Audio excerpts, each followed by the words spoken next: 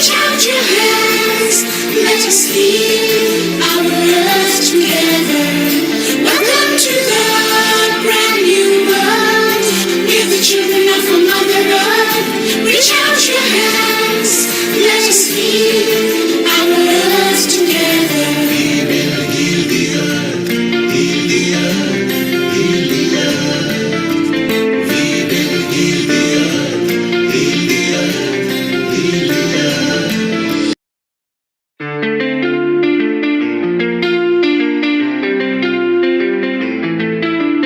We will heal the earth, heal the earth, heal the earth. We will heal the earth, heal the earth, heal the earth. Stars, they can tell you stories which are brighter than yesterday. The streets have never been so quiet. The squirrels found a new hideaway. Tomorrow will never be the same. There is so much hope in our hearts. Brick by brick, we shall overcome and walk right into a new start. Welcome to the brand new world. We're the children of a Mother Earth. Reach out your hands, let us heal our earth together. Welcome to the brand new world. We're the children of a Mother Earth. Reach out your hands, let us heal our earth together. We will heal the earth, heal the earth, heal the earth. We will heal the earth, heal the earth, heal the earth.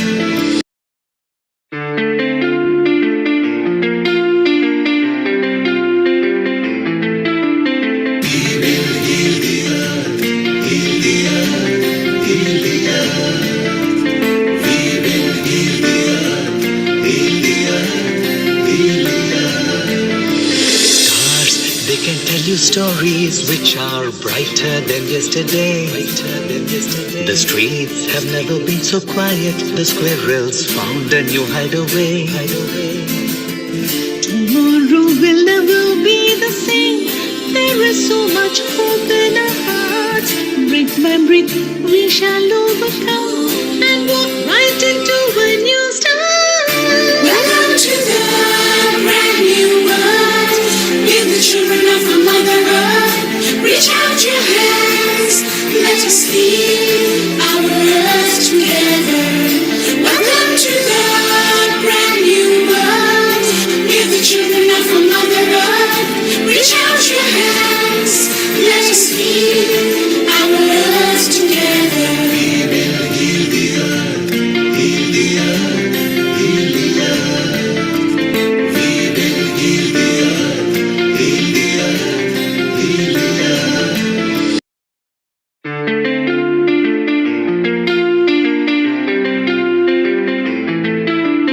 We will heal the earth, heal the earth, heal the earth. We will heal the earth, heal the earth, heal the earth. Stars, they can tell you stories which are brighter than yesterday. The streets have never been so quiet. The squirrels found a new hideaway. Tomorrow will never be the same. There is so much hope in our hearts. Brick by brick, we shall overcome and walk right into a new start. Welcome to the brand new world. We're the children of a Mother Earth. Reach out your hands, let us heal our earth together. Welcome to the brand new world. We're the children of a Mother Earth. Reach out your hands, let us heal our earth together. We will heal the earth, heal the earth, heal the earth. We will heal the earth, heal the earth, heal the earth.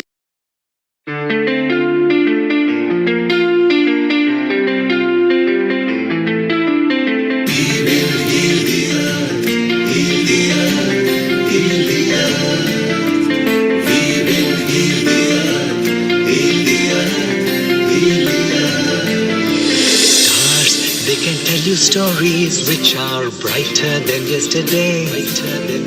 The streets have never been so quiet. The squirrels found a new hideaway. Tomorrow will never be the same. There is so much hope in our hearts. Brick by brick, we shall overcome and walk right into a new start. Welcome to the brand new world. We're the children of a mother earth. Reach out your hands, let us lead our earth together. Welcome to the brand new world. We're the children of a mother earth. Reach out your hands, let us lead our earth together. We will heal the earth, heal the earth, heal the earth. We will heal the earth, heal the earth, heal the earth.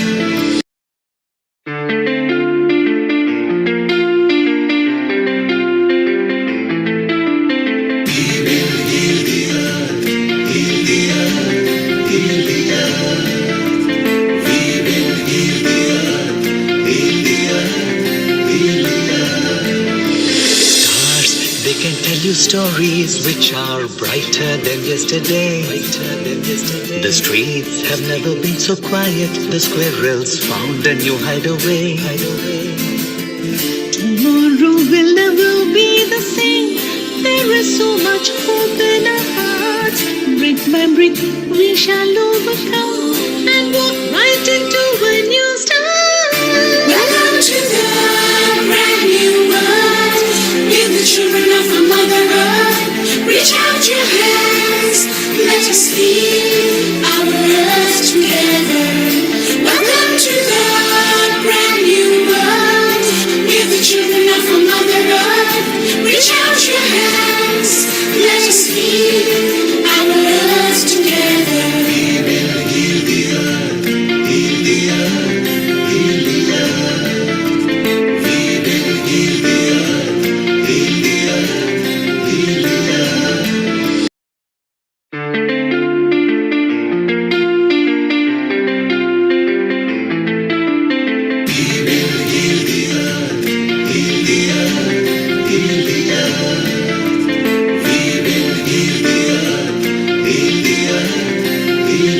earth. 'Cause they can tell you stories which are brighter than yesterday. The streets have never been so quiet. The squirrels found a new hideaway. Tomorrow will never be the same. There is so much hope in our hearts. Brick by brick, we shall overcome and walk right into a new start. Welcome to the brand new world. We're the children of a mother earth. Reach out your hands, let us lead our earth together. Welcome to the brand new world. We're the children of a mother earth. Reach out your hands, let us lead our earth together. We will heal the earth, heal the earth, heal the earth. We will heal the earth, heal the earth, heal the earth.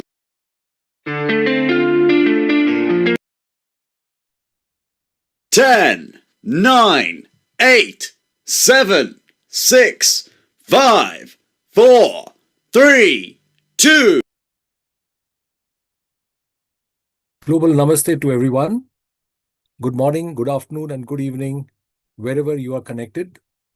We are very keen to have you all on board, particularly on this session on global health. We'll have lots of good speakers in this meeting, and the meeting is packed right till the end. So I'm sure we'll have lots to understand and learn from this. And we will start our day with the Gayatri Mantra. Om Bhurvavatsa Tatsaviturvarenyam Bhargo Devasya Dhimahi Dhiyayuna Prachodayat.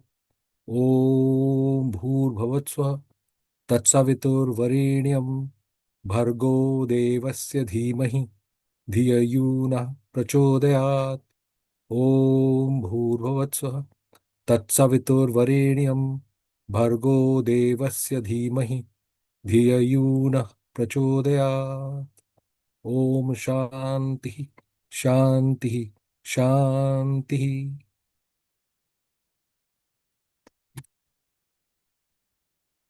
As stated earlier, we have had a big line of people in our system today, and we'll learn lots from them. To start with, we'll pass on the important handle to Dr. Venkata Joshi, who is well known in the Ayurveda sector. He has been very much involved in propagating Ayurveda and general health to public. He's very much connected to the Ayush ministry in India. He has been trying to propagate the concept of good health, which is consistent with the requirements in the Ayurveda system. So, this is a traditional system within India and across the world, and is creating lots of important implications and use across the world. So, I now hand over the entire meeting to Venkata Joshi to start with. Namaskar, sir. Dr. Anukul Goswami ji. Global Namaste to you all, Kumar and Amrita ji and all others. Thank you very much for giving me this opportunity to talk about the global health in perspective of renaissance, what we are witnessing today. Because without the efforts of our beloved Honorable Prime Minister, it would have never been possible for us to be into this prospect of futuristic integrative model of healthcare, where all inclusive aspects of Ayurveda is well nurtured to the point of to the point of preventative medicine, and as well as to the health promotional aspect, and a higher sense of rejuvenation from Ayurveda point of view into the global health. The areas where we are working through at the moment are considering from the gut liver brain axis as a main source of interventions, which is imminent for the kind of lifestyle disorders what we are suffering through from now. So the gut medicine, gut health is connected with more than 60% of, as we understand, immunomodulations, what it is possible through from. And recently we understood even the all inflammatory aspects of degenerative changes to inflammatory aspects are being triggered from this autoimmune process, even triggered from this gut health. So considering that, as Ayurveda offers a lot, food as a medicine. So the food as a medicine is a very important aspect to understand and then implement through the right kind of combinations, and as well as energetics coming through from the food and dietetics. So much is elaboratively described in Ayurveda. And then the third aspect eventually comes to from the gut level to the brain or the mind medicine. So this is another aspect of inclusiveness for non-invasive protocols of health restorations into the mainstream of the health for chronic ailments to lifestyle disorders and increasing mental health dysfunctions. Last couple of days ago, we had a meeting on the autism spectrum disorders, where we talked about how much it is being contributed, can be possible from Ayurveda point of view. So the third aspect of this reaching out to the mind health, and conclusively, and the whole aspect of lifestyle modifications is a big offering from day-to-day basis of the healthcare, in terms of the seasonal healthcare, in terms of its individualized circumstances, where the work where like mind body mind dualistic perspective of understanding and giving the lifestyle advices. So these are the four aspects distinctly being outlined. And on 30th March, I met with Honorable Ambassador in Slovakia. I was explaining all the things to her as well. So on 16th April also, I'm going to see the ambassador in Budapest, Hungary as well, to talk about these things, because University of Debrecen in Budapest, with the ICE chair and as well as ICE activities, they are looking for reviving these things, and bilateral issues with the Bharat and European Union, with the free trade agreement, has given a boost for us to more integrate into the European countries. Northeast European countries, I was there in a resort in Demanova Resort in Slovakia. And I saw the patients and people, how much they are dedicated to follow the instructions being given in the Panchakarma treatments, and they followed it rightly. So the right kind of the food preparations, right kind of treatments, and in the health resorts, and is a big renaissance, I would say, for Ayurveda to be recognized. Last year's Prime Minister visit into Zagreb, Croatia, has also enriched that one. We try to submit the dossier as well. So, what is that gut health from Ayurveda's point of view? Is all we understand that how appealing the kind of mental satisfaction comes through from the diet as a food, which is Ayurveda understood very well by means of combinations of the six tastes in the right proportions. Or virtually, Ayurveda understood that there are three substances irrespective of how it is being used, consumed. In the Sanskrit quotations, in a simple words, it says that na anaushati bhutam kinchit dravyam upalabhyate tam tam yuktimattancha tam tam abhipretyah. In one sentence saying that there is no any substance which cannot be used as a therapeutic model, or provided that how it is being consumed by nature, it is being produced into the point of health restoration, is the biggest knowledge ever Ayurveda has given, a quality based enhancement of understanding the substantial values. And these substantial values coming through from three aspects. The three aspects, because it is the body mind, under the body mind, mind body dualism, there is always a connectivity in between, is the consciousness. So the conscious induced changes what are occurring in the physiological functions are being initiated through from the substances which are, as I explained, the food as medicine, and then gradually the changes from the gut into the through the liver is possible to have a good connections with the brain functions simultaneously. And the second aspect is like some psychosomatic perspective, like the mind medicine, or the sensory modulations or cognitive behavioral therapies, or all the mind modulations are known as under the sattva vajaya chikitsa in Ayurveda, where it is necessary from the point of mind health is being code and conduct and health is being restored back. And then the third connectivity is the consciousness, as I mentioned, is well understood in Ayurveda from the Daiva Vyapashraya Chikitsa, because this is the something rationally, because what we see from the dogmatic principles look-alike is being pragmatic process is being adopted by Ayurveda experimentation process to bring into the empirical evidence eventually is a process what Ayurveda is understood. Because when the Ayurveda's model of understanding everything is in duality, wherever we see like from the head perspective or tail perspective, how the positivity or negativity of the health restoration is being possible. Sarvam yevahi dravyam, sarvam sarvam kalvidam sacha sacha tasya pariksha chaturvida. So an inquest in Ayurveda's dialogue in the Himalayas went on. When it's talking about sarvam, sarvam every time is all about, by all means, by all aspect of everything, into the context when we consider, are having this dualism is what? Sat, asat. So yesterday's establishment of the righteous principles in terms of health restoration may not be certainly suitable into the futuristic perspective. What it was practiced in the past is going to change. A changing perspective of reality of the science should be well experimented to the times as it is required.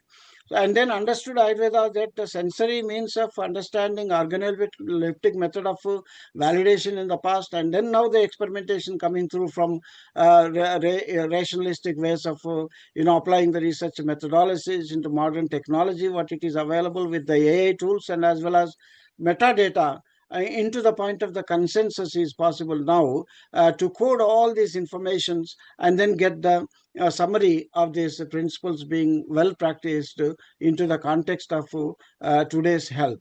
So considering that one, the Ayurveda's food as medicine plays a major role, and with simple combinations always does help from the point of gut restoration. For example, whether it is a constitutional based divisions of Krura Kosta, Mrudu Kosta, Madhya Kosta, and then the substances will vary as a means of, say, for example, if the ginger is taken, ginger in terms of a very fresh ginger, but then in terms in the market we get like a a hybrid, bigger grown ginger where the juices are more, fiber is more.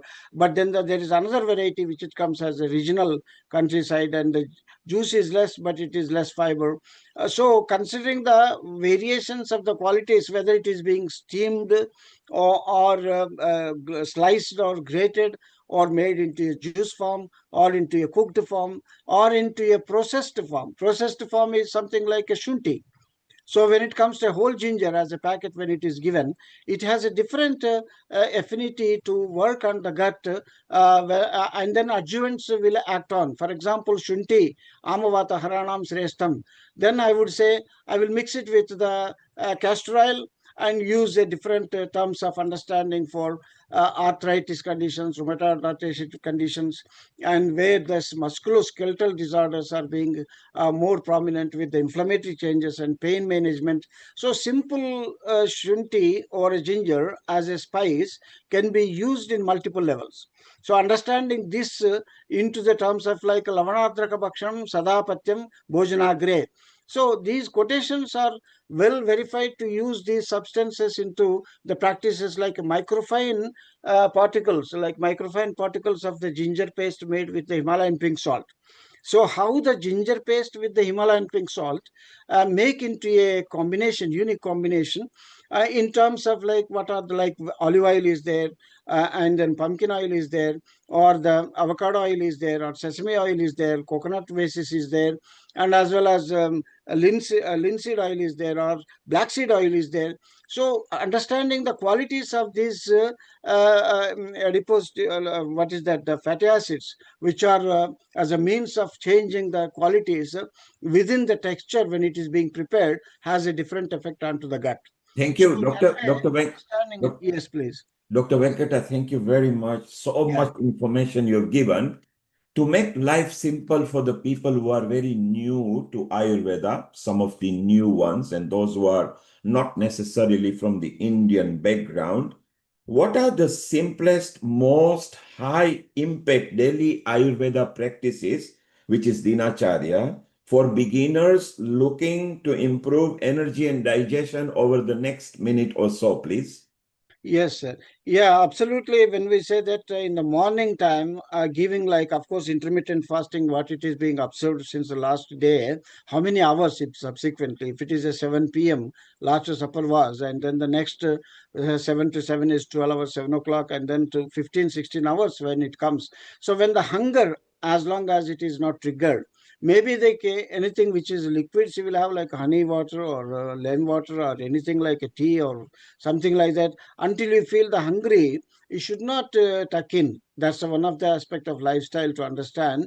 And it's a more peak time, it will be the like a noon time, the appetite will be peak, irrespective of the constitutional variations, fluctuation from 11 to 2 will be the shifting period according to the constitutions. To understand that, and then implement as a main lunch course for that time. So there are like having a seasonal fruits at the beginning to consume, and then to have this main course of the lunch. And then there will be like a quarter of the salad, the basis like 75% is cooked and well in combinations, 25% will be raw materials as a salad. So these proportions as a lifestyles will have an enormous impact onto the added value for the lunch, as a means of the digestion system getting better and better. And Thank then you. there are so many codes and conducts and how to eat, when to eat, not brisk eating or not prolonged eating. And these are all the other added aspects to understand lifestyle modifications in terms of food intake as well. So there will be a lot to understand how to, when to get up, like Brahmya Murte Uttishte Swasto Rakshartam Ayushaha, and what is that individually tailored, which is not like 4 o'clock or 4:30 or 5 o'clock in the morning, the times when they are changing.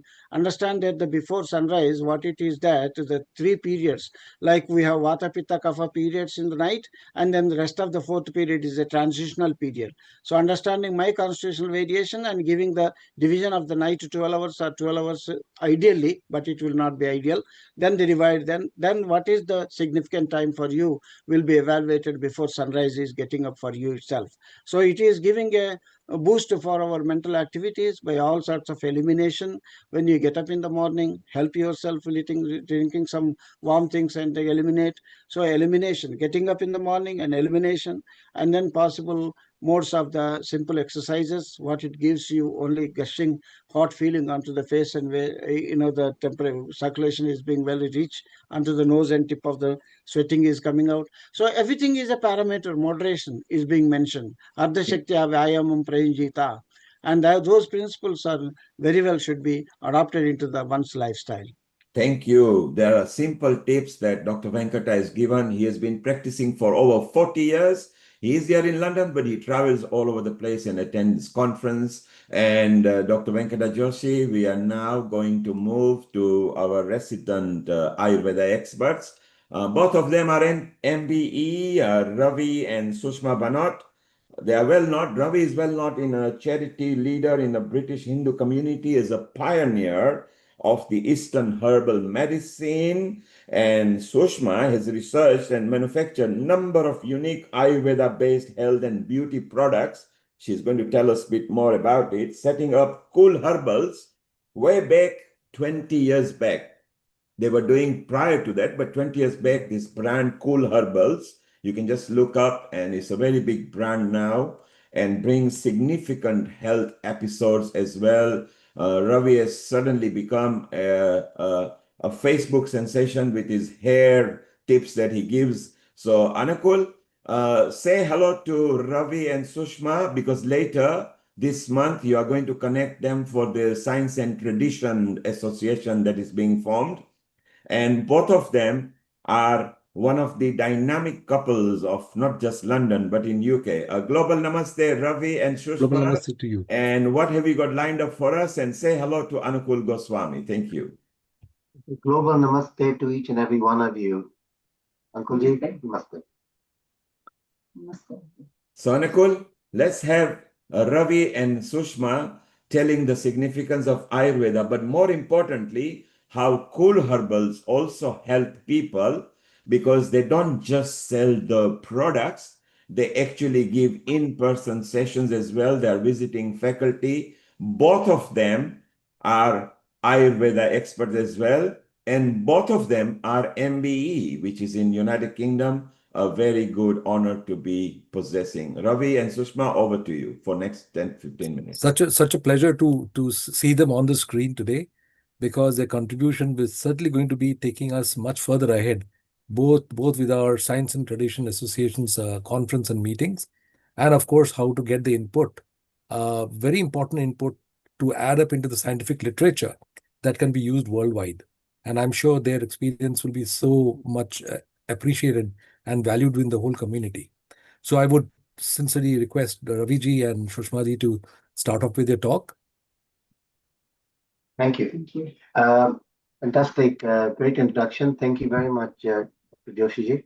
So Sushma specializes more in women's health, and I'm more men, and here, as Ji said. So I'll let Sushma speak first, and then I'll speak after. Sure. Thank you, Shushma ji. Yes. Namaste ji. A global namaste to you all. And it's an honor to be amongst so many learned people. And already we've had some fascinating insights already in the last few minutes. I would like to discuss not only Ayurveda's significance in healthcare, but its significance in women's healthcare.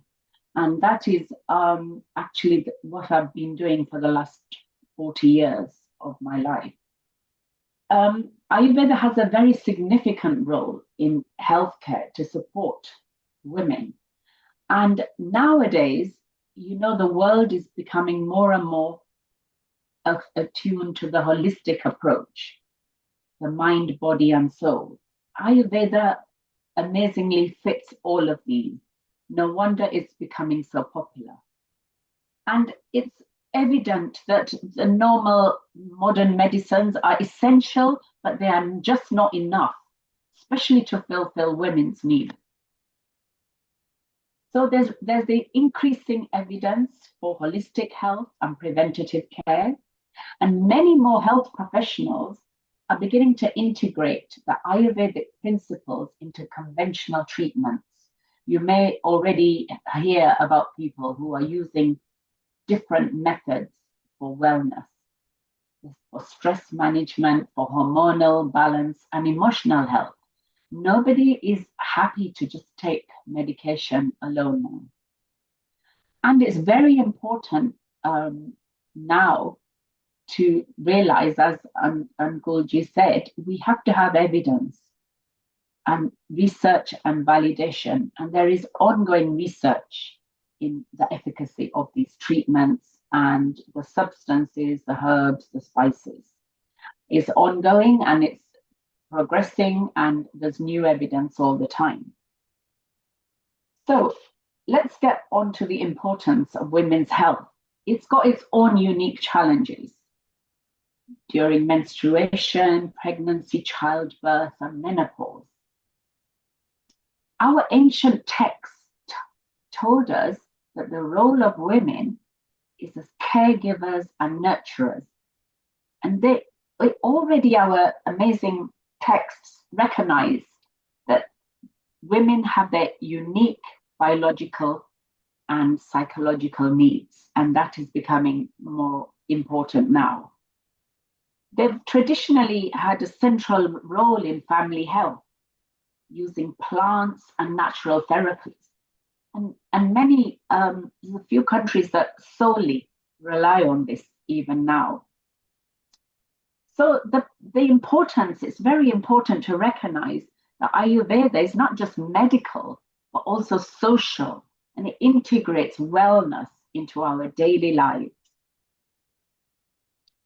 So the good thing is, if we talk about Prakriti, it emphasizes the individualized treatment, and that is what is very important for women's health. Everybody has their unique makeup and they need their unique treatments. If I can just tell you with regards to just give you a little overview on the different stages in a woman's life. For menstrual health, Ayurveda offers insights into the cycle. It recognizes that it's not just, firstly, it's actually there, the problems. Many years ago, one even recognized PMT and such like. But now we know that even diet can help, herbs can help, and lifestyle. So now we're able to offer more in all of those kinds of problems for PMT, for example. The other major phase in women's lives is the reproduction. And Ayurveda has always placed a great importance on fertility, on enhancement, and things like panchkarma, detoxification, and the specific herbal things. Obviously, we have to check they're safe. They support the reproductive process. Pregnancy and childbirth, very significant part.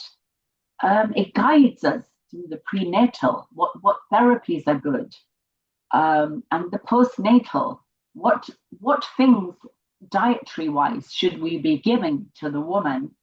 Our own herbs and spices are actual little treasures that promote maternal health postpartum, and they help the uterus to heal, they help the body to heal, they help the woman to come back to normality and give her strength just by some of the things, the dietary spices, things like fenugreek and ginger, and there's lots of the lotus seeds, the gum. They're all used for internal healing, and they should not be neglected. They propose a significant benefit, and there is scientific research going on already on these things. The menopause, a major part of a woman's life. In the Western world, it's thought of as the end of your life or as a woman, but actually in Ayurveda, it's just a natural progression. Hence, it's easily identified and easily tolerated. It offers holistic approaches to manage the symptoms and promotes wellness and the problems that women have during this time, the hair loss, the mood swings, There is something for each of those things without even going into the medical side of it. Of course, we will never disregard the medical side of it. That has got its place. So that's just some of the main stages. And I'd just like to touch upon some of the things that are used during the different life stages to promote women's health at each stage, to balance the hormones, to help the well-being during pregnancy, during menopause, and generally overall well-being in a woman's life.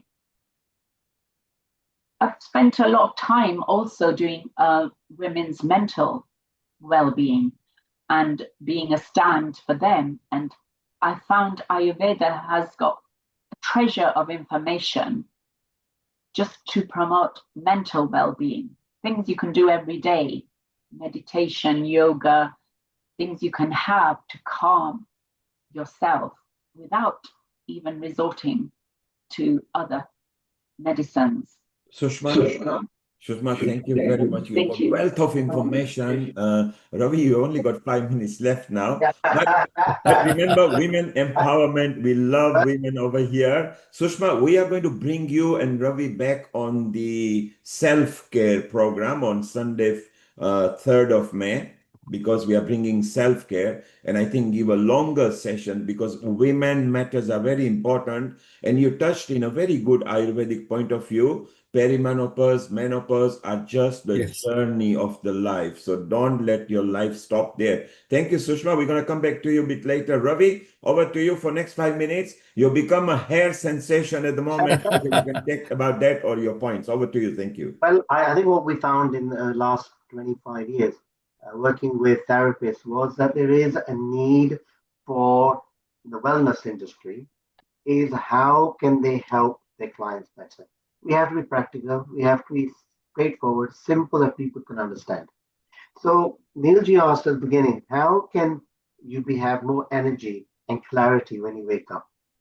Very simple. This is all I'm going to say. What everyone can do. Wake up in the morning. First of all, you imagine what the day is going to be like. So you're meditating over the day that's going to be coming. So you're imagining what you want. Number one. Number two, have a pint of water, maybe with some lemon in it.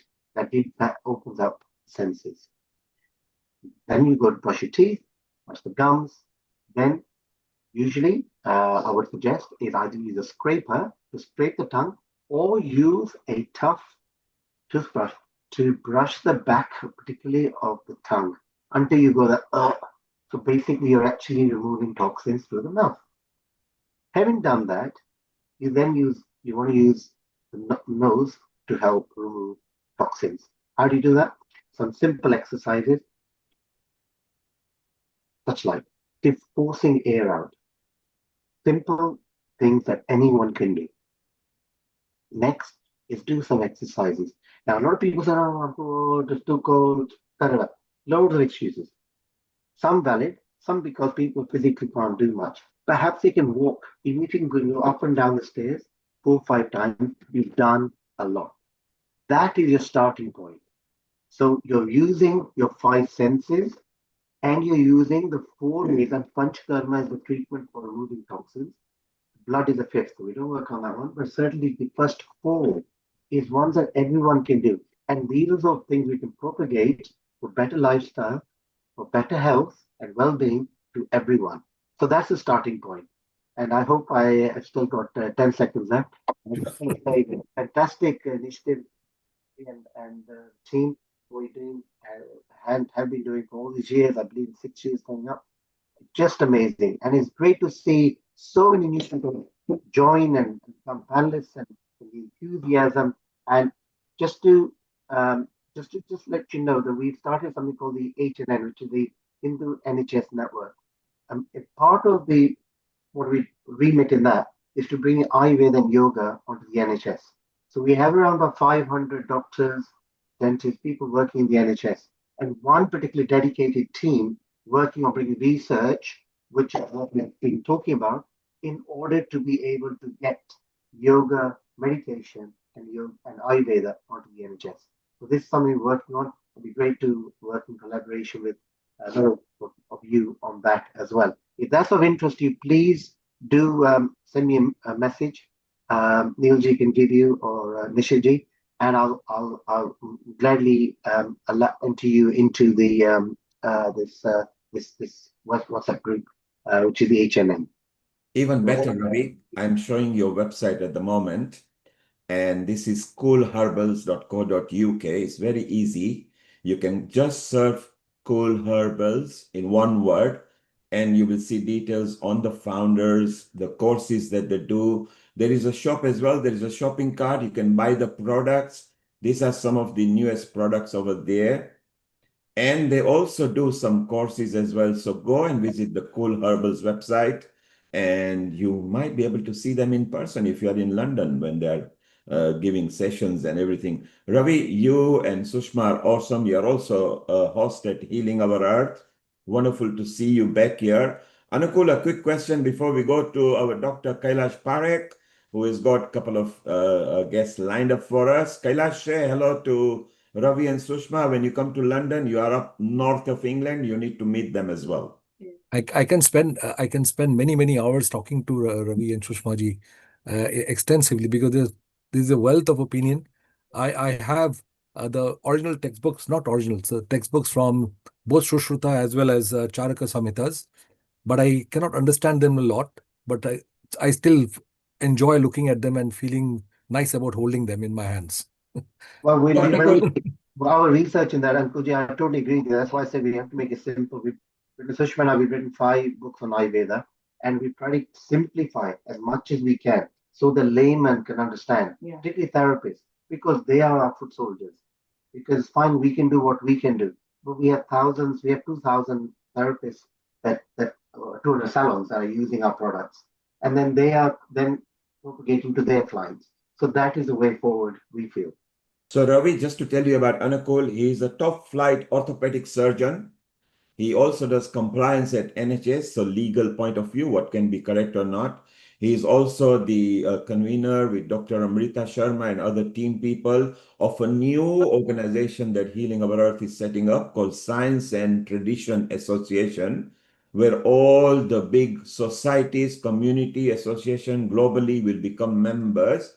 Ravi, you and Sushma will play ambassadorial roles as well. So Anukul, when you contact them, Absolutely. they've got some scientific contacts, they've got some Ayurvedic knowledge, they've got some community knowledge, also how the charity and CIC works as well. So a couple of weeks from now, please have a personal chat. And when you're Certainly. in London, when we do the rooftop terrace meeting, please, we'll be inviting them. So Ravi and Sushma, wonderful to have you. Thank If you you. get a chance, Thank you. Thank after you. Lovely to 6 meet you o'clock, all again. if you get a chance to be here after 6 o'clock, there'll be open session. Do pop in, and it's wonderful to have you both. May Earth bless both of you, and long live Cool Herbals. Thank you, Neilji. Thank you. Thank you. Wonderful. And let's move on to Dr. Kailash Parekh. Recently, she got awarded as well as a hero of north of England over there. She's our regular resident co-host, Anukul, and she's in your area. You two also know each other personally. Yes. And we've got smiling Khushal waiting. It's been a while since we haven't had him on healing, but he used to be here in pandemic as well. And I think he's a Reiki master too as well. Kailash, over to you. Yeah, absolutely. So, global namaste to everyone. Thank you so much, Raviji and Sushmaji. That was a very, very enlightening, presentation. I love the women's health. I think it's absolutely crucial nowadays with all this happening, with mental health and everything. Ayurveda plays a very, very integral part. And so I'd like to hear more about women's health from yourself. Thank you so much. As Neil Kumar said, we are very privileged to have Mr. Khushal Kumar, who is known to our Healing Our Earth family, and he has contributed before, and he was delighted to be on the program today. When I asked him to come and talk today, he's our what do you call you? Are the master? Are you the Reiki master? master. Reiki master, yeah, Reiki master. I think it's called Grand Reiki master, sorry, and a homeopath as well. So he's here to share his knowledge about how Reiki can help us with our good health. So over to you, Mr. Khushal Kumar. Thank you. Khushal, can you unmute yourself, please? Wonderful. Global Namaste to everybody.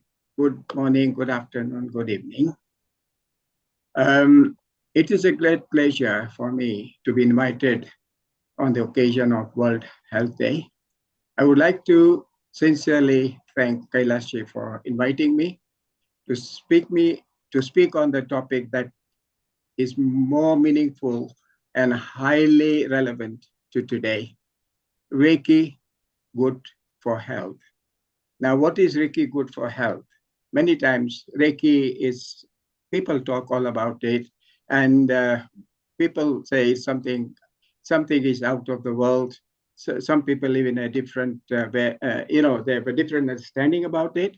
So probably today I'll be able to give you some insight of what Reiki is and how Reiki can be can play a good role in maintaining your good health. Now, we are living in a time where people are overwhelmed with ongoing challenges, uncertainty, conflict, war, and so many things going around the world. But also, our inner sense is out of balance. In such moments, it becomes important to turn inwards and explore practices that help restore calm, resiliency, and harmony. I have been with this Reiki healing and also with regards to holistic approach to the ongoing whatever that chronic or the symptoms we suffer from. And I have a great kind of a feeling that Reiki is one which is very complementary and it can really make sense when you use it. It has to be experienced. You just can't just say that, oh, give me Reiki, I'm fine. No, Reiki is never tried. It has to be experienced with people suffering when they really suffer from something and when they go for a Reiki session. And it is individual feeling that they can get. They feel the way they feel relaxed or whatever. So what is Reiki? Today, Reiki is a natural healing technique that originated from Japan. In fact, there is some root of Reiki, which is called Chetna Shakti, is also way back to India, and our saints and other people that were using it. If you see in a temple or any healing places, they show the deity always shows the right hand. Right hand is supposed to be blessing, left hand is to be receiving.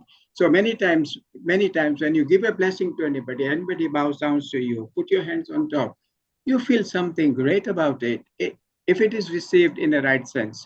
But now this particular technique was developed by Japanese spiritual teacher somewhere around 20th century and followed by profound personal experience during his meditation and fasting on Mount Kurama in 1922. The word Reiki in Sanskrit, we call it Chetna Shakti. Chetna Shakti is nothing can live without the life force energy. So Reiki means universal, Ki means life force energy. And both this together refers to as universal life force energy, believed to be flowing through all living beings and support physical, mental, and emotional being. Now, many times people say how Reiki works. Now, what is the Reiki? Where does it work? Like, when we say about mind, emotion, and body, right? So when we for like yoga practices, I've just mentioned a little bit on that. So yoga practices, we take oxygen to look after our mind. And on the physical side, you take food and other kind of thing or non-toxic medication to look after yourself. But what do you do about the emotions? Now, emotions are something which is something which is even a very strong person can be knocked down, or when a very healthy person can be knocked down, there is emotional trauma. Now, how would anybody deal with this kind of thing? And it's something which gives you relaxation. It reduces the stress. It improves your sleep. It gives you great emotional balance. increase energy levels, and support for the body's natural healing process. Now, looking at all this, if Reiki is going to work on your emotions, then some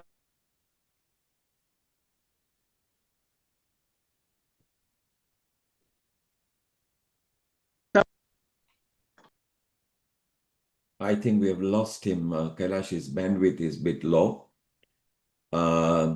So Kailash is so wonderful. And on this World Health Day, up there in North England, you love going to temples quite a lot and in the community, and you also get involved in the health activities.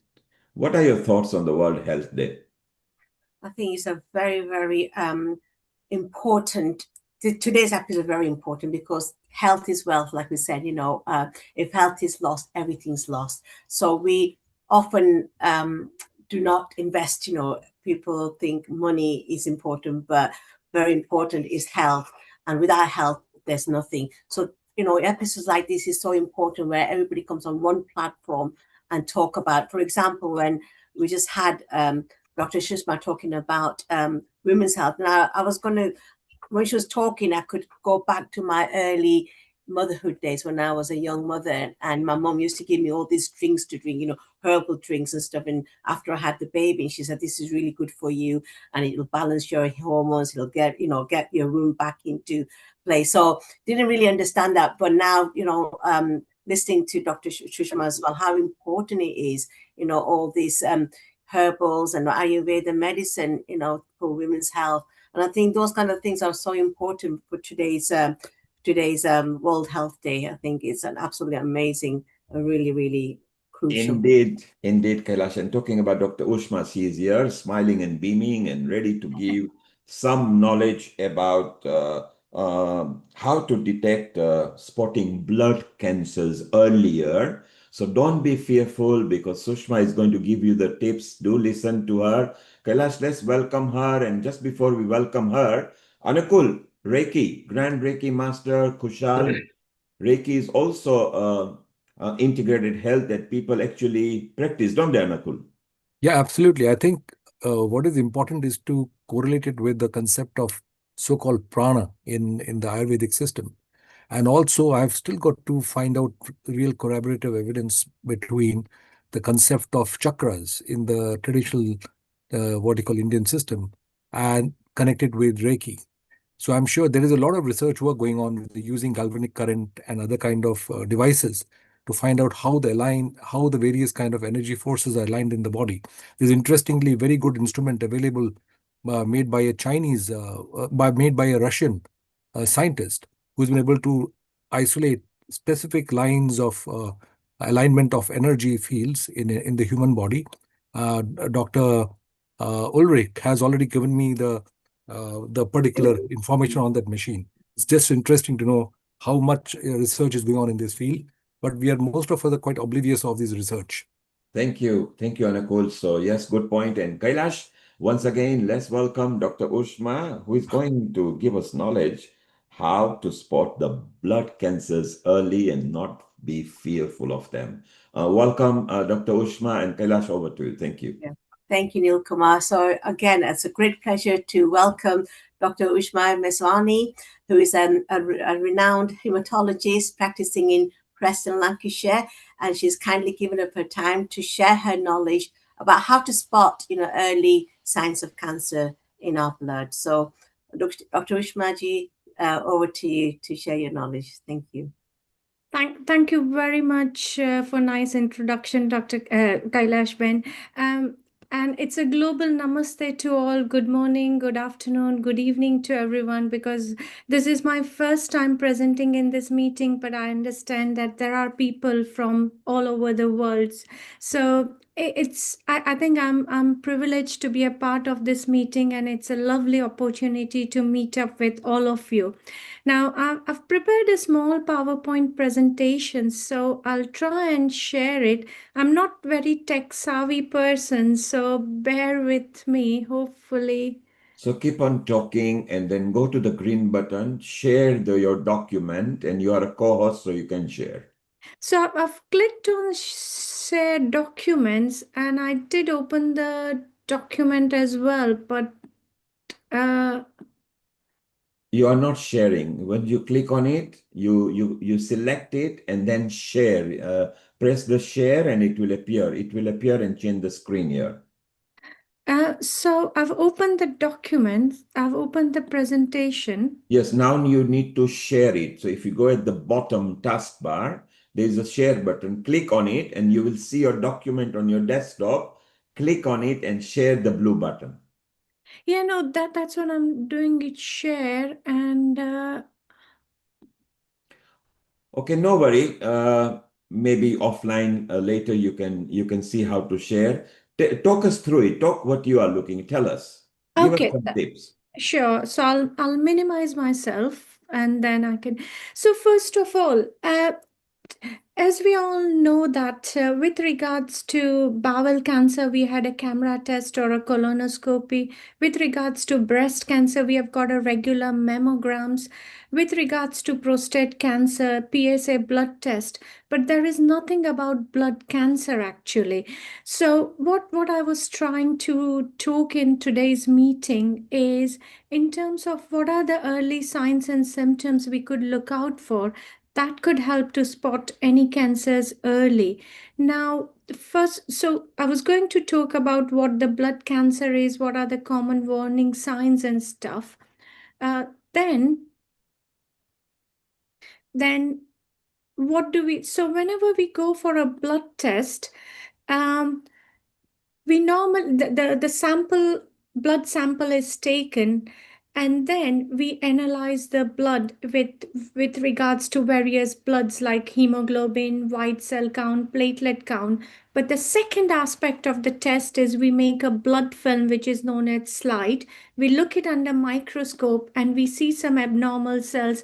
I tried to prepare the slide, so can I try to share one more time, hopefully?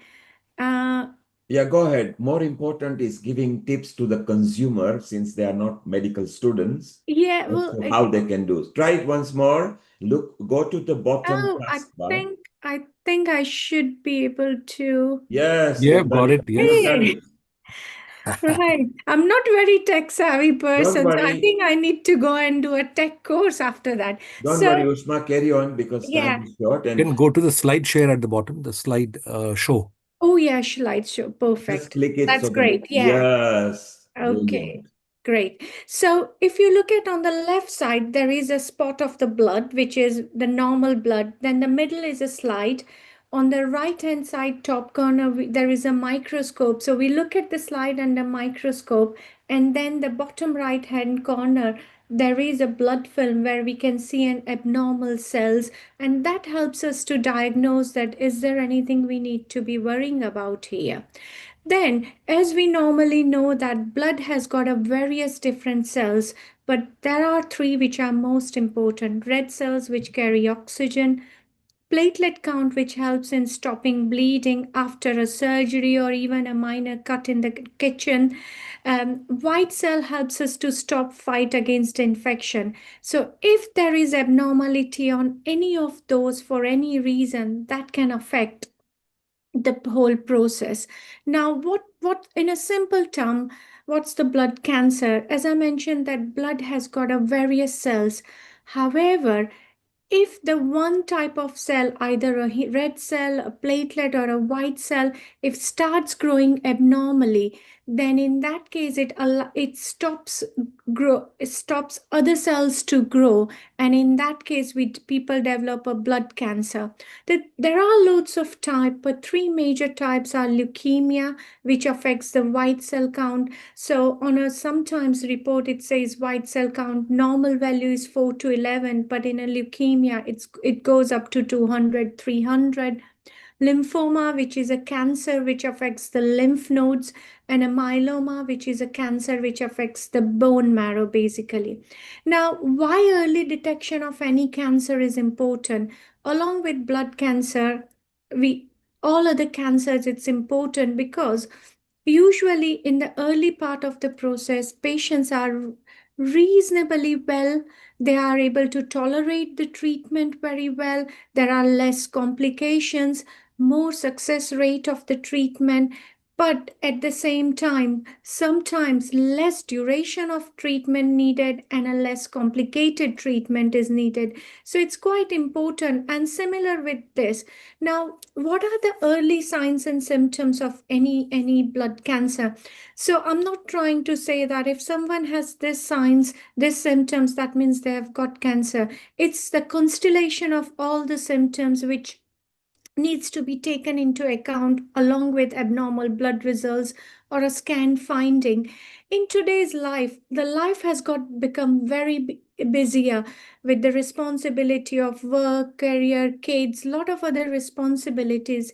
It's very easy to feel tired, and we often take it for granted that, oh, well, I'm just overworked.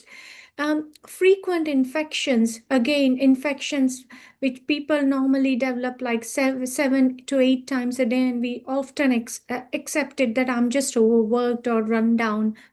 If someone has fever without any clear reason, night sweats, what does night sweat mean?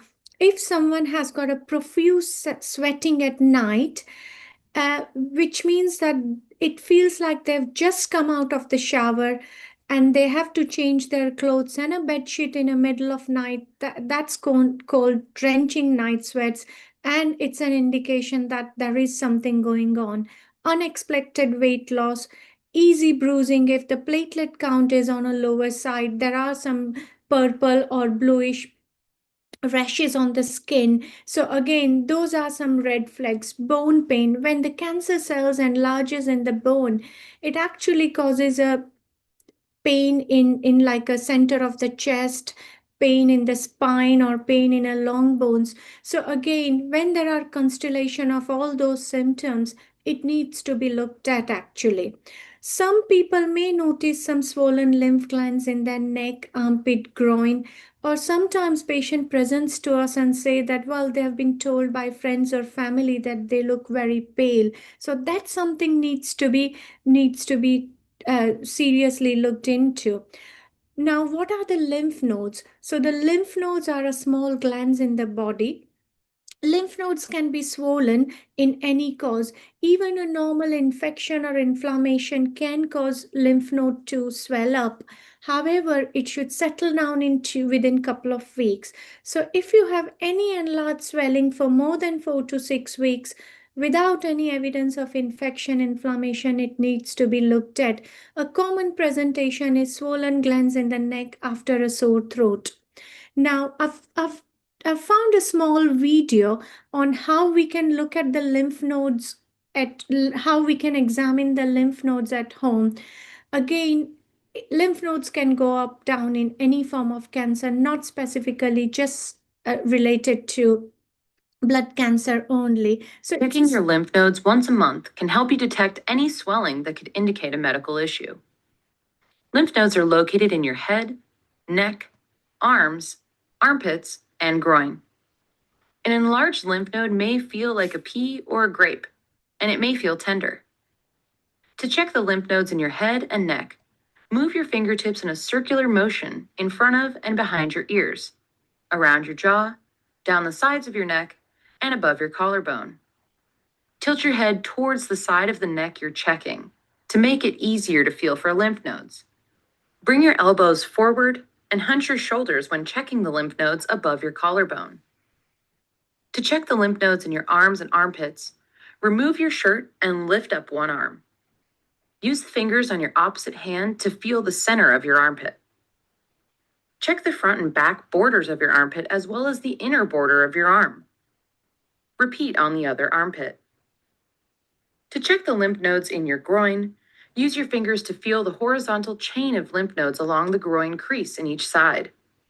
Then check the vertical chain of lymph nodes along the inner upper thigh of both legs.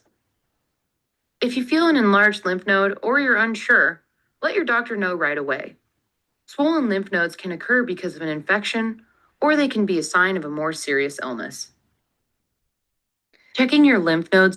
So this was a small presentation on how we can check the lymph nodes at home. Now, what do we do? A simple blood test GP would organize for us would be full blood count.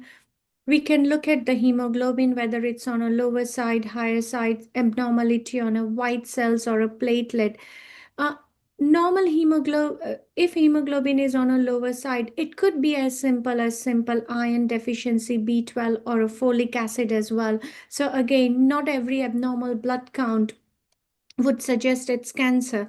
Whenever there is an abnormal blood count which raises the possibility of a cancer, we need another blood count to look at that, whether the first result was genuine, and to look at the trajectory on an upward or a downward trend.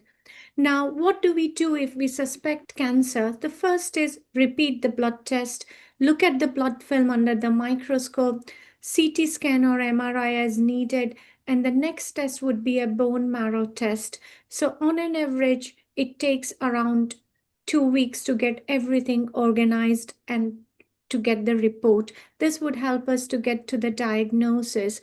Now, the important message here that most symptoms on its own do not mean cancer. However, when they are persistent, that needs when they need to be investigated and they need to be looked at in detail. Again, this goes without saying that regular exercise, smoking, balanced diet, and everything helps to avoid smoking helps to fight against cancer. Now, it has been shown that even if 2% of our routine diet include ultra high processed food like bread, crisp, carbonated beverages, that increases risk of any cancer by 10%. Smoking releases carcinogens, we all know, so I won't go much in details about the healthy lifestyle type of thing. The most important thing is previously there used to be a higher number of death people diagnosed with blood cancer. It was not due to the cancer, but it was due to a complications due to the cancer treatment, which was a chemotherapy, because chemotherapy used to cause significant infections and other complications, and people used to die because of that.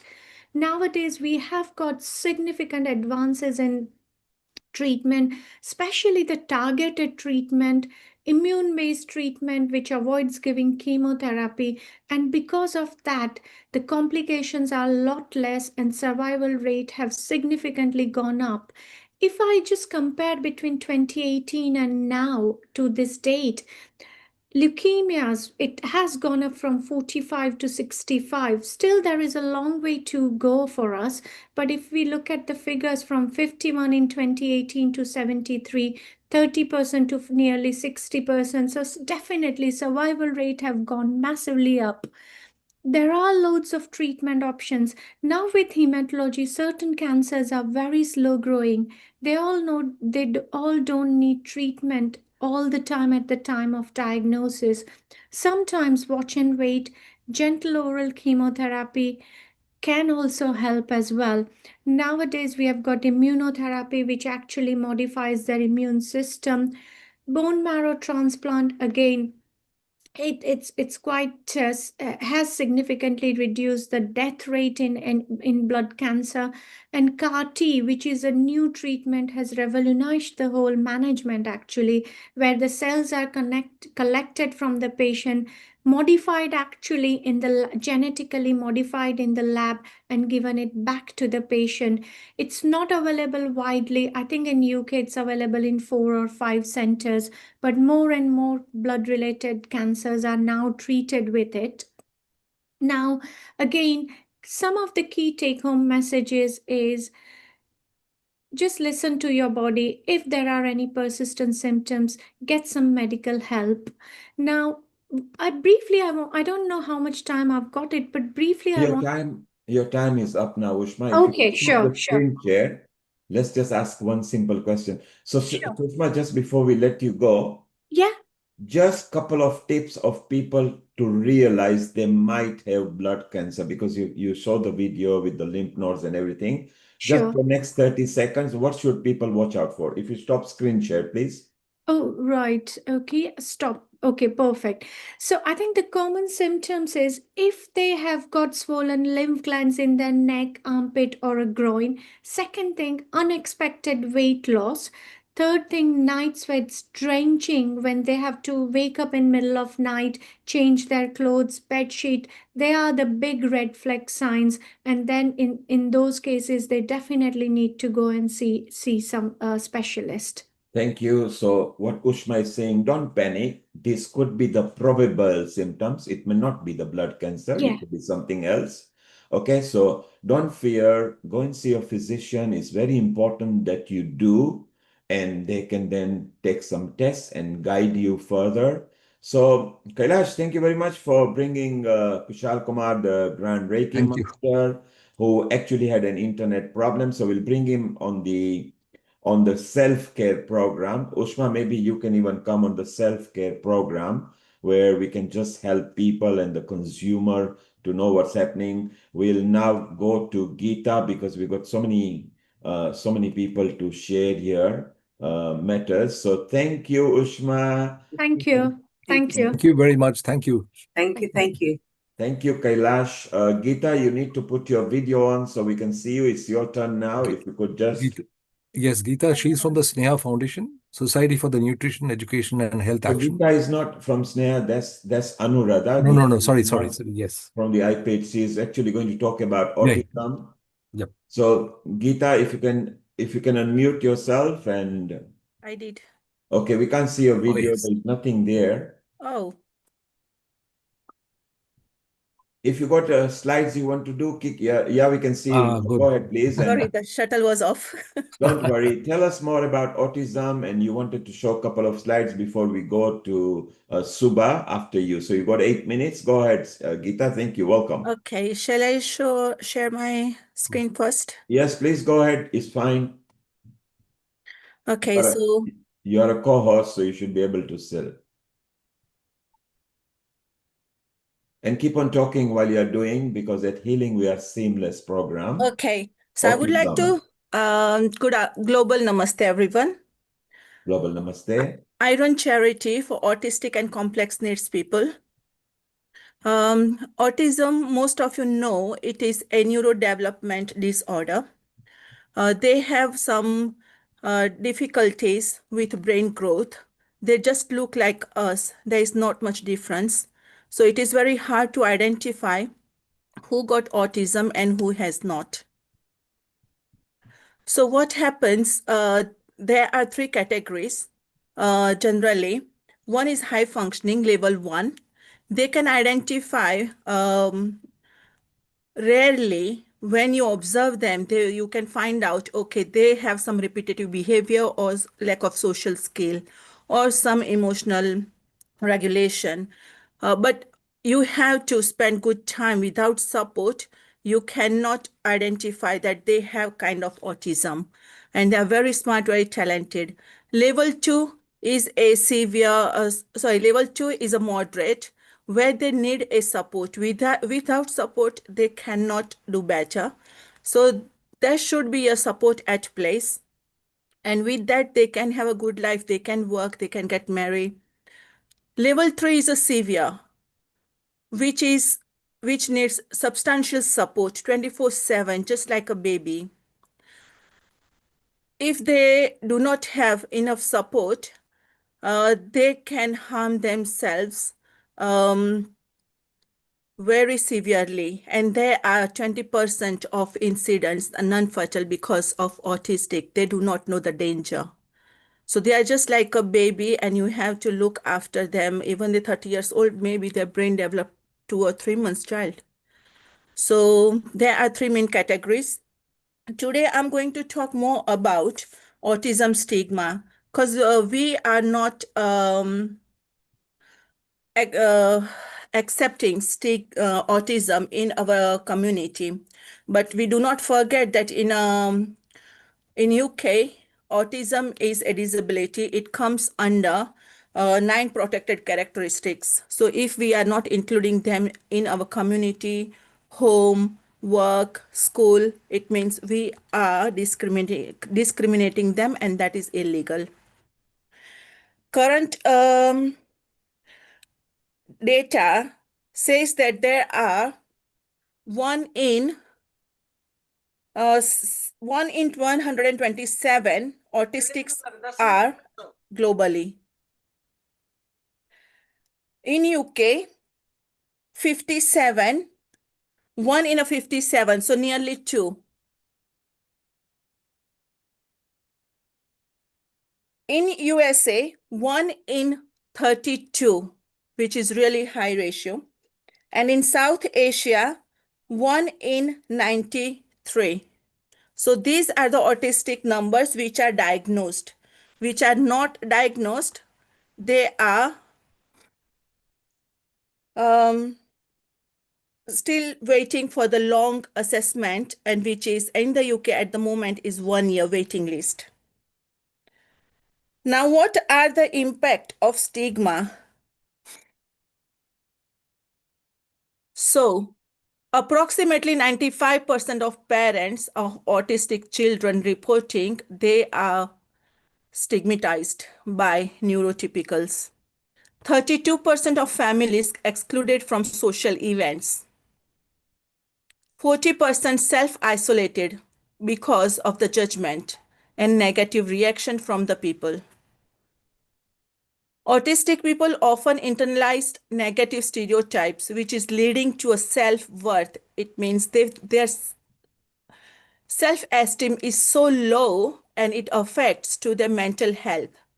And most of the autistic people, nearly all autistic people have a high anxiety. And if they have a learning difficulty with that, then they have an average 50 years life. So it is our duty to give them a good life, accept in our community and understand them. Now people would say how to accommodate them, how to make them understand. So there are 3 main skills that you need to keep an eye on it. Communication skill, social skill, and the behavior. So first of all, I always tell everyone, meet their needs and they will be fine. So when their needs are not met, then their behavior escalates. And when behavior is not in a control, they cannot communicate, they cannot talk to you or listen to you. There is lack of social skill as well. So how you can control the behavior? So the behavior comes from their sensory needs. Sensory, they could be sensitive to loud noise. They could have a trouble focusing and concentrating, so they would be very much fidgeting, jumping around. They have a poor fine motor skill. They might have a poor gross motor skill, so they cannot run, they cannot ride the bike.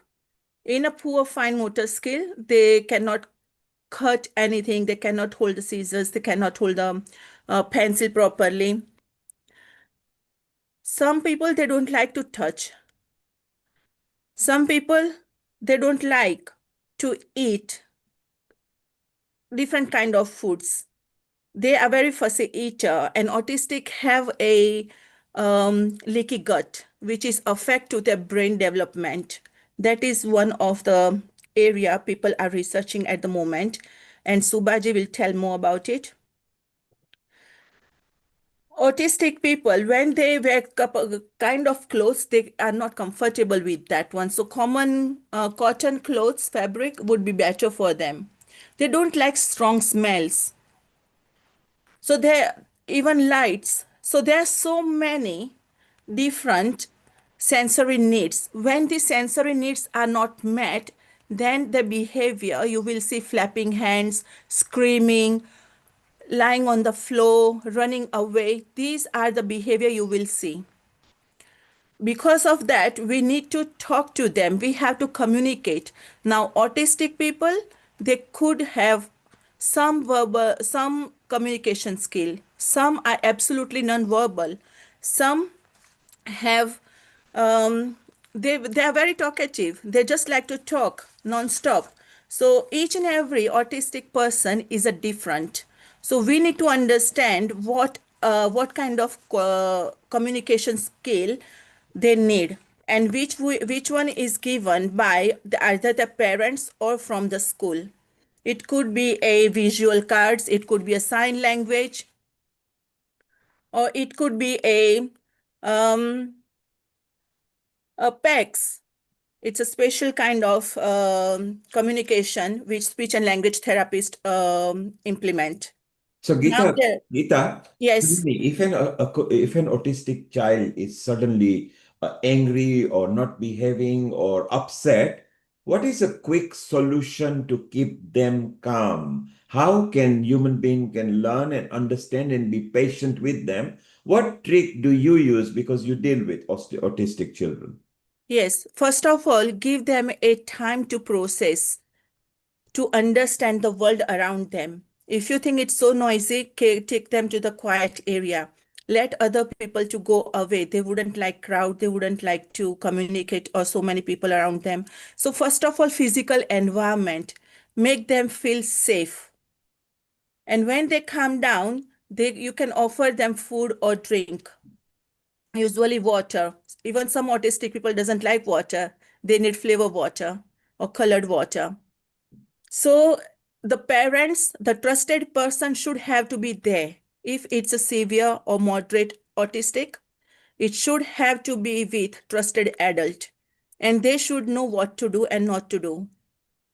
But So main is it's so give it's them personal important. space. So it's important to give them personal space, be patient with them, know your autistic friend or a child or a family because they get more associated with the people they know and feel secure, and Yes. give them a space and don't put them in a hustle bustle environment. Is that right, Gita? Yes, absolutely. And give them Wonderful. processing time. When you talk to them, wait and count in your head 10 to 20 seconds. Then they will respond because they need a processing time. Thank you, Gita, and Gita. You, of course, you run IA&C. It's a place that is a setup that you have done where you are helping people. You actually take part in a lot of activities, outreaches. So we are very proud of you, Gita. Let's go to India now, and Suba, if you can unmute yourself. She is going to tell us about special needs clinic she runs and an early diagnosis, isn't she? And she might even tell us more about autism. So let's welcome Gita. Let's welcome Suba. Hello, hi everyone. It's a great pleasure for me to be a part of this meeting with a panel of expertise. So happy for me to be here. And I'm going to talk about the early signs and symptoms and diagnosis of autism, the sensory seeking people. So, the early signs, first, the parent will be like there is no focus, eye contact. One second, I'll share my slides. So there won't be a focus, eye contact, and the child will be aloof. And the age appropriate smile, the smile won't be meaningful. Okay. I love the presentation, Subha. This is nice and Thank easy. you. Yes. Thank you. Let's teach people what they can, some tips Yeah, to gain from there. Over to you, Subha. Carry on. yeah. Next. So initially the patient's first prime concern is with a limited eye contact and no response to the name call, and the child won't have cheer ups with uh, a laughter, with a joint attention with the peer group or with the family members, and the social smile. That is actually my prognostic sign. The simple smile will be a clue for me. It's a drum card for me to take the child further. Like the simple smile means meaningful. The smile is from the heart, the wholesome smile.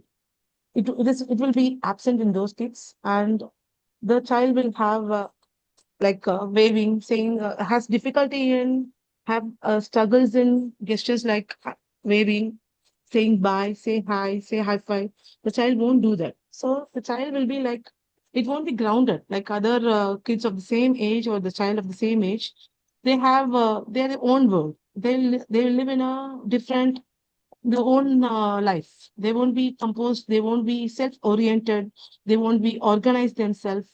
Okay, and they'll just disconnect themselves from where they are, verbally, visually, as well as with the physically. Okay, they don't want to get touched, like Gita said, and they don't even track with the favorite, the person who are close to them. They won't even track where she's going, where they're going. Even the normal peer group, the normal age group kids will do it, but they won't. They won't, and they have the toe walking and then flapping of hands, and there is a decreased spatial orientation. So every day they go that way and the same space they live, but there is an object in between. They never mind it. They will have a trip trip with because of the object every day with the cot or with the almirah or with the cupboard. They couldn't able to connect with the thing which is around because lack of orientation. They are not composed. They are not subtle. The feeling of I that won't be there.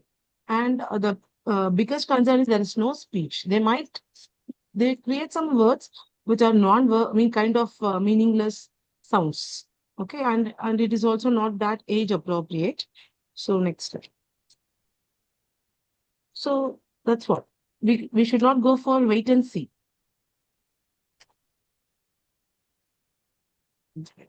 It's like the child was babbling, engaging socially, stops demonstrating the skills.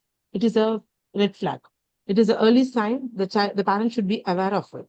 So the wait and see or switching over the environment, switching over the therapy centers, then switching over the physicians here and there. But this makes the time gets delayed. So you have to act as early as possible when these early signs being addressed, noticed from the child. So we do a professional evaluation, kind of the assessments, the comprehensive assessment from the child's the parent history. That makes the biggest contribution to get the information about the child, and that is about the development behavior, all the parents' observation. They will be I'll be asking, we'll be asking them, we'll get the information as a subjective assessment. And we have a lot of sensory profile assessment depend upon the ages. And we have cars. I usually like to do cars 2 and 3 because it's very easy, user friendly. And we have ages and stages that we compare all the emotional, the senses, the sensory development and the milestone development that can be compared, correlated according to the age. And so we have the evidence-based therapies. Depends upon the findings. We do therapies. So being a pediatric physiotherapist, so I believe in sensory integration and physical therapy and occupational therapy will hard play a enormous role in making the child to live a life independently. It depends upon the child's potential. So sensory integration, it helps the child process and respond appropriately. And as Gita said, there is lot of motor skills, coordination, physical development issue the child has. Usually the sensory issue will progressively develop into a motor issue. For example, the child walks on their toes, in due course of time starts developing contractures in the ankle.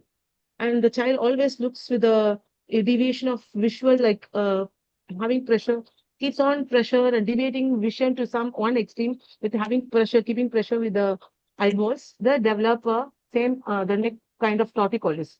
So small sensory issue that became a bigger behavioral issues, as well as the child will develop a motor skills deteriorations also happens. So with the OTs, we do work on daily living skills, fine motor development, and the adaptive behaviors. And with the educational approaches, we work with the cognitive and behavioral strategies also.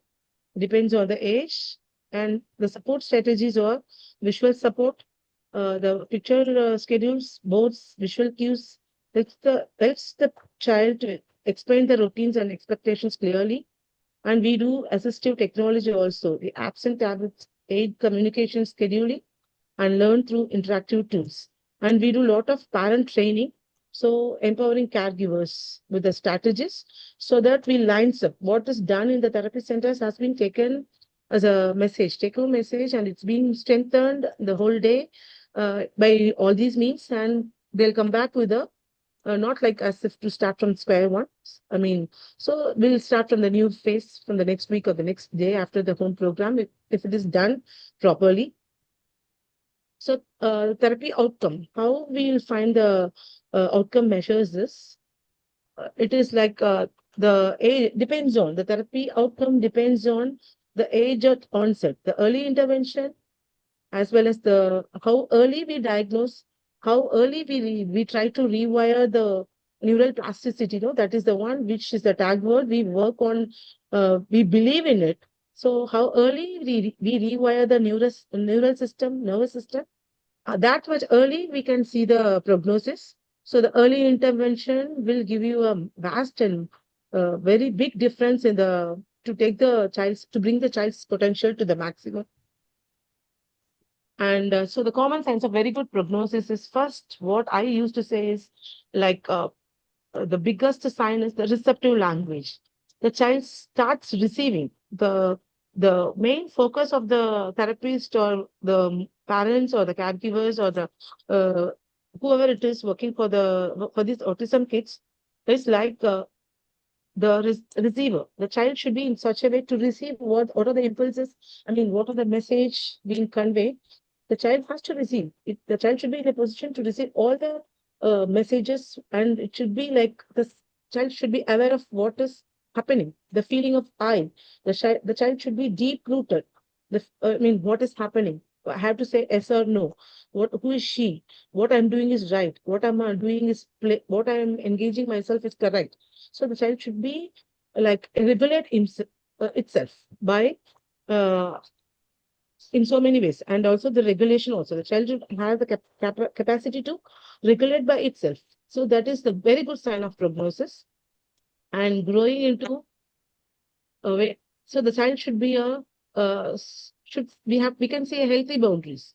The child can say no, and the child has greater cognitive thing like so self-composed, okay, and functional resilience. Kind of the child can recover faster by again, even there is some stress and setbacks. It won't be like persistent before, like before the therapy starts. It may be like remission exacerbations, but the persistence of good way is more than the previous episodes. So life after therapy is to navigate. That is the final thing. That's the bottom line of every. It's a dream to navigate. Every individual to navigate on their own. Okay, they should be more integrated. Then they should not. It's not like they have to be very calm and composed, and they should be, like I said before, it's present, more present. They should be calm. They should be subtle. They should engage themselves according to at least according to the plus or minus like age group, and more authentically connected. So that's healing is not a destination. It's a way of traveling. We are alongside those doing the courageous work of growth. So I think they've given me 10 minutes. I think I've finished before that. Or So I Suba, can add. Yes, sir. Suba, well done. If you could stop screen sharing, let's just chit chat a bit. Yeah. So actually, this therapy, the sensory processing, every word, every therapist will say sensory processing, sensory processing. It is nothing but a normal brain will register all the senses, registered, and it will modulate and it will discriminate. Sometimes the child can't able to discriminate. And that discrimination helps him do a purposeful, meaningful task So Suba, and to behave. Suba, Yes, sir. Suba Yes, sir. will be talking to you. If you stop the screen share, please, Yeah, yeah. so we can see you. So this is wonderful. We have learned about autistic child, autism. Yeah. Let's just quick have a chit chat as well with Gita as well and Anukul. So the same applies to autistic children as autistic adults. Nilji, each and every autistic person is different. It's a unique. So even they have a same needs, but strategies are different. Okay, so there is an individual tailoring need for each one of them. Yes, I and that is realized from the presentation, Subha, that you gave, that they don't recognize gestures, or they don't, even if you are trying to call them by their name, they wouldn't know that you are calling them. Is it because they are angry and they want to ignore, or is they cannot process their name? It is not. It is unable to process. Okay, they are unable to process. So what is a trick is it nice, gentle touch with them to know that we are talking to them? How do we make the autistic child or a person realize, yes, Gita, how do we make them realize that we are referring to them? Yeah, do not touch, please, because if you do not know, just go in front of them, wave your hand like this and say hi or hello and smile and wait for the response. So they can process the gentle gesture that somebody is trying to say hello to them. Is that right? Yes, they do because they have been taught some of the sign language is good, not okay. Then there are so many visuals as well, like we use them. We communicate so many pictures to communicate Yes. with them what we Yes. need to improve their emotions because they cannot express how they feel. They cannot understand how other people are feeling. If someone is crying, they would be smiling because they do not understand that the person is sad.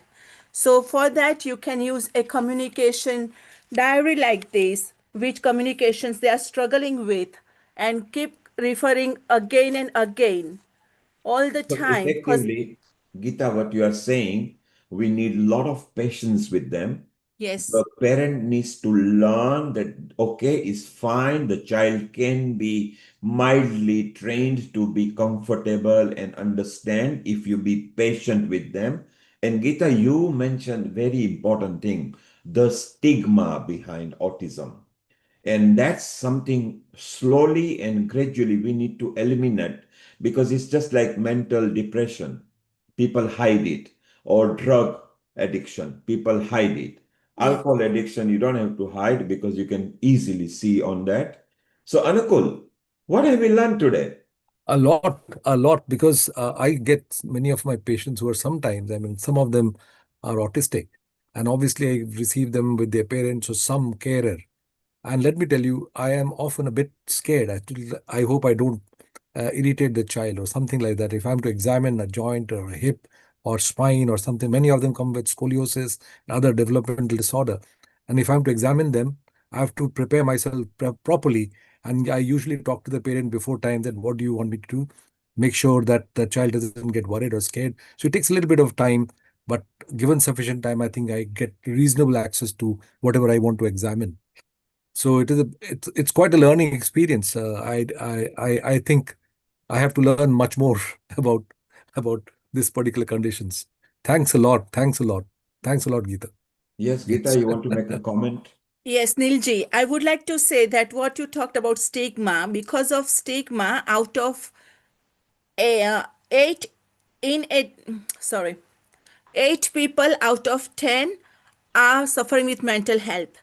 6 out of 10 are suiciding, and 3 out of 10 are attempt to suicide. It's very concerning data because we are not welcoming them in our community. So they can process how to commit suicide. Where do they get that knowledge so they know how to commit suicide?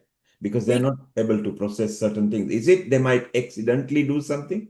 No, there are two reasons. One, they do not know the stranger is danger or what is danger. They can go and catch the fire. We do not know. But Yes. they have a repetitive behavior. So they have a same thoughts coming over and over and over because of high anxiety, and we are not welcoming them. They are not understanding what are the reasons for behind this depression. Then they just think about killing themselves, and at some point the repetitive behavior, the idea has stuck in the mind, and that it comes in a practical way. So we have learned such a lot of things here. So if you think your child is potentially suffering from autism, don't worry about the stigma. Worry about getting the child healthier, better, and at ease so the child or an adult can live a beautiful life.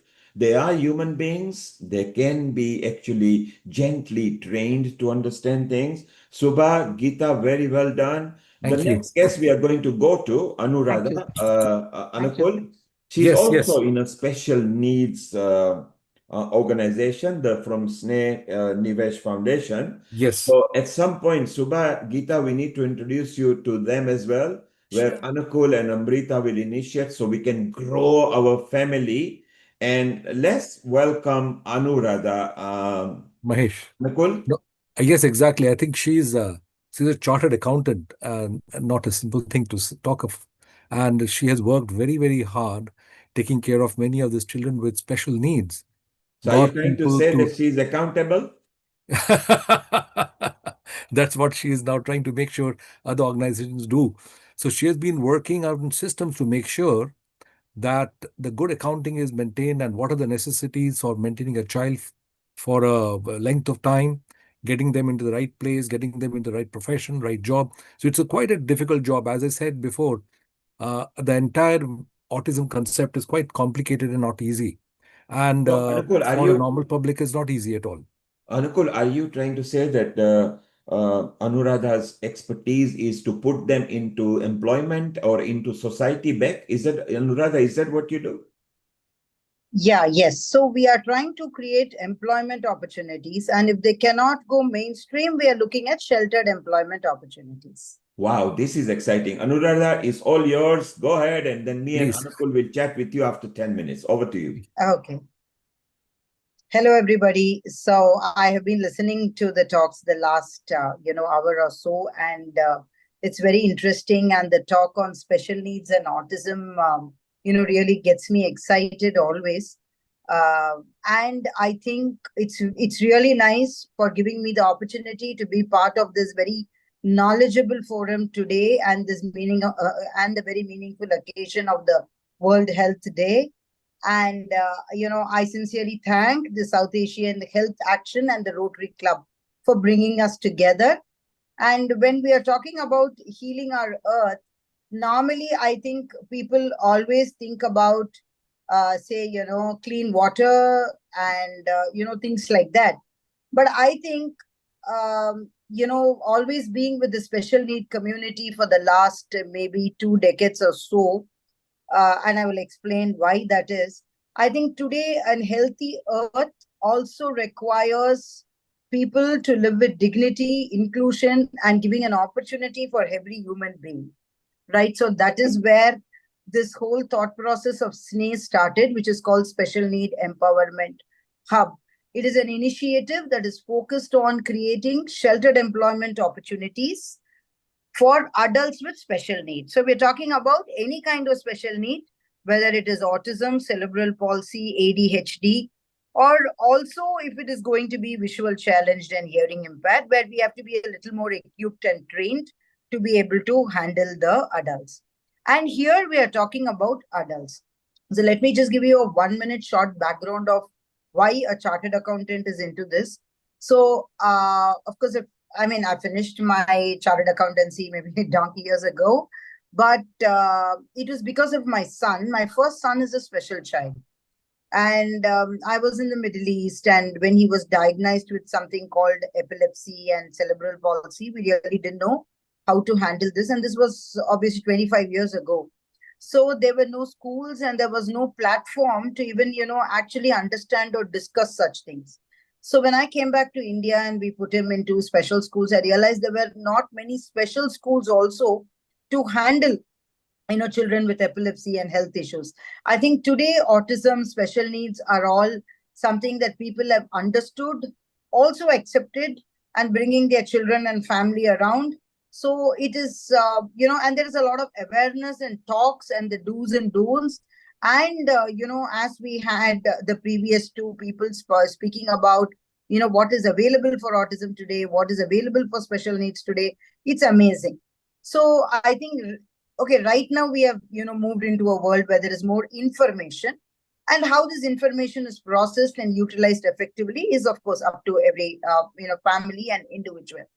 So at SNE, what I realized in this process is, after education, okay, there is a huge gap because there is a lot of education imparted, there's a lot of vocational training imparted to each of these, and with a lot of effort by so many schools and institutions.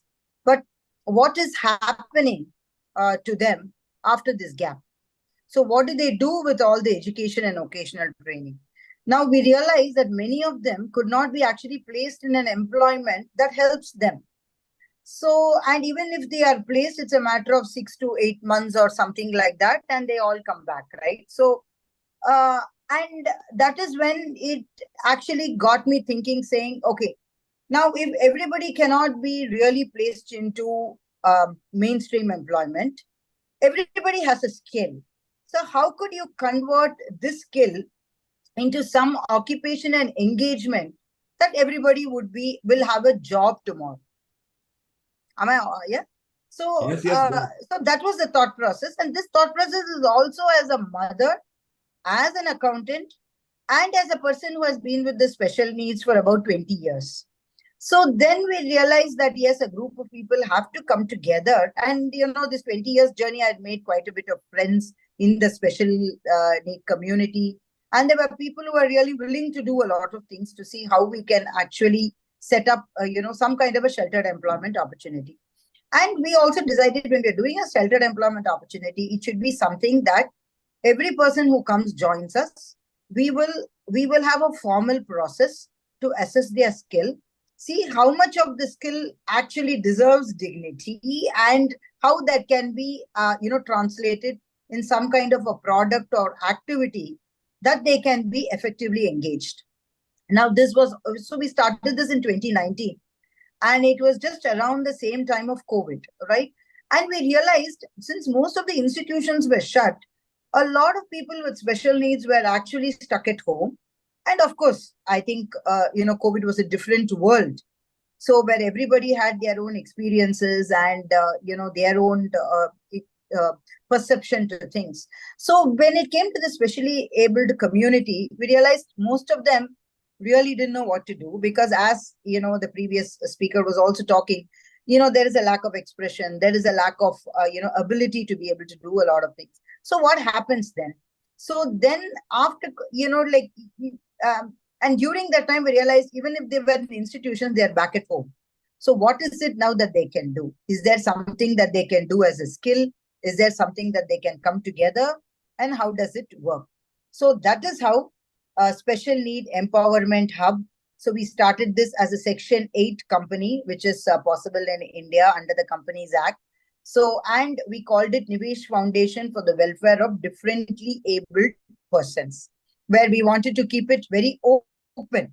We didn't want to limit it to any kind of disability, but we just wanted to ensure they were adults.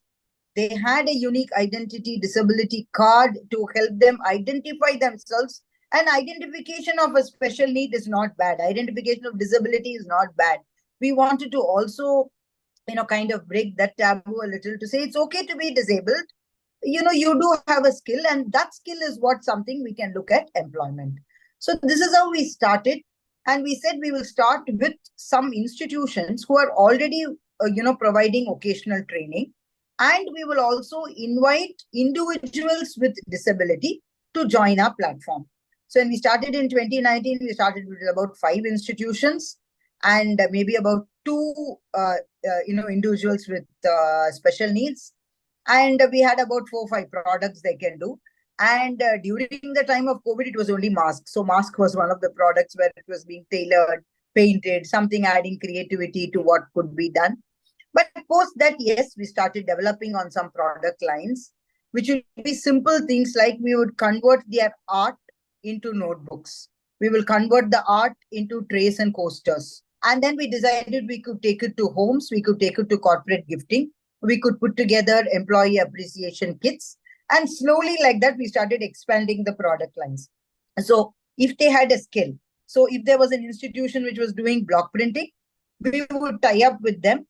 We would provide them all the support, like we would supply them with, good blocks, with organic paints, something which is also sustainable and something that they can do. See, most of the institutions obviously work on budgets and donation. So when it comes to that, unless it's very easy to say, do this, do that, but you must be able to provide them the facilities and the platform to be able to develop the skill. So we realized, so that is where my accountancy actually helped me. So I could put this together as a business proposition for a non-profit cause.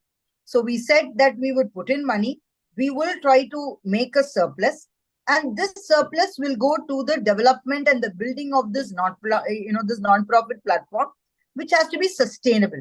It's very easy to start anything, but to sustain it and to see it go for the next 20 years is where I think everybody has a challenge. And obviously funding is always a challenge. So we said we will start small. There is no hurry, there is no target, there is no there are only self goals, and we just have to go by it. But our vision will be to provide some kind of a positive productive engagement for everybody with a special need.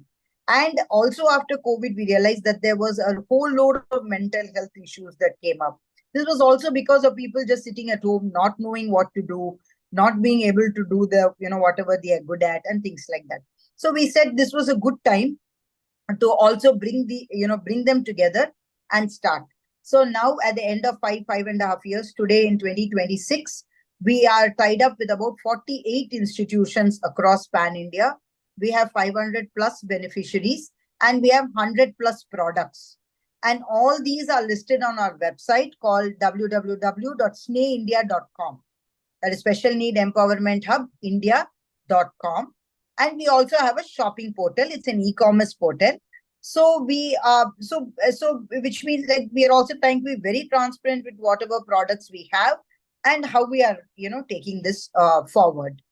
And if I want to link health to inclusion, today I want to connect health with something we are always talking about: inclusion. Now today we are saying diversity, inclusion. You have ESG. You have so many new terms that has already come up.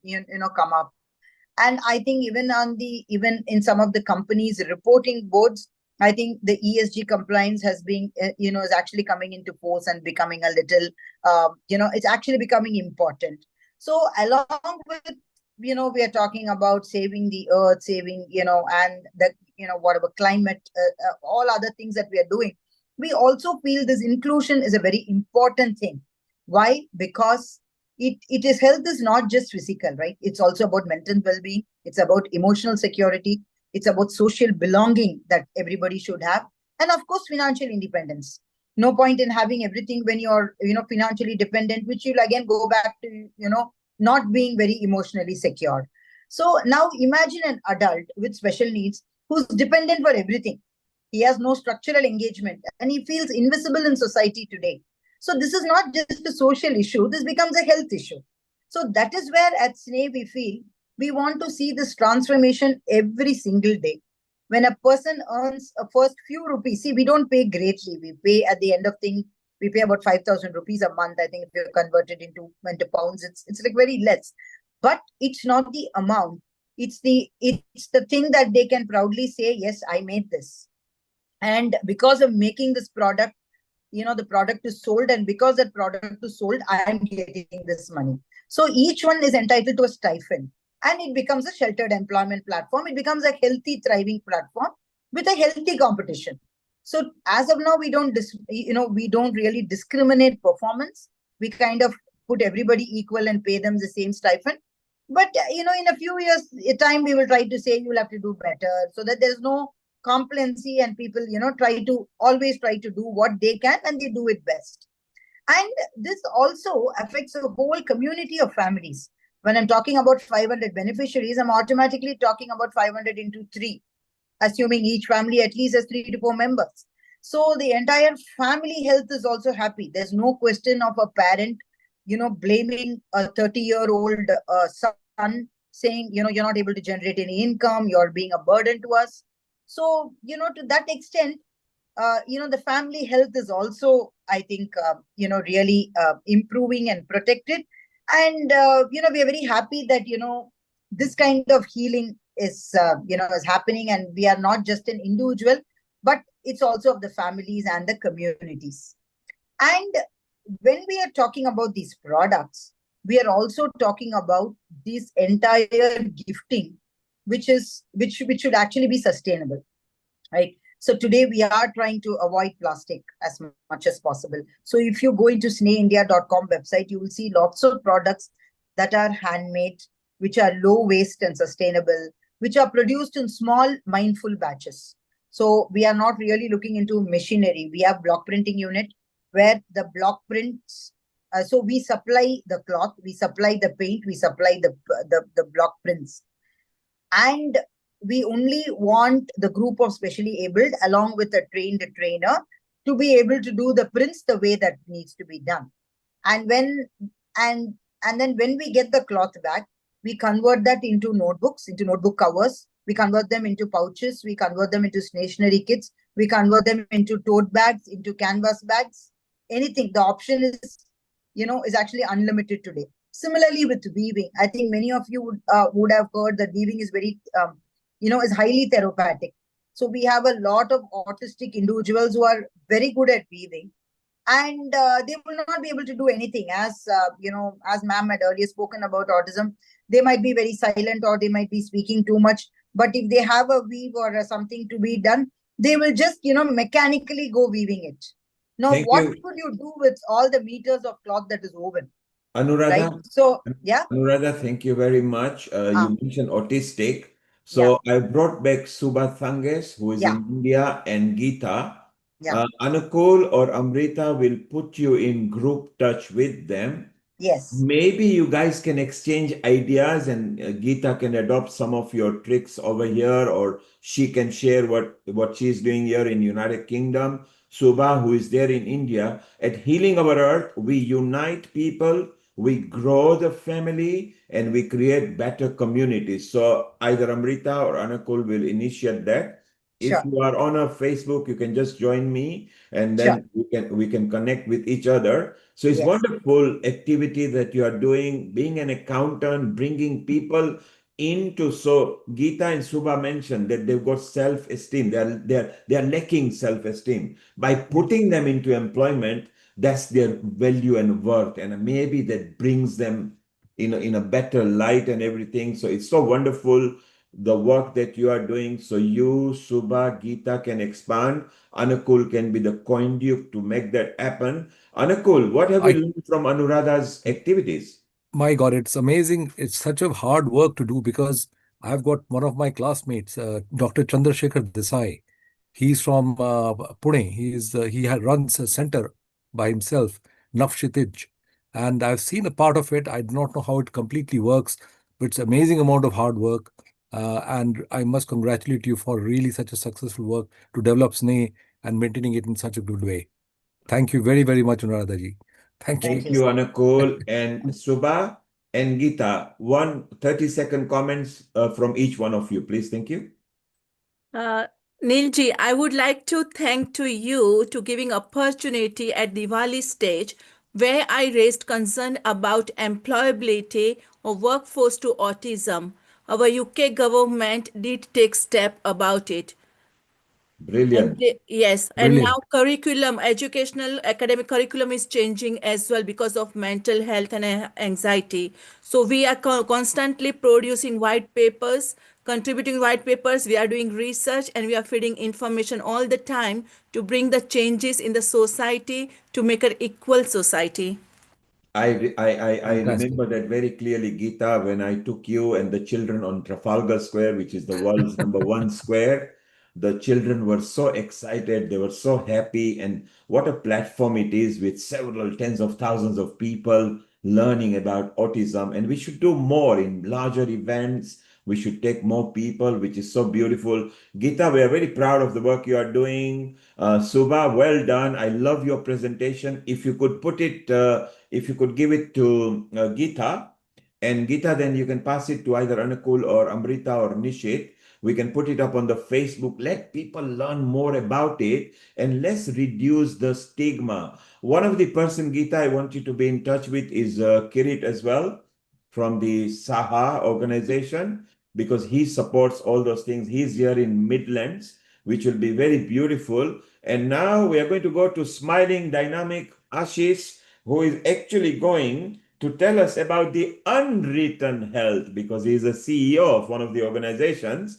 Geeta, thank you. Suba, thank you. Anuradha, thank you. Thank you. Stay around. You're going to learn Thank much you. more. And Anukul, let's welcome our regular health episode producer, Great. Kirit over here. Kirit, a global namaste to you. And who have we got lined up? And tell us a bit more about Ashish. Global Namaste. Thank you, Anakoji. Thank you, Kirit. Yeah, so it's a privilege to have our presenter today is Ashish Rishi, who's actually the CEO and founder of Unwritten Health. And he's also a member of the State Scientific Horizon Scientific Advisory Board, and does a lot of work around globally, not just in Europe, not in UK, but globally. And also you were talking about the scientific work that you're going to be doing. This is where Ashish can also link into your new network. So it's great. And today's topic is really what we connected, Ashish and I, some years ago, because people, our communities, South Asian communities, diverse communities, are not getting involved in clinical trials or research. So the amazing work that Ashish has been doing over many years to kind of bring clinical trials awareness and research, and that's what we've been kind of connected on. So without further ado, Governor Ashish Ji, and welcome to Healing Our Earth. Thank you very much, everyone, and namaste. So firstly, I want to say thank you to Kirit for inviting me, and actually for this forum existing, because I think it's very rare that this sort of stuff exists, and so it's very empowering. So thank you very much. And I want to start by just saying that I think this is potentially one of the most important conversations we can be having right now, and not just for the health sector, but for anyone who believes that science should serve all people. And not just a certain subsect. So let me just start by saying, my name is Ashish Rishi. I'm the founder and CEO of Unwritten Health. And what I'm going to share today is about a problem that is hiding in plain sight in the UK, and one that is costing us money, costing us medicines, and costing lives. And the reason why I know this is from my personal experience. So admittedly, I'm a very old man now, but when I was 17, my father had a lot of back pain.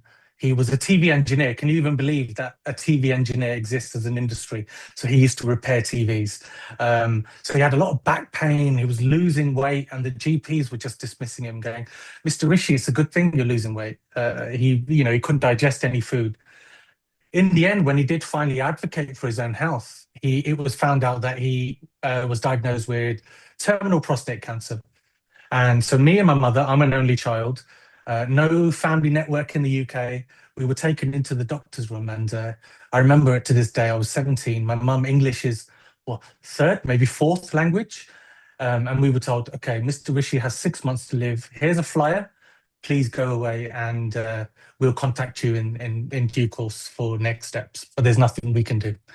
So what that journey took me down was, why did none of the medicines work for him? I know prostate cancer, he was a young man at the time, and science has advanced since then. This is 20, 25 years ago. But really, the challenge is, why was he not given the opportunities to join a clinical trial? So what I'm going to do is, we're just going to get into this. So the WHO's theme for World Health Day is Together for Health, Stand with Science. And it's about building public trust in our medicines and in our science. And I love this theme, but I want to just interrogate it a little, because standing with science only means something if the science is worth standing with. And right now in the UK, the science, it has a problem, because the UK, it holds one of the most valuable health data sets in the world, 68 million NHS records, decades of longitudinal data spanning every region, every demographic, every condition you can think of. So on paper, this is amazing. Other countries look at what we have and they're genuinely envious. Everywhere I go, the NHS, the UK is a powerhouse. But here's the question I want you to sit with as we go through this talk. Who is that data actually helping? Because science that only works for some people is not science at the top of its game. It is science with a structural flaw. And when that flaw fits at the foundation, in the data itself, in who gets counted and who doesn't, every finding built on top of that carries that flaw forward. So we're literally, if the data isn't strong enough, we're adding bias after bias after bias. So by the time a medicine is developed and it's on the market, it may not work for myself, my family, or people like me. So medical advances, for me, must reach all communities, not just those that are the easiest to study. And this is what standing with science actually requires.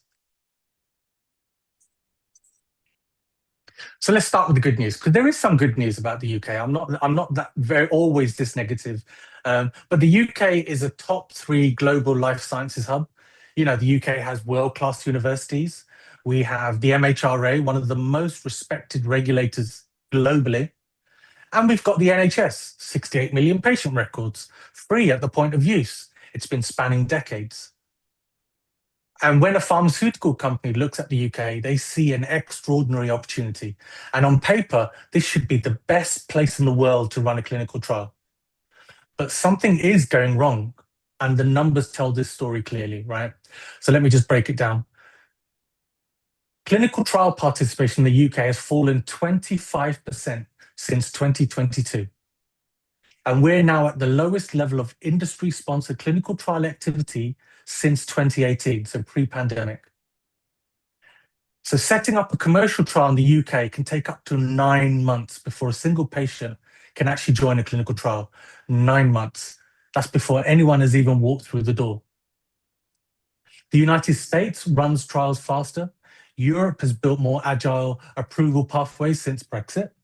Asia, particularly Singapore, South Korea, is competing hard on speed and infrastructure investment. So we're not losing on the quality of our science. Our researchers are still world-class. Our healthcare system is still world-class, but we're losing on access, on speed, on the ability to identify and reach the right patients quickly enough that sponsors choose us over a faster alternative, like France, Germany, Italy, if they are in Europe. But this is the thing. The populations we're failing to reach are not randomly distributed. They are disproportionately the communities who carry the highest burden of disease, which brings to me why this matters far beyond the UK. Globally, 75% of clinical trial populations are white. So that means that drugs that are developed for all of us, 75% of the people that the drugs have been tested on are white. And if you look at it from a global perspective, that they're tested on the minority, the global minority. So there's some work to be done here. 3/4 of that people we test, they do not reflect the actual distribution of disease burden. And the consequences of that, they're not theoretical. So 1 in 10 approved drugs show differential safety or efficacy by race or ethnicity.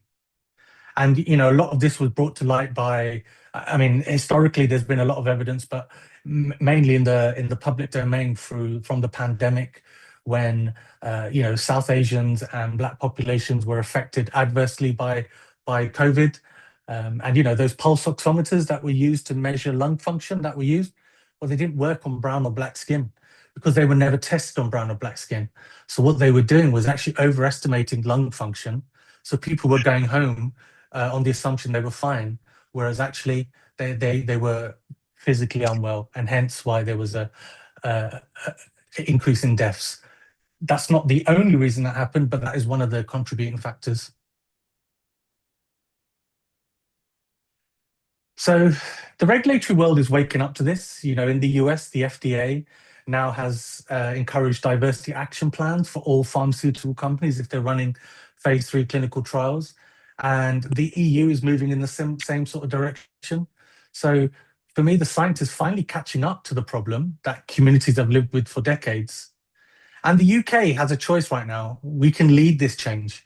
We can be the country that figures out how to be inclusive, representative, equity-centered, you know, better than anyone else. Or we can keep falling behind. So what I'm going to show you today is why I believe the first option is not just morally right, it's actually commercially essential. So, you know, when we talk about big bad pharma, you know, that profits matter. You know, it's a business at the end of the day. But here I'm going to show you why that's important.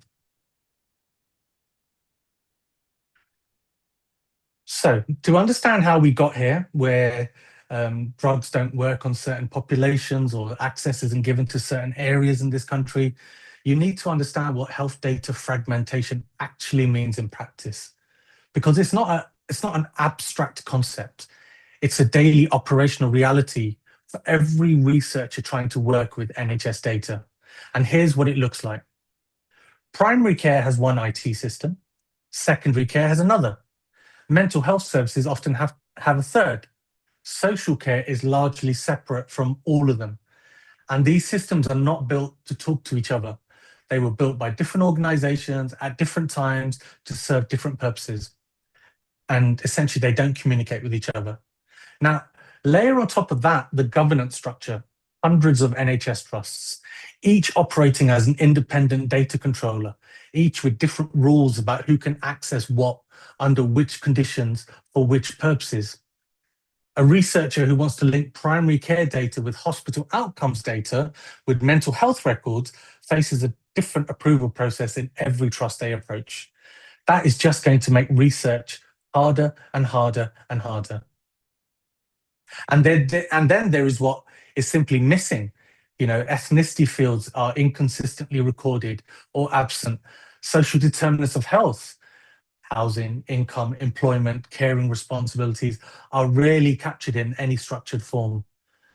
That context will tell you not just what happened to a patient, but why it happened, who they are, and what their life looks like.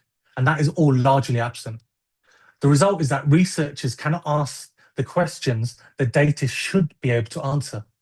And crucially, the people most burdened by disease are the least visible in the data used to treat them. That is the structural failure at the heart of everything I'm going to talk about. So the Sudlow review, which came out in 2024, Dame Sudlow led an independent review called Unifying Health Data in the UK. It was commissioned precisely because the people who run our health research system knew there was a problem and they wanted an authoritative diagnosis. And the verdict was stark. The UK is not yet realizing the full potential of it, but the numbers behind the conclusion are worth stating clearly. Researchers routinely wait months, sometimes years, to access data sets that should take weeks. Only 3% of UK randomized controlled clinical trials currently use routinely collected NHS data. 3%. Despite the fact that it is theoretically sitting there, available, relevant, and valuable. So this is because of fragmented governance, incompatible systems, and unclear access pathways are identified as the primary barriers. And I want to be really precise about what this means. This isn't a funding problem. Throwing money at it will not fix it alone. This is not a technology problem either. Better software is not the answer. It's a structural issue with measurable human and economic consequences. So let me put some of those numbers on what structural failure actually costs. Setting up a commercial trial in the UK takes up to 9 months, like I've mentioned. That is 9 months of overhead, of salary costs, of time that a medicine is not getting to market. You know, we've got to have lab tests, we've got to have the sort of infrastructure there to be able to run a clinical trial. So that's all being paid for. So sponsors look at that timeline and they look at what is available elsewhere. So they make a rational commercial decision to go somewhere faster. So they're not coming to the UK. And the ABPI has reported that UK commercial trial participation is at its lowest since 2017. So companies are not leaving because they dislike the UK. They're leaving because access is harder here than in competing countries.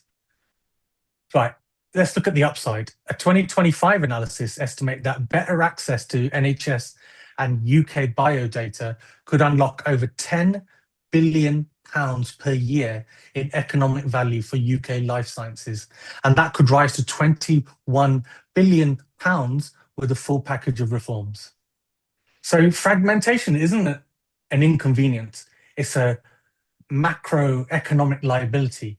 And every month we do not fix it is a month in which the UK forfeits its position as the best place in the world to do this work. Now, let me tell you about that human cost. I know I used my father's example previously, but 42% of UK oncology trials do not include a single Black patient. That is data that's publicly available. If we were to go deeper into the data, where if we look at us South Asians, or if we look at other populations, whether it's neurodivergence, whether it's LGBTQIA community, we simply do not know how underrepresented they are.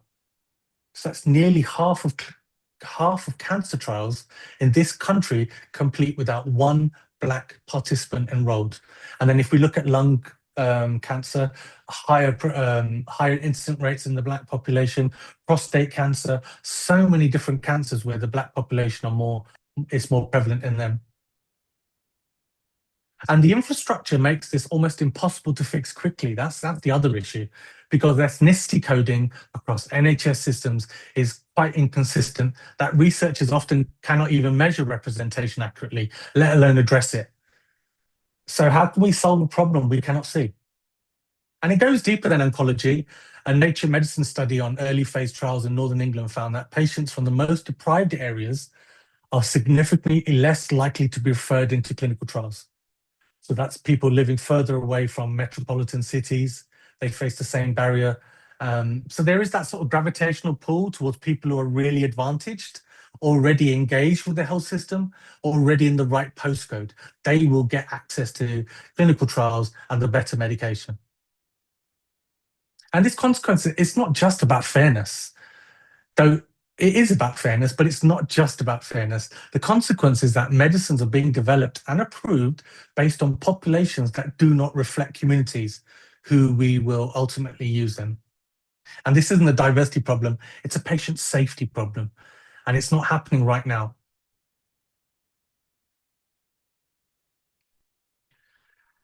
So we know who is missing from the data, but we also need to talk about what is missing, because that is equally important.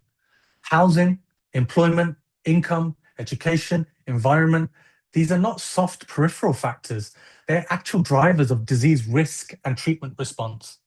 Where you live, what you earn, whether you have stable housing, these shape your health outcomes more reliably than almost any clinical variable. And they are almost entirely absent from the data sets used in drug development.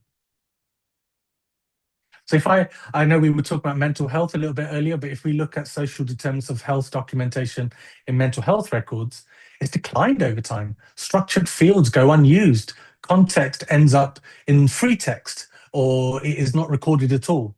Deprivation indices and housing statistics, they exist, but they're really linked to clinical data or research. And the consequence is, without social determinants, clinical models can identify that a community has worse outcomes. They cannot explain why. And if you cannot explain why, you cannot design interventions that usually fix it. I am just conscious of time, so I'm gonna rush through the next couple of slides. But I want to be fair here, because the policy landscape is shifting in the UK, and significantly. The Sudlow review has prompted real action. The government and Wellcome have committed £600 million to a health data research service. And this is all meaningful progress. But for me, it's like the plumbing is being fixed, but not the issue. And I want to be very precise about what the policy can and cannot do. Policy can unify existing records. It cannot recover data that was never collected. Legislation cannot bring back decades of missing ethnicity fields and absent data. So my argument here is we cannot analyze data that doesn't exist. And that is the gap no infrastructure program is trying to close right now. And in a long-winded way, that's essentially what my job is. My job is to fill that gap with Unwritten Health. So the NHS records what happens in clinical settings. We record what happens in people's lives. Equity Engine, which is the name of our platform, is a lived experience data platform built specifically for underserved UK communities. My focus right now is my community, just because that's where I'm most comfortable. So I'm working with South Asian groups across the UK, going to gurdwaras, going to mosques, going to temples, to just raise awareness about the health data issue. So we're collecting data directly from those communities. We're running like culturally safe surveys, digital diaries. And so we're, rather than relying on clinical coding, we're sort of developing that longitudinal data which is given by consent, which can help pharmaceutical companies make better decisions, make sure that the drugs that they do bring to the UK and the clinical trials they bring to the UK can actually work on our populations here in the UK. And that's something that I'm entirely focused on. And our core focus is around Core 20+5. It's a policy here in the UK. And it's a priority populations that we're supposed to be focused on, which the NHS England itself is identified as having the greatest health inequalities. But I have found evidence that 90% of trusts in the NHS are failing this Core 20+5 policy. So they're not meeting the targets. So that is racialized groups, people with severe mental illness, those living in the most economically deprived areas. They're not getting access to better treatments. So we collect the data that clinical records were never designed to capture, and we make it available to the research pipeline that urgently needs it. Thank you. Thank you. I will stop there, but yeah, this was all waffle now. Anyway. Thanks, Ashish. That's great, and obviously you've highlighted some of the challenges. Obviously, this is where I'm going to just bring in some of the work we've been doing. If you can stop sharing your screen, that'd be great. Yeah. So, Kirit, that was a wonderful presentation by Ashish. Ashish has just recently opened up a YouTube channel. So if we could start going and subscribing there. I've just joined as well, Ashish. Oh, thank you. So you've got one more person over there. It's just that's a good. new one. But Ashish is also on LinkedIn. And there he has got over 4,000 contacts, which is very beautiful. If anybody wants to connect with Ashish, just go to LinkedIn. He has been there for a while, and he is actually sharing with people there. And it's simple, just put Ashish Rishi and you will actually get him. Here it is, Ashish smiling, Ashish over here. I love his tagline as well, which he has created over there, that healthcare does not fail because people do not care. It fails because decisions are not made without the right data. And at Healing Our Earth, and Anakul, who is actually trying to get this data so that we can merge science and tradition. So Ashish, we are very proud of you, particularly the fact that, you started young, you were almost left discarded, as if, oh, hold on, it's just your life, you have to do it. And look at the way you've come leaps and bounds. We are very proud of you. Let's take a comment from Anukul Goswami, who will also connect with you through Kirit, with the Science and Tradition Association, where you'll be useful. Anukul, your comment. I think it's this is a very, very important set of information on data, because my personal relationship and information that I have, it is very difficult to get the right data even from the records. In India, you have a training for 3 years as to how to input data. Over here, most of the people are not trained in data inputting. So even when I've seen a particular condition in a matter of month, 1 or 2, 3 different cases, I thought I will go and pick up the data and publish some paper or something. You'll be surprised I could not get anything.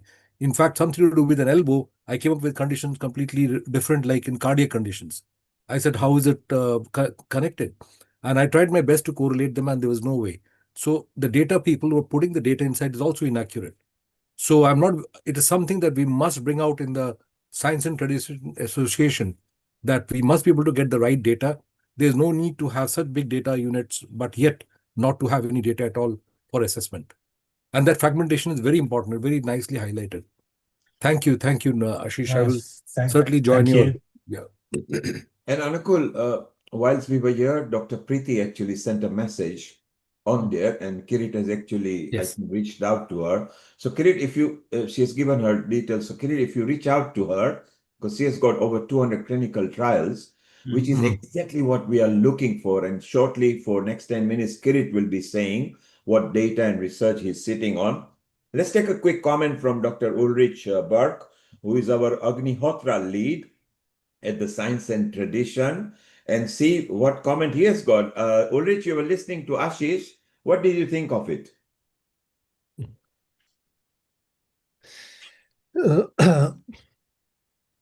Actually, that is not my area of expertise, but I was surprised that there are so many data available, but they do not cover some of the important facts, the important criteria. So I was really surprised about that. And of course, great if that could be done, if that could be changed. And yeah, so wish you good luck with that. And also, Dr. Anukul said it is a problem for him in his research work not to have these data. You know, so the research we are doing, that is on a small scale, so it does not affect us so much because we just go for the patients which we examine, so we know all the data. But for such a thing and for clinical trials, that is a different thing. So that's really, it was interesting for me, very interesting, but it's a different subject, so I can't say much, but still interesting, and thank you. Thank you, Ulrich. And Ulrich, which state are you in India at the moment? It must be very hot there in India. It's terribly hot. It is 40 degrees, and in the night more than 30, but it's an ashram, and normally it's a very simple place, but I have installed an AC for me, otherwise I couldn't stand it. And the beautiful part is, Ulrich, you love playing with fire because Agnihotra and Homa is your specialty. And in this Yeah, hot of weather, course. my God, it must be like a blast furnace. Yeah. Wonderful, Ulrich. Stay around. Let's go to Kirit. Ashish, so well done. Ashish, you are part of the Healing Our Earth family. You will be contacted regularly through Kirit, Anukul, Amrita. Keep in touch. I think I've added you on my Facebook as well. So pop in and say hello. Let's keep in touch and grow the family, and let's help and create better communities. Kirit, you've got some stats and research lined up for us. So over to you for next 10 minutes, Kirit. Thank you.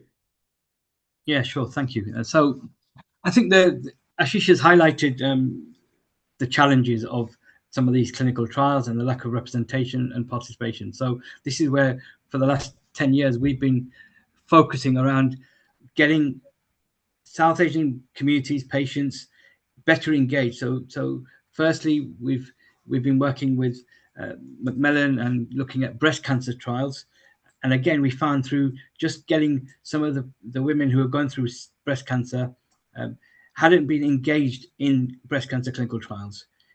We started this focus group with them, got their reasons why they felt they weren't engaged, and there were three things. One was they didn't know about them. Secondly, the clinicians weren't engaging them, and the thirdly was there's also mistrust as well. So again, clinical trials, so there wasn't better education or explained to them, so that's why they refused. But they did said had they knew about it, they would definitely have been participating because it would have helped them with their breast cancer journey.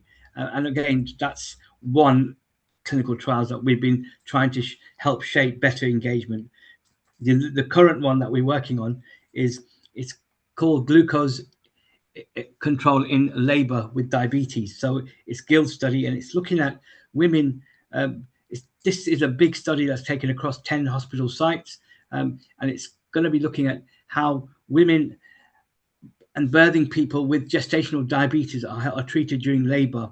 And particularly, we're focusing on South Asian women because we know that there's a rise of within the South Asian population and within women, gestational diabetes, is quite prevalent. And it's really, what is gestational diabetes? It's when someone has a high blood sugar level during pregnancy, and it usually disappears after giving birth to their baby. But most importantly, it's the pathway of what support is offered, how culturally sensitive, how appropriate.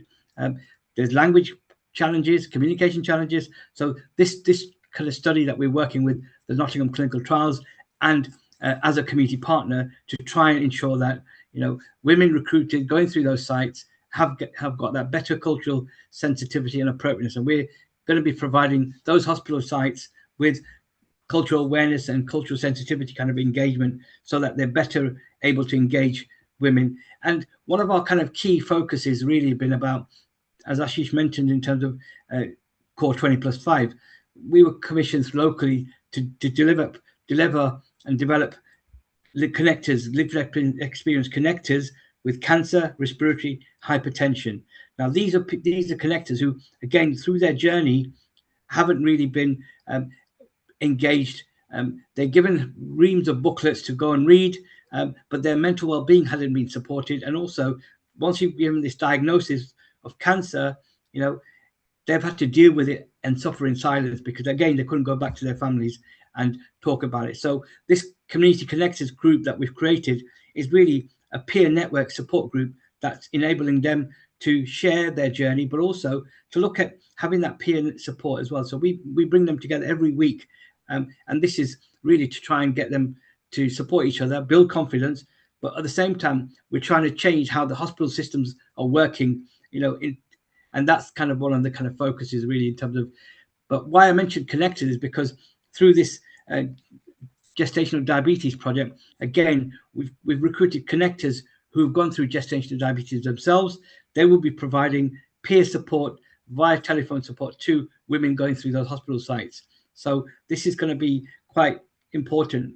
And again, making sure that the people who have been recruited, get that lived experience, get that culturally sensitive, somebody who's gone through it themselves, somebody who looks like them, women, South Asian women going through it will be able to, manage and help the women who are currently going through it. So that's kind of the model that we're actually embedding within this clinical trials that's going to be taking place.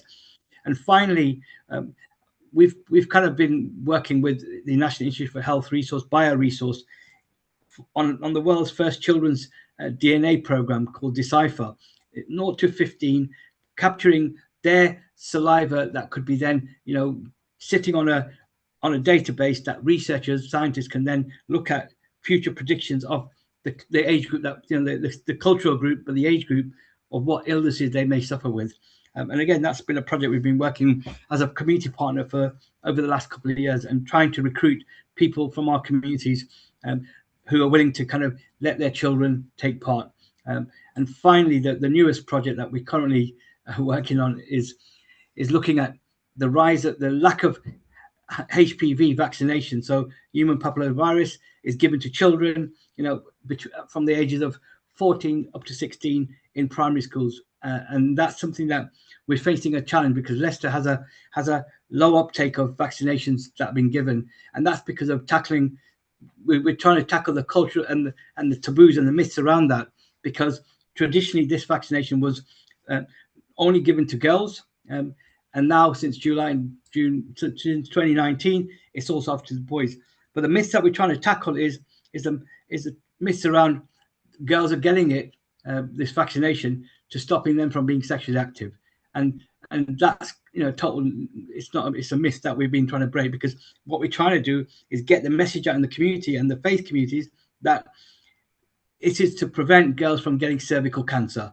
It's a prevention measure. That's really, and for the boys, why they're getting it since 2019 is, again, it's looking at various head and neck cancers that boys may get in the future. So it's a preventative measure, and that's the kind of challenges we're trying to break, some of the cultural and the kind of religious taboos around vaccination. We know with COVID, there's been a lot of kind of uncertainty, or people that communities have been fearing around vaccinations. But this is something that we're really trying to have dialogue and conversations to say it's a prevention measure, but it's also getting education out in the community. So we actually got children and parents helping us to co-design this project and produce relevant, culturally sensitive information that we can share with those communities.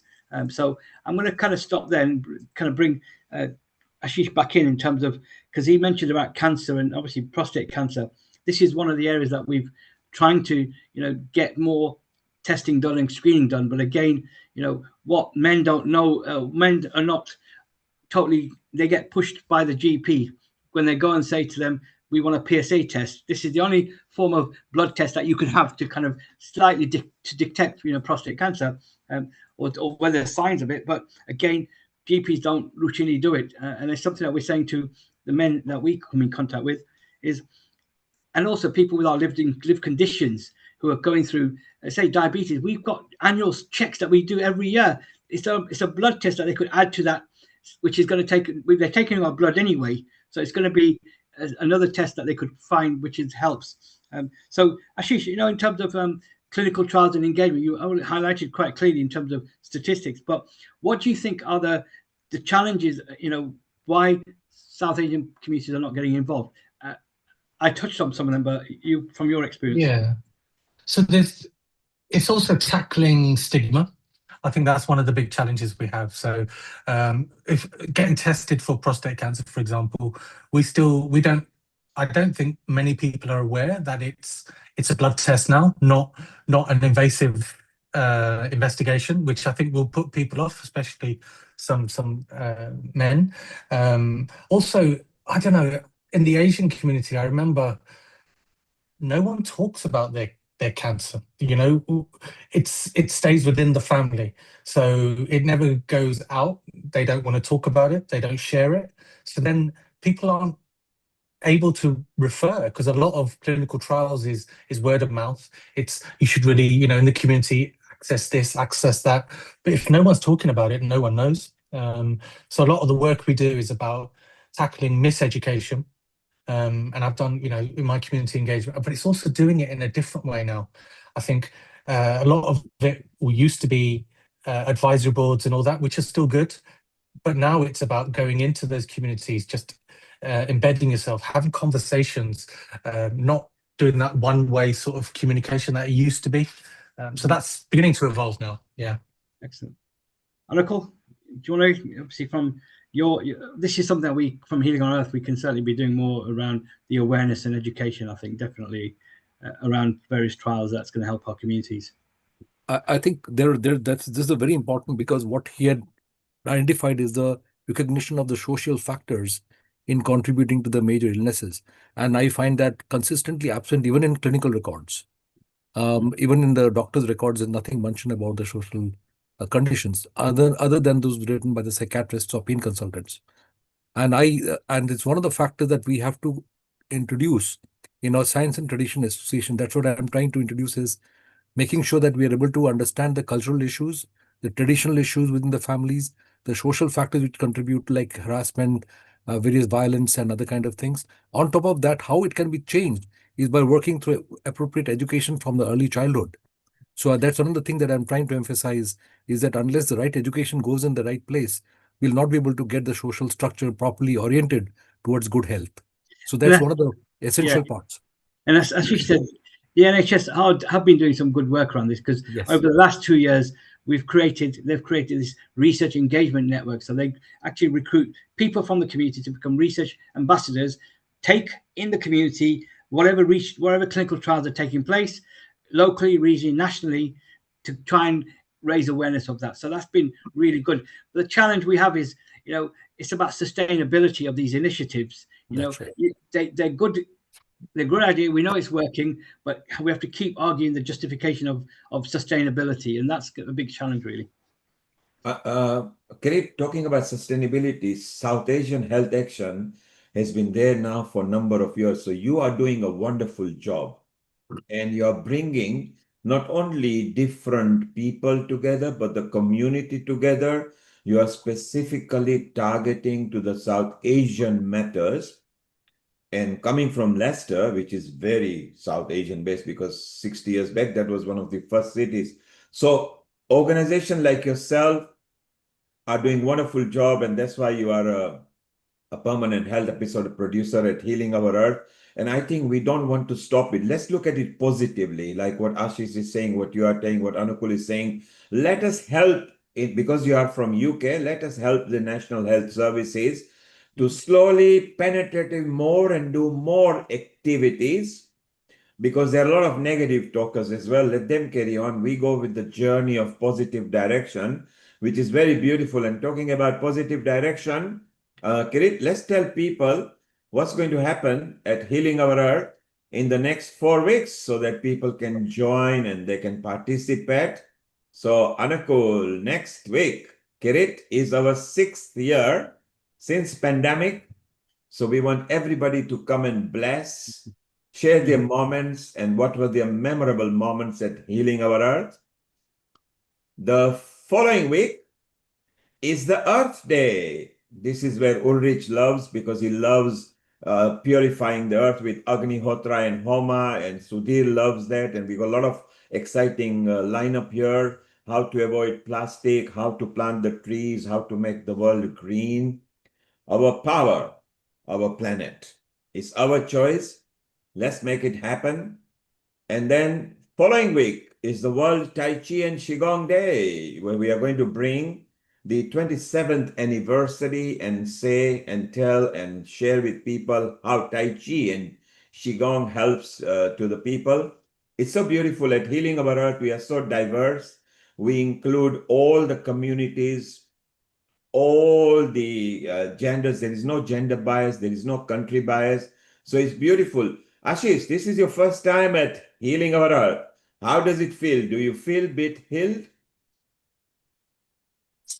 Yeah, no, I'm very impressed. Kirit has introduced me to you guys before, and I read into it. So yeah, I'm very impressed, and I think I'd love to be involved. Yeah. And you will get involved with Anukul as well, because when it comes to unwritten health and clinical trials, then Kirit will facilitate that and then put you in touch with them. Are you in Manchester or London at the moment?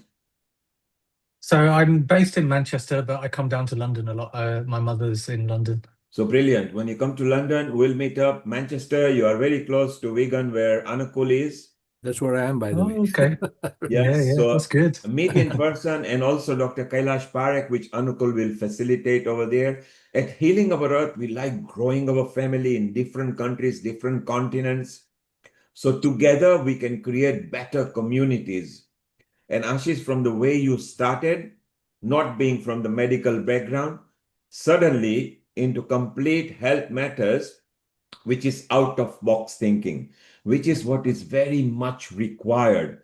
Even Kirit, the way he started quite a while back, starting was not always easy, but now it's gained momentum. Kirit actually travels also into India as well, and have made so many contacts and facilitators. So it will be nice for all of us to get together and expand the family, bring the science and tradition association there as well, where we bring the integrated and traditional methods with scientific data and clinical trials. So again, that's going to be very beautiful. So it will be very nice and contact. So Ashish, stay around. It'll be very nice. Kirit, shortly we are going to go to Indian guests from Rotarian Lal Goel, and we are going to get those people going. Anukul, Yes. so are clinical trials and data and research very important to make influence within the health authority? Yes, absolutely. I think there is not only from the health authority, we might have to collect data independently from the GPs and also public health department. And I was in fact going to ask Ashish about this. How much can we depend on the data that we get published or otherwise in a department? Because when it comes to deciding on how we are going to allocate our resources, we can go to different websites and collect certain data. Question is, how reliable is it? And I think that is where Kirit Bhai is going to tell us better, because he has got he's got real hands-on experience on this particular area. Yeah, I mean, from my perspective, I think the data that's in the public domain in this country, it depends on the mechanism, the analysis that they use, whether there's any data that's been suppressed or not. But generally, I think it is reliable. It's just so fragmented. It's so everywhere. So trying to build that holistic picture is, I think, a challenge. I don't know, Kirit, if you agree or disagree. Yeah. Yeah, no, I think it's right. And I think from where we're coming from a community level, is we need to, the data, the analysis over the last 10 years, there's been good, the NHS have been getting analysis to do all this number crunching, diversity. But what we're trying to do with our communities is empower them, advocate and educate them that this data is there, and you can, it should be, if you're trying to look at your condition, then do your research. So then you go to your GP with that research information. But I think from our point of view, hence we got more involved in research and clinical trials is because our communities were not being engaged, and we need to get better data for these conditions that are affecting our communities. That's brilliant. So, Kirit, we have now got some wonderful guests lined up in India: Dr. Ruchira, Dr. Nikita, Dr. Vishnu, Dr. Rashi, Acharya Sri Shivam. They're all going to bring their element, tips, and matters that can actually help the Global Health World Day. We are just waiting for Rotarian Lal, who is here, and let's actually welcome our resident host on every episode, Rotarian Lal Goel. Global Namaste to you, Rotarian Lal Goel. You are, of course, not just the founder at Rotary for Organ Donation, but you are involved in many matters that just deal not only with health, but general wellness and well-being. A global Namaste to you, and it's all yours now. And Anukul and Kirit, let's welcome Rotarian Lal Goel. Global Namaste. Global Namaste. So, what have you got lined up for us, and your opening message, which you always bring some wisdom to us on this, the World Health Day? Yeah, thank you very much, Mr. Neil Kumar, for giving me once again the opportunity to address on this very, very important World Health Day. And today, as you know, that being the founder and charter president of Rotary Club of Organ Donation International, my topic will be about the World Health Day and organ donation, a call for India to move from awareness to action. Every year on World Health Day, that is going to be celebrated on 7th April this year, every year rather, the world reflects on the meaning of health. In India, this reflection must go beyond prevention and treatment. It must include the power to save lives through organ donation. Health is not only living longer, it is also about giving others a second chance at life. India's harsh reality: India faces a silent yet devastating crisis. Over 5 lakh people need organ transplants every year. Less than 4% receive them. Thousands die waiting, not because treatment is unavailable, but because organs are not available. Despite medical advancements, the organ donation rate in India remains critically low, around 0.5 to 1 per million population, far behind countries like Spain, where it is about 52, and the USA, which is about 48. Even Saudi Arabia, which is touching 43. This is not a medical failure. This is a collective societal failure. And the power of one decision, one organ donor can save up to 9 lives, improve the lives of another about 75 lives through tissue donation. A single yes at the right moment can transform grief into hope and loss into legacy. Can you hear me? Yeah. Can you hear me? Clear? Yes, very clear. Very clear. Okay. So this is the situation today, and India needs more than awareness. For decades, India has focused on awareness campaigns, but awareness alone is not enough. We need family conversations about organ donation, mandatory request systems in hospitals, a stronger implementation of laws under National Organ and Tissue Transplant Organization, NOTO, training for doctors through sensitivity counsel families, community-led movements, not just government messaging. Organ donation must become a social norm, not a rare exception. Cultural strength, not barriers. Contrary to myths, all major religions in India support organ donation as an act of charity and compassion. India's greatest strength, its values of seva, service, dan, giving, and humanity, makes it uniquely capable of leading the world in organ donation. The barrier is not religion. The barrier is hesitation and lack of timely decision making. A personal and national responsibility. This World Health Day, let us ask ourselves, have I pledged to donate my organs? Have I informed my family of my donation and the decision? Have I inspired at least one other person? Because in the end, policies don't save lives, people do. Conclusion: from health awareness to life creation, World Health Day should not end with discussion on fitness and disease prevention. In India, it must become a movement for life creation. Organ donation is not just a medical act, it is the highest form of humanity. Let India lead, not just in population, but in compassion. Let us pledge today: live healthy and give life even beyond life. Thanks. And now I would like to invite my first panelist guest speaker, and she is Dr. Ruchira Gupta. Dr. Ruchira Gupta is MD, PGDPN, Boston, FIAP. She is a senior consultant, Kailash Hospital and Heart Institute, Noida. Dr. Ruchira Gupta, please. So Rotarian Ruchira doesn't seem to be here, but Nikita is the next one. Okay, so I will take up the Dr. Nikita because Nikita I Power can't is here. see. Nikita, if you can landscape your video like how everybody is, so it looks very nice and professional. Nikita, landscape, and yes, Rotarian Lal, Yes, go yes. ahead. Dr. Nikita Pawar is has been awarded as the best doctor by the government, as the award named was the Maharashtra Ratna Puruskar, and she's a general practitioner and a special kids counselor in Mumbai.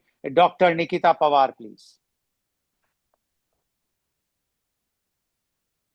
Okay, Dr. Nikita Pawar, please unmute yourself. Please unmute. And please turn your mobile in a landscape position like this. Landscape. Just, yes, please. And now if you flip it, so you are lopsided. If you flip it. Yeah, sure, turn sure. it. There is some issue. So Nikita, you have joined from two instruments. The other instrument was landscape. Yeah. If you're Landscape. struggling, don't worry, just carry on. Make Yeah, yourself great. little struggling with this. If this is actually, I don't know, some I think Okay. mobile it's a new mobile which I'm using, so Okay. maybe. You have to unlock So and then do. Okay, please go ahead. okay. Thank you so much, Lal Goel sir. It's been long time I've been seeing you, and I was waiting for this opportunity. And thank you so much for giving me this opportunity. And without any hesitation, we'll start with the program. And I would like to introduce myself. I'm Dr. Nikita Pawar, and I am a general practitioner. I've been practicing more than 15 years in Mumbai, and I've been also I've been also doing counseling for special kids. And apart from that, I'm into also diabetology, and as well as taking care for the obesity related patients as well. So we'll talk about World Health Day. So basically, according to World Health Day, it's just a state of complete physical and mental and social well-being, and not merely the absence of any disease or infirmity. So basically, if you see, it's just not more than just an absence of illness. It relates to overall well-being and quality of life. Recently, we see the rates of lifestyle diseases and mental health problems and global health issues are very much increasing. So people are now vulnerable to such chronic conditions due to sedentary lifestyle, unhealthy eating, and which has increased tremendously. So hence, on World Health Day, that is 2026, on 7th April, we hold it a very great significance. It is a catalyst for change and giving visibility to healthcare and importance to prevention, early diagnosis, timely and appropriate treatment. Global health campaigns, governments, and healthcare providers and organizations work together to see specifically critical health issues and right to health quality. No, you are on mute. Please, Dr. Nikita, you have gone on mute. Dr. Nikita Pawar, you have muted yourself. Please unmute. Please unmute. Dr. Nikita, please unmute yourself. Yes, now please go ahead. Yes. Okay. So basically, what we are looking at on World Health Day, we are focusing on few things. Like firstly, we have to do good physical activity. That is, at least I'm telling all my colleagues, my patients, and my family members as well, that physical activity of 30 to 45 minutes is must every day. Then secondly, we all stressed up. We are having sedentary lifestyle. We are sitting in front of the computers. We are not exposed to sunlight, which is also causing a lot of vitamin D deficiency. And in turn, vitamin D deficiency low levels are giving a lot of rise to weight gain as well. So very important is that you have to improve your stress levels. Stress levels means you have to at least start doing some kind of yoga, meditation at least before sleeping. 15 to 20 minutes or half an hour can really improve your stress levels. Very important is that we need to have very good dietary rich fiber foods. And very important, another aspect is 7 to 8 hours of sleep and good rehydration of water, especially during this summer season. So at least 7 to 8 hours of sleep and 5 to 6 liters of water every day. Suppose we continue to do this and we really forge ahead, in telling all the people that, if we can really beat all the issues, and we can do these simple lifestyle changes apart from relying on the treatment. So key factors are only these which I have been recommending to my patients as well.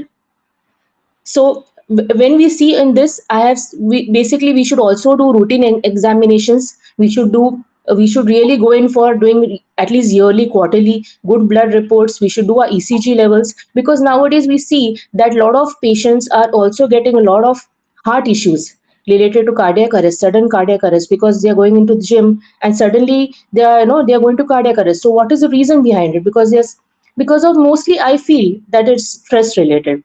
Indirectly we might be feeling that we are happy, but because of a work routine and because of a lifestyle, we are somewhere or the else stressed.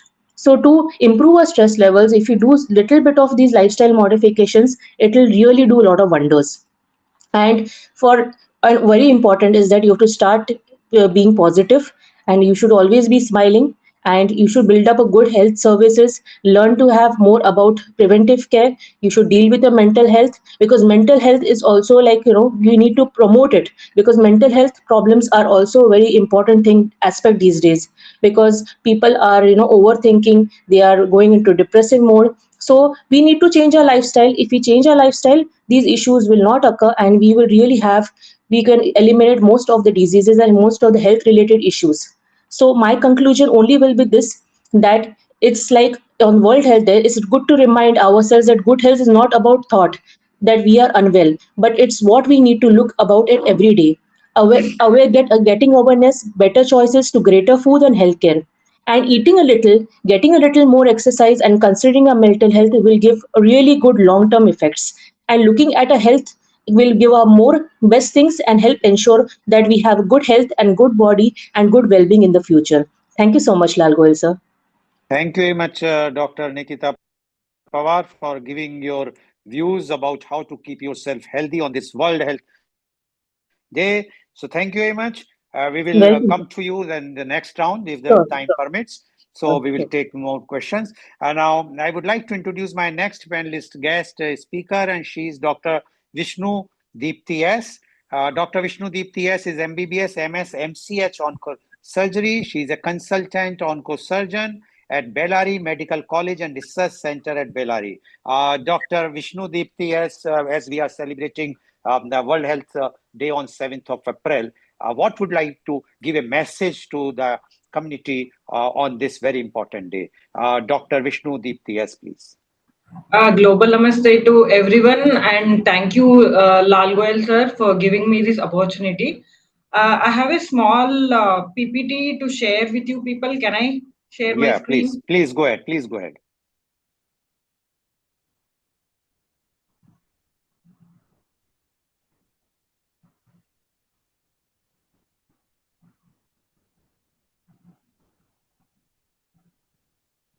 So if you look at the bottom taskbar, there is a share arrow. Yes, you've Yeah. got Yeah, it. yeah, sir. Yep, you've got Yes, it. yes.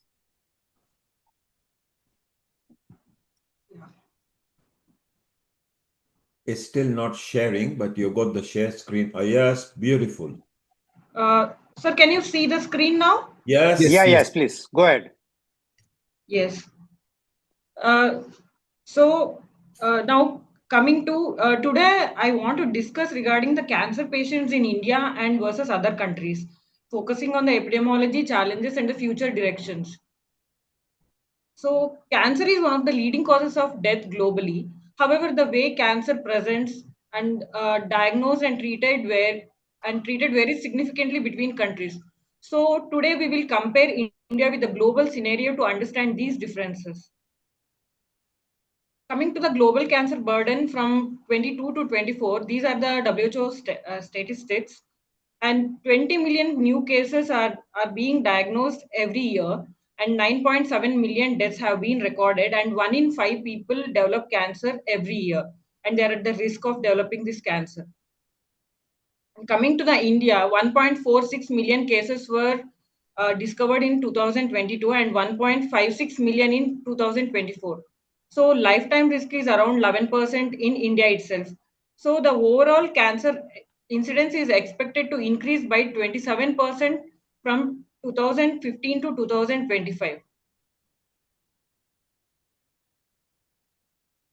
So total burden projections indicate roughly 15.7 lakh new cases.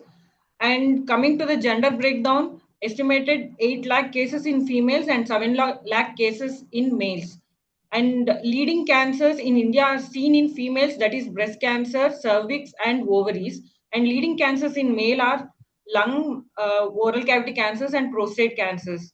And cancer-related deaths are rising with higher percentage increases in women compared to men, and tobacco is one of the high causes, is the causing factor for leading to high prevalence of cancers in these people who use tobacco. Lifetime risk is 1 in 34 females have lifetime risk of developing cancers, and 1 in 68 for males. There are only 1 point, and coming to the limitations, coming to this scenario, we have only 1.5 radiation oncologists per million people compared to 20 in the US.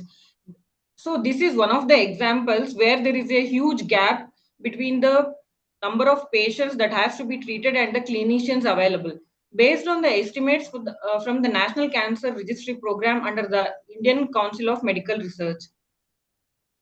So this is one key comparison table. You can see the parameters in India and the global. New cases in India are 1.5 million compared to 20 million globally. Mortality is high compared to the developed countries, even though the incidences are less in India. Lifetime risk is 1 in 11 and globally it is 1 in 5, which is very much higher.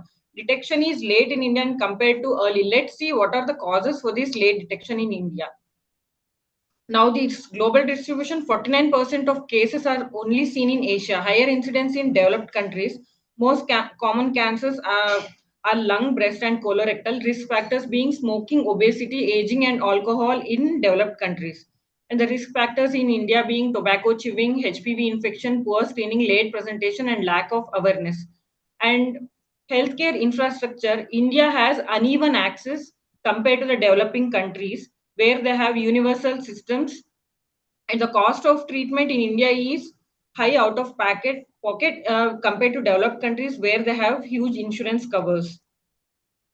And these evidences were taken from the WHO and Globocon data, and incidence varies 4 to 6% globally, and real world evidence in India is from NCRP.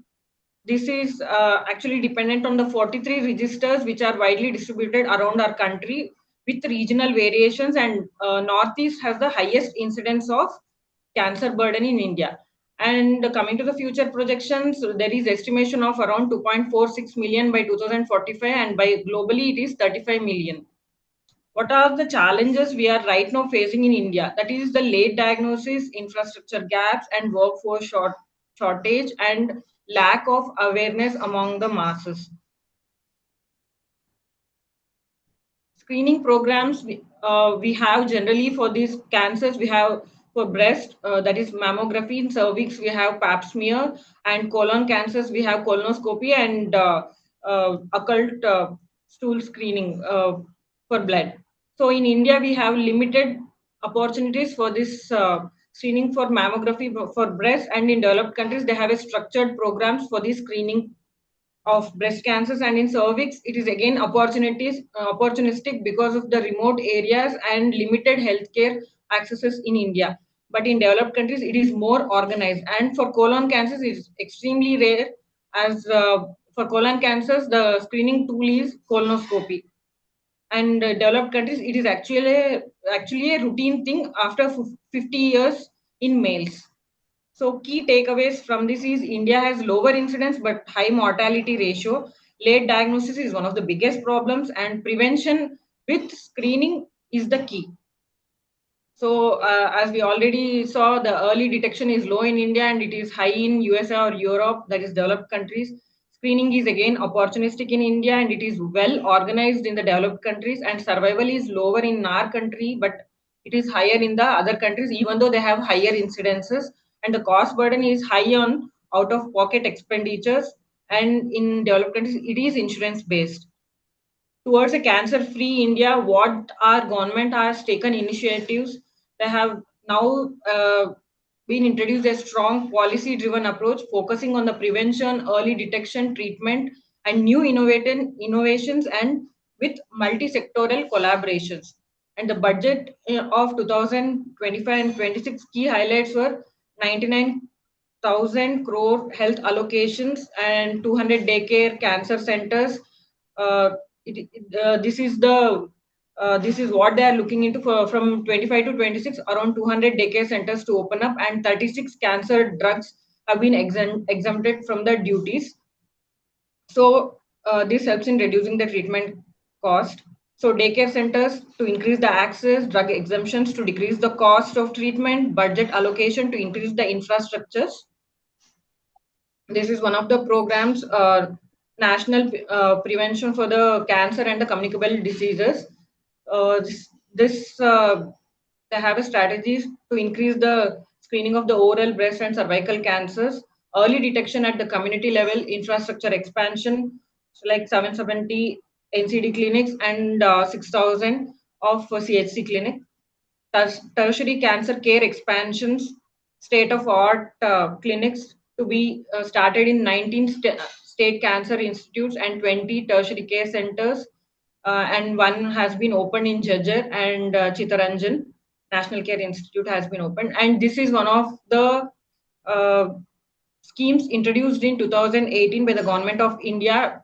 This is for the universal coverage for the rural and downtrodden people, which also covers the cancer treatment, chemo, radiation, and surgery. 90% of the patients start treatment within the 30 days who have this protection, reduces financial burden, and some financial support schemes introduced by the Government of India. Health Minister Providential Fund up to which covers up to 5 to 15 lakh support and covers poor patients, and National Cancer Grids. They have introduced the 287 cancer care centers all over India, which has almost covers 60% of the cancer burden. They treat 7.5 lakhs patients per year. Breakthrough innovations have been India's first CAR T cell therapy and NextCAR 19, developed in collaboration with IIT Bombay and Tata Memorial Center, which is one of the leading cancer centers of our India and affordable for advanced care therapy. India has been collaborating with other countries. This quad cancer moonshot collaboration with US, Japan, and Australia, focusing the cervical cancer elimination. And I would like to mention that to prevent this cervical cancer, India has developed is indigenous HPV vaccine from the Serum Institute Pune, that we have Cervivac, which is a quadrivalent vaccine, and it has been they have started to provide it free of cost to female children aged more than 15 to 40 years. Awareness initiatives like Fit India Movement, Eat Right India, World Cancer Day, all these initiatives have been taken by the Government of India. So key takeaway is that India, even though we have a lower incidence, we have high mortality rates. Reason being the late diagnosis and access issues, along with that no awareness among the populations. So I would like to tell on this World Health Day, we healthcare professionals, we have the responsibility to give awareness to the masses so that whatever schemes the government has introduced to help reach these people, so that we decrease the cancer burden in India, which also helps to decrease the cancer burden worldwide. Thank you. Thank you very much, Dr. Vishnu Deepti, for giving your very beautiful PPT presentation. My question before I will move to the next panelist guest is, like cervical cancer, there is a vaccine. What about other cancer? Any other vaccine has been developed anywhere in the world? No, sir. Rotarian, before Yeah. Vishnu, sir, can you stop screen share, please? The screen Dr. sharing, Vishnu, please if you could stop. stop it. Yeah, sir. 1 second, sir. And a very good presentation you made. So if you could share it in the chat, Anukul, you need to capture this. It's good. And or Rotarian Lal Goel, if you can facilitate Please, the yeah, screen. I will You do need that. to stop Please screen stop it. share, please. Did now how is okay, sir? No. Yeah. Okay. Perfect. So now my question is about whether we have any other vaccine developed for any other cancer apart from the cervical cancer anywhere in the world? Sir, there are trials going on for breast cancer, sir, but it has not been come into the community level. Still, the trials are being taking. Okay. Still on Okay, the but trial not phase. for the male any vaccine for the prevention of cancer. No, sir. Only Okay. this HPV is both for males and females, sir. Okay. This is for cervical cancers in females, penile cancers, and wart-like lesions in males also. We have different strains of HPV, which by these vaccines we can prevent them in males also. Okay. Thank you very much, Dr. Vishnu. And now my next. Rotarian Ruchira is here now. If you want to bring her in. Yeah. So now my next guest, can you just, yeah, I can see Dr. Ruchira Gupta. Dr. Ruchira Gupta, just can you, because we can just see your face down, can you just adjust the camera such that you can just bring your face up? Yes, please. Very nice. So, as I said, that Dr. Ruchira Gupta is MD, PG, DPN, Boston FIAP. She's a senior consultant at Kailash Hospital and Heart Institute, Noida. Dr. Ruchira Gupta, we are going to celebrate World Health Day on 7th of April. And as you are such a senior consultant and doctor, and especially dealing with the pediatrics in India, we would like to know your views on this very, very important day, that is the World Health Day. Dr. Ruchira Gupta, please. Please unmute yourself. Yes. Thank you, Mr. Lal Goelji. And it indeed is a proud day for all of us, for all doctors across world, and especially since we belong to India, then for the Indian doctors, the World Health Day. And as I've been told that I have to talk a little bit about the glimpses of child health in India. So I thought of talking on that. And for me, it is not just like talking about a particular topic or something. I think we should take a pledge on this day to give something to society in terms of child health, whatever at individual level or collective efforts or organizational level, whatever we can contribute to the community. That is what I feel is going to be the best thing, the win-win situation for us, the doctors, individual capacity as well as organizational capacity. So moving on to, should I go ahead with my topic? Yeah, please. Thank you. Thank you, Mr. Goswami. So when we were talking about, just let me.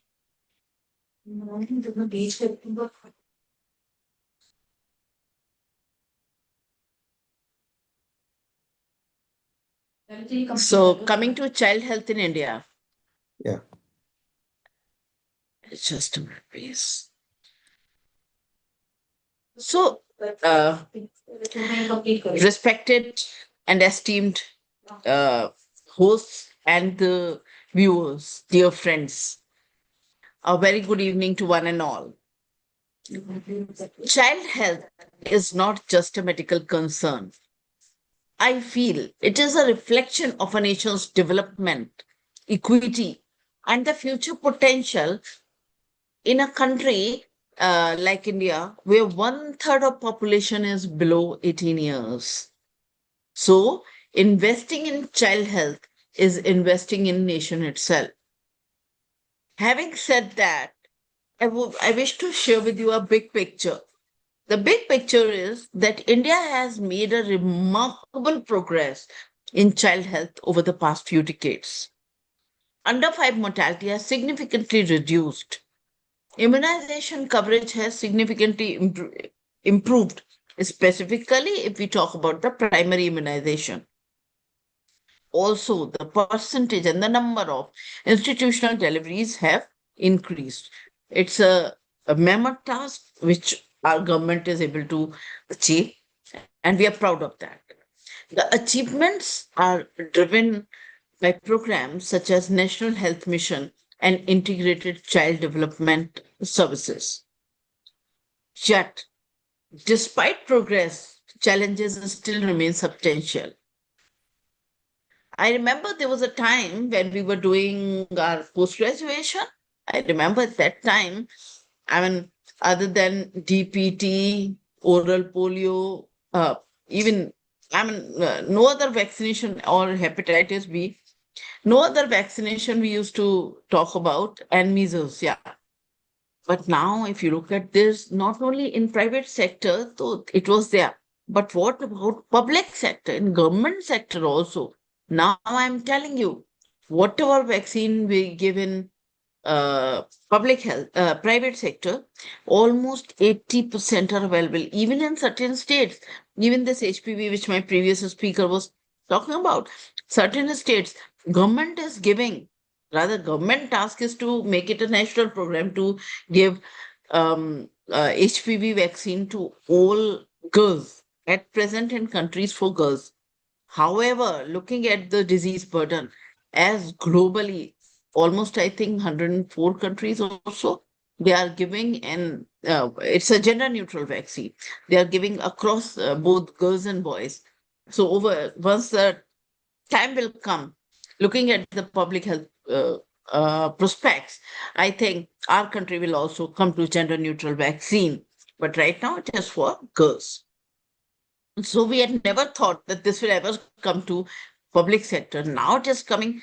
Kudos to the government for having that vision where most of the vaccines, whatever are available, they are present in the public health. Second is the major child health challenges. Number one, malnutrition. I feel nutrition in the country, especially child nutrition, is an emergency at a time, at this point of time. And somebody had asked me, okay, Dr. Ruchira, this was one of the panel discussion which was happening.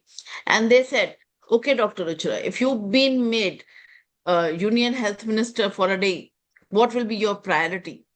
So I had replied at that time that my first thing, since I am a pediatrician, so my first priority will be to declare emergency on nutrition emergency in country. So that was the thing. So I feel because malnutrition continues to be still one of the biggest concerns, around 1/3 of children are stunted, wasting still remains high. Hidden hunger, that is micronutrient deficiencies, they are widespread, which apparently is not visible. So malnutrition not only affects the growth, but it also affects the cognitive development and immunity, thereby creating lifelong consequences, making intergenerational changes. So these are important things. Coming on to IDs, that is infectious diseases. Although reduced infectious diseases is still, although the percentage is reduced, but still the burden is significant, leading to significant morbidity and mortality. Pneumonia and diarrhea, they remain leading cause of death, and vaccine preventable diseases still occur in certain pockets. So these challenges are there, which still we need to address. Efforts by organizations like UNICEF India, Indian Academy of Pediatrics have played a major role in improving vaccination status and in supporting government, especially in pulse polio program. So these things are very important to understand. Coming on to national health, neonatal health. Nearly half of under 5 deaths occur in neonatal period. And the key issues are prematurity, birth asphyxia, and neonatal sepsis. So what is required is improving antenatal care, skilled birth attendants, and SNCUs. That care is critical. There is a widespread difference even within our country when we talk about neonatal mortality rate. If we talk about NMR in, say, Kerala, it is 4. In Tamil Nadu, it is 7 or 8. But if we talk about states like UP, Rajasthan, they are still high. In UP is in tune of around 28.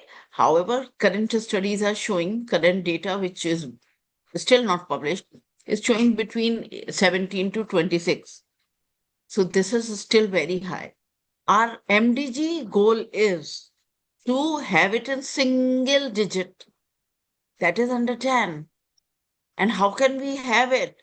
By having better antenatal care, having a skilled birth attendant at each and every delivery, changing all domiciliary deliveries into the institutional deliveries, and whatever special neonatal care units which government has come up with very good concepts, their care is very crucial.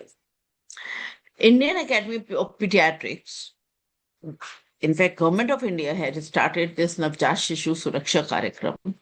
That is for training of these birth attendants, doctors, paramedical staffs, those who will be there at the time of attending the delivery, at the time of birth, in performing the skills for helping to resuscitate the baby. That is neonatal resuscitation. First golden minute, that is considered to be the most crucial. And it is considered if a baby is able to breathe and cry within 1 minute, then the long-term consequences in terms of IQ and overall, brain-related insults are considered to be much, much better. So thereby, this is important. Another body of pediatricians like Indian Academy of Pediatrics, which is a body of almost 50,500 pediatricians in the country. This is the second largest body in the world. First is American Academy of Pediatrics, and second is Indian Academy of Pediatrics. Now, Indian Academy of Pediatrics is also doing great job in just supporting the government in their programs. And where the Indian Academy of Pediatrics has also started Navjat NRP, that is neonatal resuscitation program, at a very huge level. Until date, IAP has trained almost 2 lakhs healthcare workers in neonatal resuscitation skills. So this I want to share with you.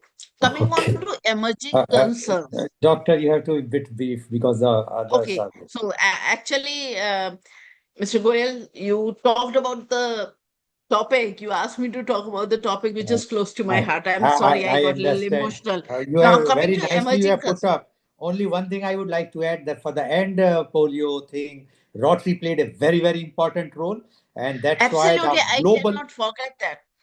Yes. Absolutely, Rotary, UNICEF, Rotary was Even instrumental. Bill Gates It was Foundation. instrumental. I Yes. can never ever forget the role which Rotary played, Yes. especially in polio control. Yes, please. Polio So thank you very eradication is much. almost. Thank you very much, Doctor. And when we will have a specific program for the pediatrics, definitely I would like because I was not having your number. I get it now. So I will be connecting you, and then I would like to have a detailed discussion on this. Okay. Correct. So thank you very much. But you please wait. We will ask the questions. This thing. And now I would like to introduce my next panelist guest, and she's Dr. Rashi Agrawal. She's an MD and she's a consultant psychiatrist from Meerut. Dr. Rashi Agrawal, you have heard our earlier panelist, and now we are going to have this World Health Day. And I was told that you are a very popular influencer. Somebody messaged me after seeing the flyer that she's a very popular influencer. I was thinking that the influencers are for the fashions and all those things, but I was not knowing the medically also somebody is an influencer. So we would like to know your views as an influencer as well as a doctor on the World Health Day. Dr. Rashi Agrawal, please. Good evening to the panel. Thank you so much, Arlal Goel ji, for inviting me again. I think we have done this conversation long back in the pandemic, and it was a delight to be connected again. I am very impressed with whatever everybody has contributed right now for the World Health Day. And my basic emphasis, because being a psychiatrist, would be on mental health. Because, see, whenever we are talking about health, we always consider physical health. But lately, things have started changing, and we are bringing mental health into the picture. My previous speakers have correctly defined health, that it is not just merely an absence of disease. But yes, we need to also add the mental angle to it, that unless the patient is mentally and physically fit, they are not healthy. So it just does not encompass just walking, eating, and being able to function. We also have to think about their mentation status. I am sure everybody has today heard terms like anxiety and depression, which were not as frequent even when I talk about when I was doing my MBBS, so not long back. And today we have very young people, young children who have come to us and they use these terms very freely. So both of these things have pros and cons in themselves. That first of all, we are happy that we are getting awareness of that sort, that people are recognizing and seeking help at the right time. But also the con is that we're using these terms very freely. So if somebody would be like stressed for a day, if they have any issue in the office and home, and it is for a brief period, and sometimes the reaction is justified for that, but people would use terms like, oh, I'm so depressed. Or if somebody is liking cleaning a lot or they are very organized, we commonly hear people saying, oh, I have OCD. So every awareness has its pros and cons, and surely mental health has a long, long way to go in terms of penetration into the society, so that people recognize and realize that early prevention detection is the way to go. In terms of curative or treatment, the world is very divided, especially people like us who are working in a tier 2 and tier 3 city. It's not like people are not aware, but there are two schools of thought basically. So some people are very invested in medications only, that just give us medicine and we want to be well. And some people are of the core belief that no, we just want therapy, even for extreme illnesses like schizophrenia and psychosis, where person does not have very good cognition. My basic message to everybody who's watching the video would be, seek help at the right time, from the right person, instead of listening to what everybody else is saying around you, which is very commonly said in India is, oh, don't think about it, you are overthinking. So we just need to make them realize there is no off button here. We cannot just press a button and be like, okay, I'm not overthinking from now on. The best treatment forward is therapy and medications both combined together. The intensity would depend on the illness of what is the primary treatment and what is the secondary supportive treatment. But yes, it is very, very, very normal for a person to be mentally stressed, and equally normal to seek help also. Our main aim is awareness, because treatment comes later on. We just want to make people aware that yes, these are the problems, they exist, and which is, I would say, exponentially increasing in India. India has been in the top countries having illnesses like anxiety and depression both. And some people have also gone far to say that, like diabetes capital, India might also soon become the depression capital of the world, which is concerning considering the mind is related to the body and the body is related to the mind. And coming back to sir, what you just asked, yes, in terms of the influencer status, I would say there are a lot of people who are spreading misinformation out there, which makes our job as doctors to put the right information out there. And I'm glad if it is reaching people and they are recognizing that mental health is also the forefront and it needs its due diligence so that people get the right time and the right treatment, because it is so much preventable as well as treatable. Thank you so much, everyone. Thank you very much, Dr. Rashi Agrawal. And I am sure with people like you who are influencing the young mind, that the right message will go and people will not go here where to the quacks and to do those types of things which will make our country as the capital for the depression, which is very scary. Now I am feeling scary after listening to you, because diabetes is a very killing thing. But now if the depression is, because in our time we never gone to a therapist, we never heard, rather at that time to even talk about this is like going to a pagal khana or a madhouse, this thing we people term. But now it's a very common thing. But I'm sure people like you will definitely remove the myths and give the correct perspective about this. Thank you very much, Dr. Rashi. Please be there. And definitely, again, I will say, as I told Dr. Ruchira also, okay, whenever we will have a program exclusively dedicated for the mental health, we would like to connect with you again. Thank you very much. Now I would like to introduce my next panelist guest, and he's Acharya Sri Shivam. Acharya Sri Shivam is the Dean at MIT Group of Institution at Pune, a very big institution. I visited, I think, the last year, and there I met Acharya Sri Shivam. Acharya Sri Shivam, you have heard that medical fraternity, the qualified doctors on different fields. So they have given their views on cancer, the general medicine, the pediatrics, as well as the mental health. Now, you are not a medical doctor, but you are doing lots of you are with your podcast as well as your videos. You are every day you are sending the messages, positive messages. We would like to know about from you the holistic wellness of the person, and by that means the society or the country of you. So Acharya Sri Shivam on a very important that is a World Health Day. Namaste to everyone, and thank you so much, Dr. Lal Goel, for this beautiful opportunity. Today, as you rightly mentioned, that I'm here since the meeting started and I could hear everybody. And it's so wonderful to see the doctors coming together globally and discussing on something which is really very serious. And today I'm going to talk from disease care to inner health. In India, in ancient India, there is a saying called Pehla Sukh Nirogi Kaya. It's a privilege and a blessing to have a healthy body. So on this World Health Day, we celebrate health. But I want to ask something very simple. Are we truly healthy? Or just managing disease? Today we have better hospitals, better medicines. But inside, are we at ease? That's the biggest question. Today, the world is not only facing physical illness, but also stress, anxiety, and inner restlessness.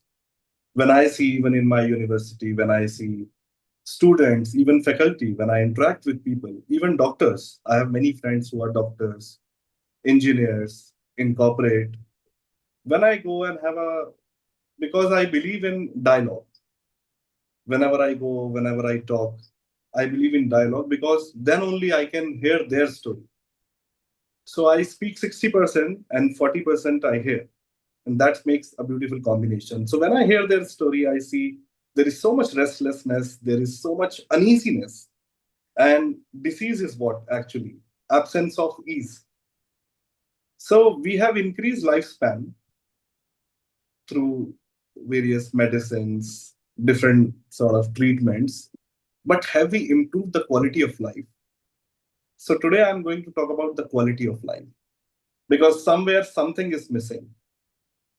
And I would like to remind all of you, my doctor friends, in the ancient world, the physicians were not respected because they could cure disease.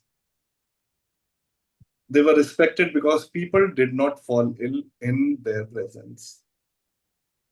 In ancient world, the physicians were not respected. This may sound very intriguing.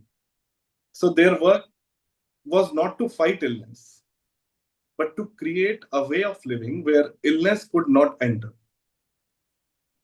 Today, we have perfected the art of treatment. We have so much AI, machinery, and all the gadgets, whatever the possible thing. Even we have gadgets which can help you to have a better quality of sleep. I don't know how much these gadgets can really work in real life. So we have perfected the art of treatment and forgotten the wisdom of living. So today we will touch upon the topic wisdom of living. And remember, health is not something you achieve after disease. It is something you live before it. When we are born, how we are. And before we talk about the physical health, we must discuss our inner health. Even in the Yoga Sutras, Patanjali mentioned, Yoga Chitta Vritti Nirodha. We have so many uneven qualities in our chitta, in our mind, in our consciousness.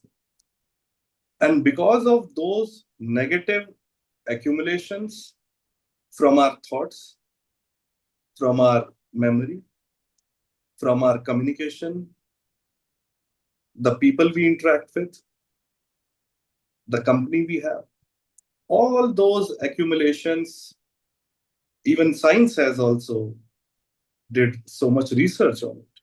They all are accumulated in our physical body. And there is a body brain.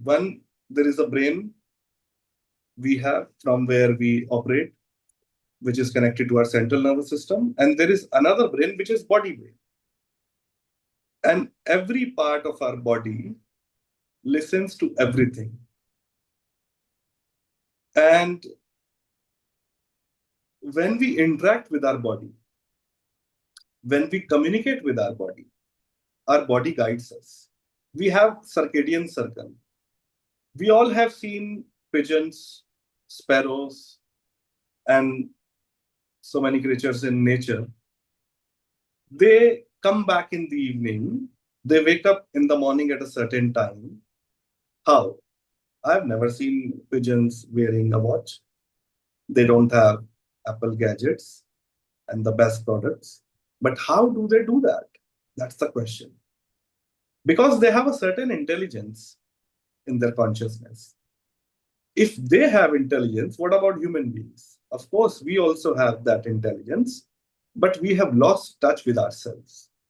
And because we have lost touch with ourselves, we have lost touch with the sensitivity which we have.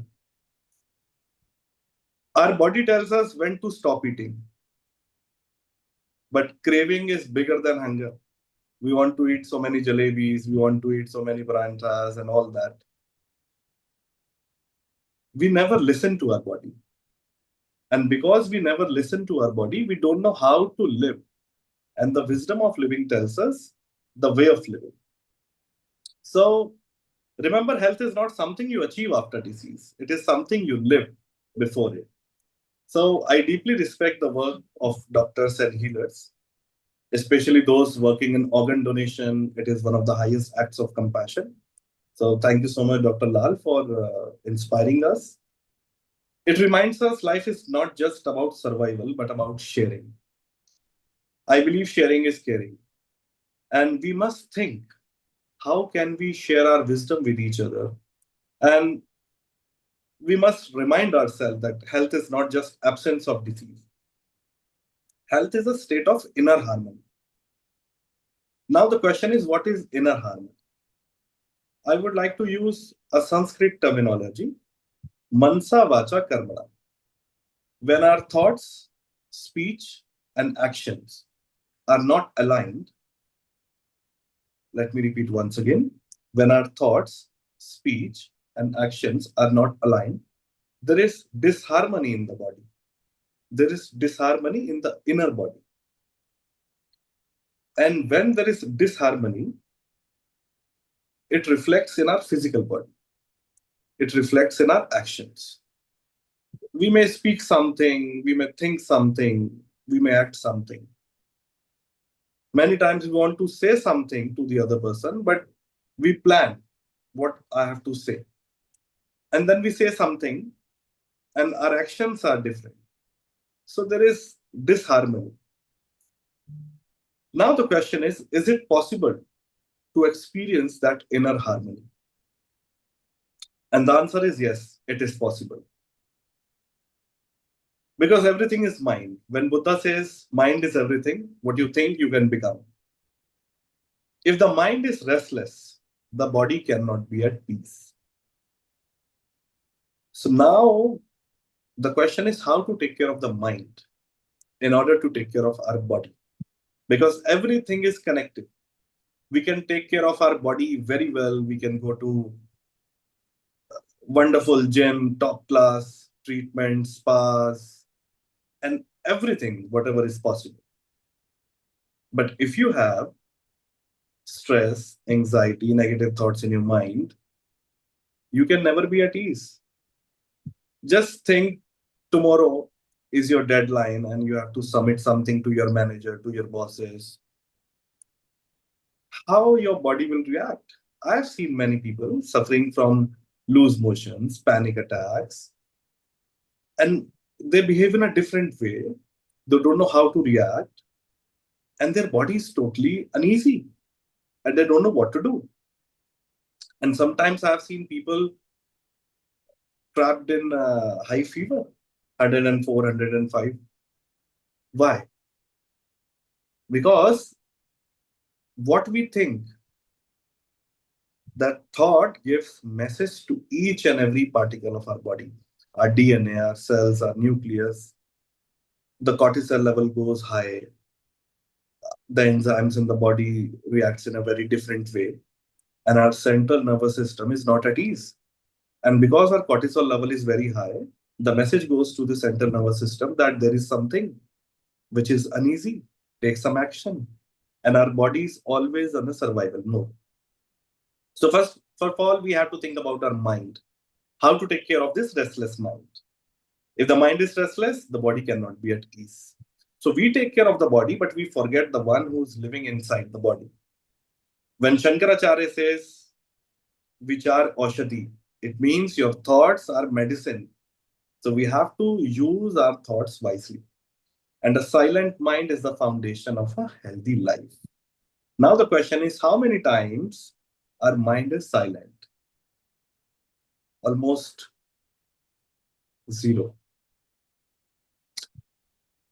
Is it possible to silence the mind? And if yes, then how is the question? So let us not just talk about health. Let us experience it. So I invite you for a beautiful practice for 30 seconds, very gently, wherever you are, just be at ease, close your eyes, and just relax your whole body. And just give a message to your mind that for the next 30 seconds, I'm not going to listen to anything, and I'm totally with myself, no matter what the situation is. Gently inhale and exhale. When you inhale, just feel your breath. And as you exhale, just let go of stress.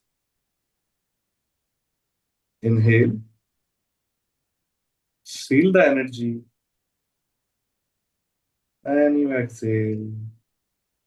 Let go of all the unnecessary burden you're carrying. Relax your shoulders. Relax your jawline. Relax your facial expressions. Relax your stomach. your legs, your both the hands, and just observe, is there any tension in any physical part of your body? And if yes, then look into it, zoom in, and just let go.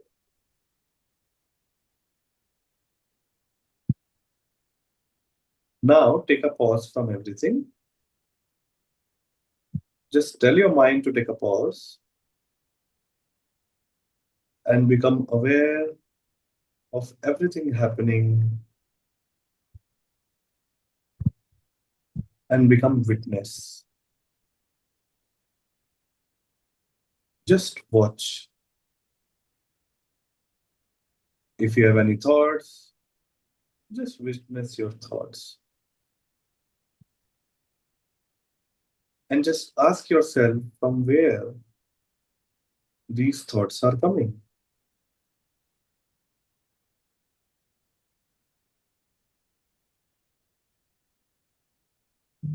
Bring your attention to your breath. Is it fast? Is it slow?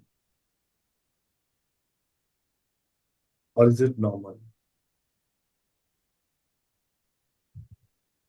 Aware your breath gently.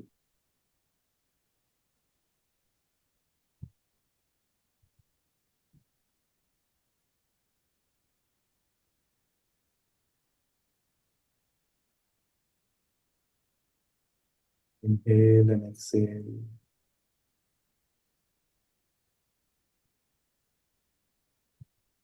Observe each and every part of your body from head to toe.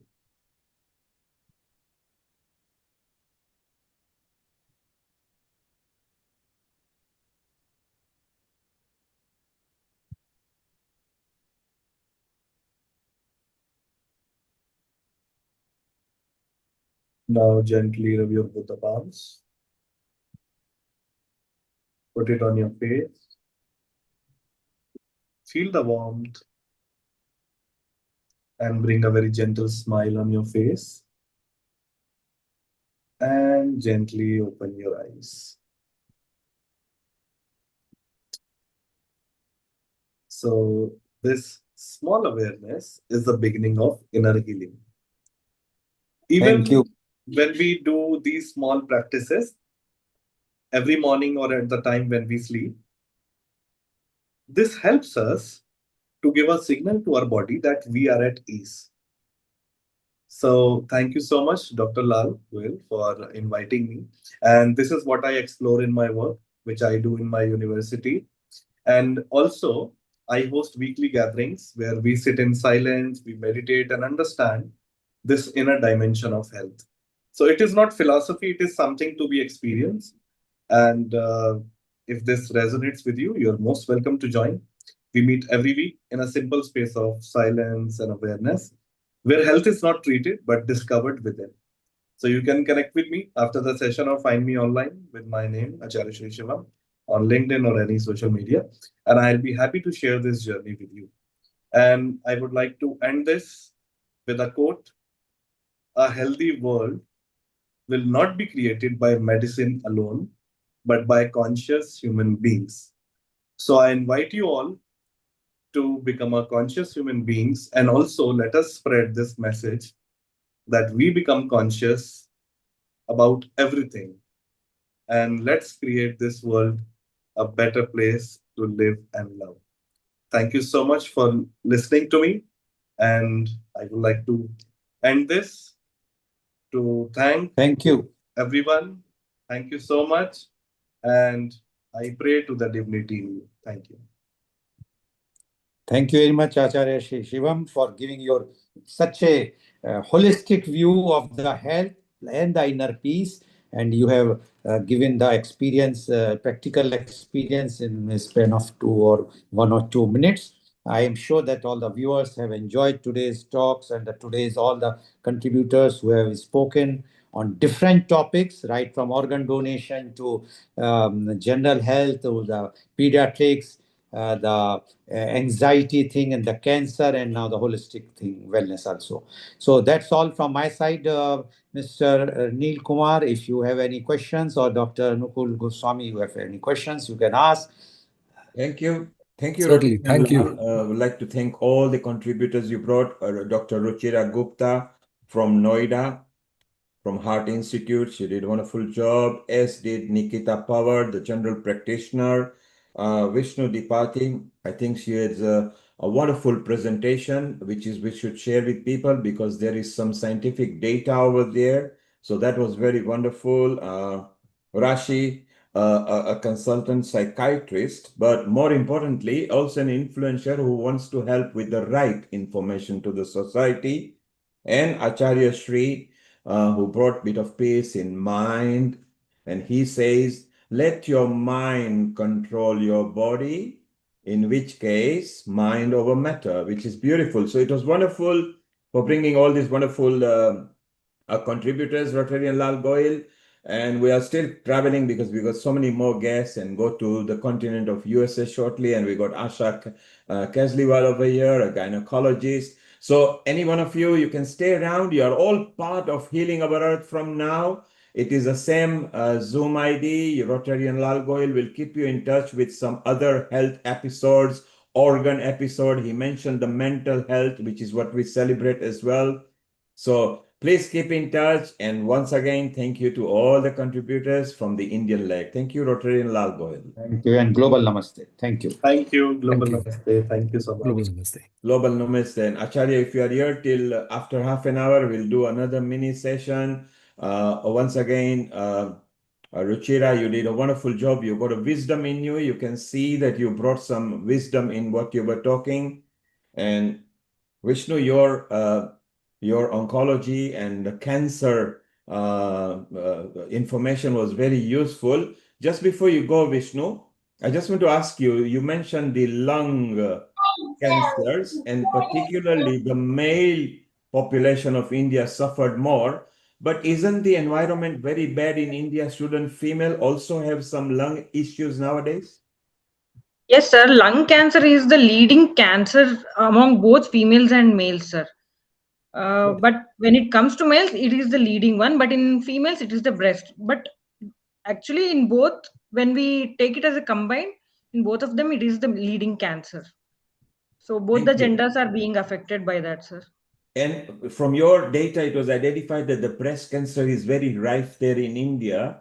I think that is so much advanced now. So you were very right. We don't have the facilities and we don't have that many oncologists in India. So I think the education authorities need to promote that very much. And Yes, Ruchira, sir. I'm sure you are going to agree with that we need more experts in health so we can give and create better community. Would you agree with that, Ruchira? So I would like to say with you, yes, this was the situation. And keeping that thing in mind, the government of India has decided to have a medical college in almost each district. And which we are seeing, at least in UP, I'm seeing that all smaller districts, their government hospital is being converted into a medical college. They're increasing the infrastructure, manpower in this. I'm sure in coming years, we'll have more manpower in terms of medical care. And Ruchira, you make sure that that happens because you've got a wisdom and influence there. Thank you very much. Stay around. We are going to go to Asha now, who is a very senior gynecologist, and she's going to bring some women matter. Anukul, let's introduce Asha and get some more wisdom. Absolutely. I think Dr. Asha Kasliwal, it's a privilege to have her on this side. She manages the women's health in the whole of big part of the Manchester. She is a consultant in the South Manchester Hospital here. But more importantly, she gives guidance to the NICE, National Institute of Clinical Excellence. Of course, it's slightly differently named now. But she was felicitated as Women in Media in the past in the College of Physicians. And she has got numerous hats that she puts on. I will not go on to elaborate all of them, but I think her major area is not only gynecology, but urogynecological conditions and contraceptive and sexual health and women's health and menopausal conditions. So I think we'll now listen to Dr. Asha Kasliwal to give us all about women's health in particular, Women's Day. Thank you, Anukul, for that kind introduction. And thank you very much for giving me a chance to speak here today on one of the topics that I'm very passionate about, and that is around menopause and perimenopause. I'm going to share my slide. Let me know if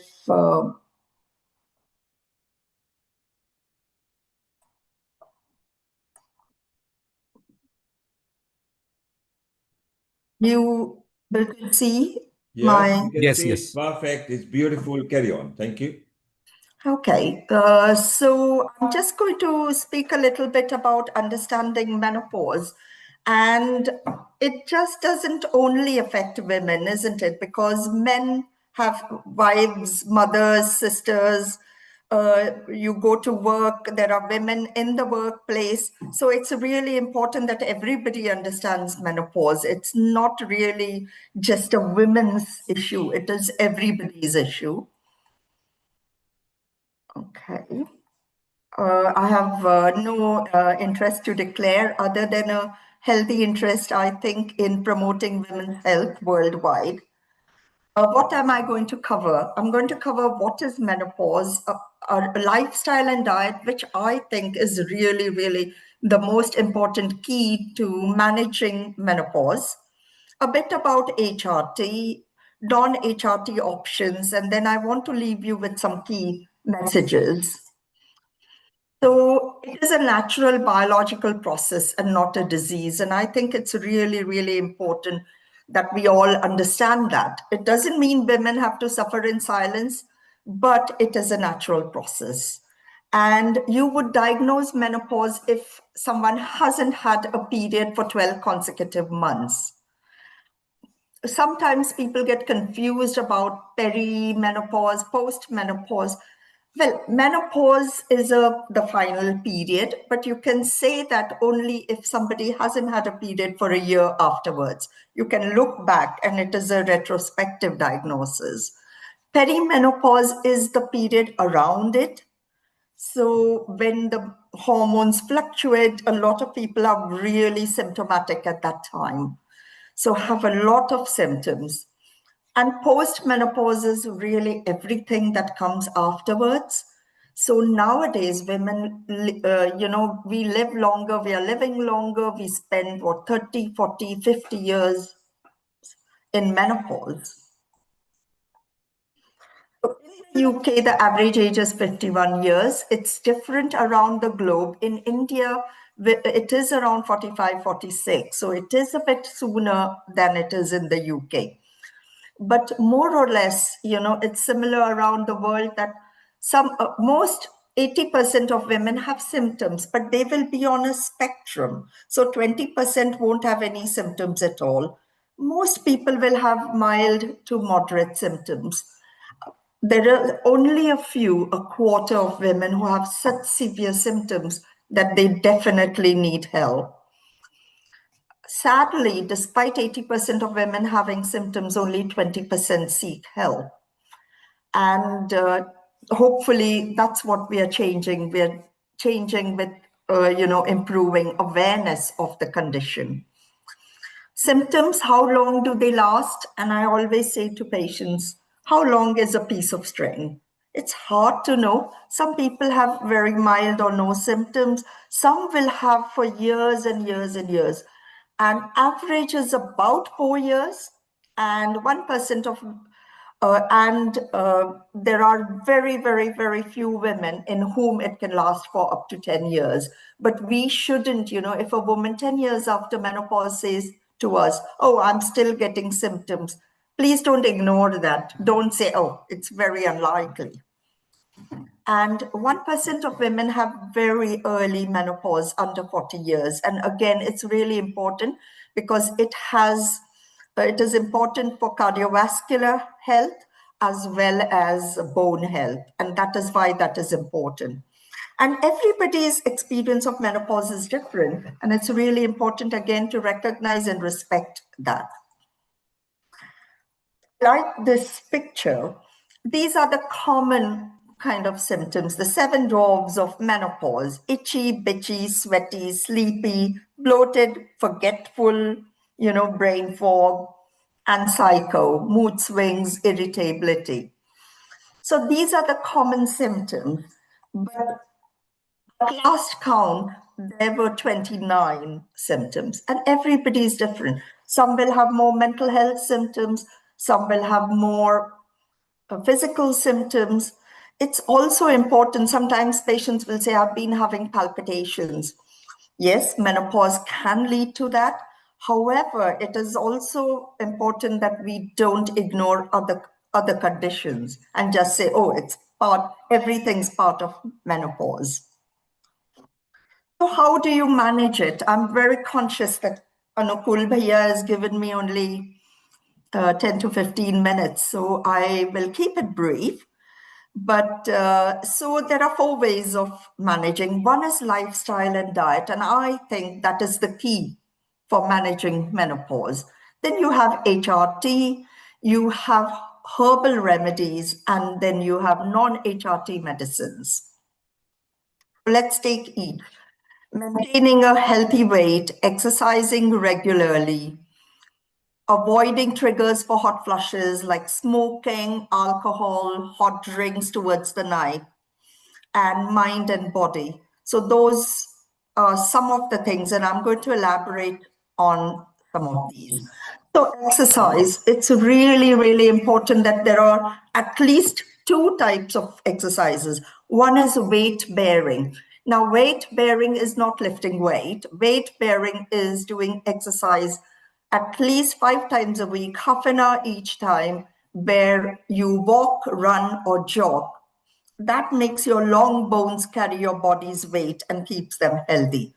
You also need muscle strengthening exercises, which could include weightlifting. But because we know that muscle mass can reduce, it can lead to reduced muscle strength. It can lead to your gait not being very good, and your stability may not be good, and you could fall. That is why it is really, really important that to improve your balance, strengthen your muscles so that you will not fall. And there are a number of websites which will tell you what are the sort of exercises to do. I have listed a few here, but this is not exhaustive. What about the diet? Now, Mediterranean style diet, we are always told, is the best for menopause. It helps with brain fog. It helps for your bones. It helps with your symptoms. And what is a Mediterranean style diet?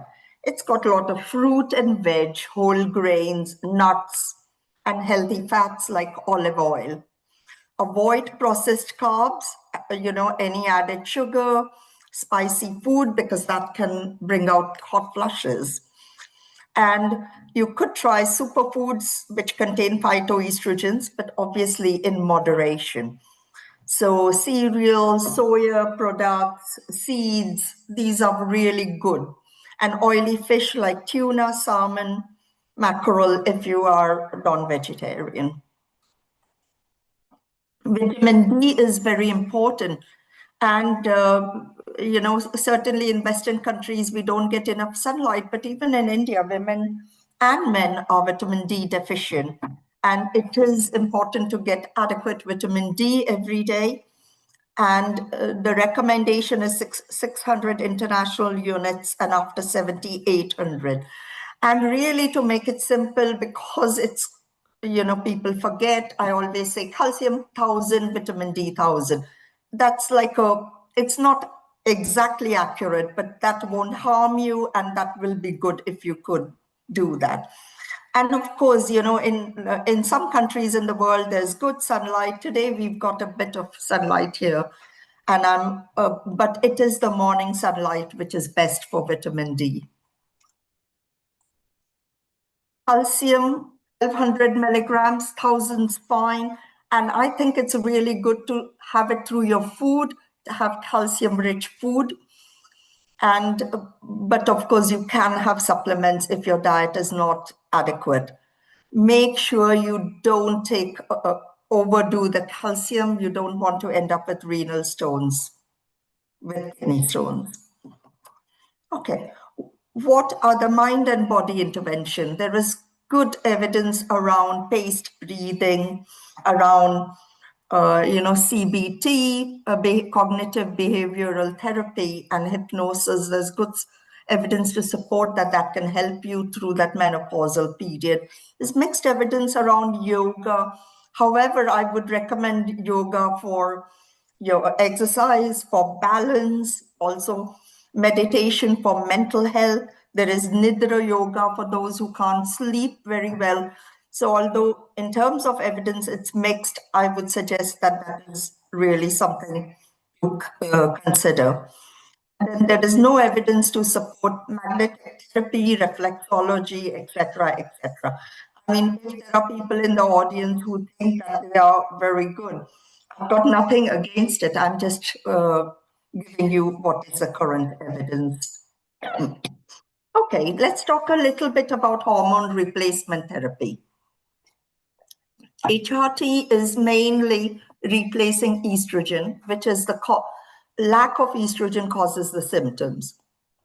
In women who have a womb, we have to add progestogens to provide a protection to the lining of the womb, because you may want to do good, you shouldn't do any harm, and we don't want endometrial cancers. And some women require testosterone, particularly those who've had a sudden surgical menopause where ovaries have been taken out. They may need testosterone in addition.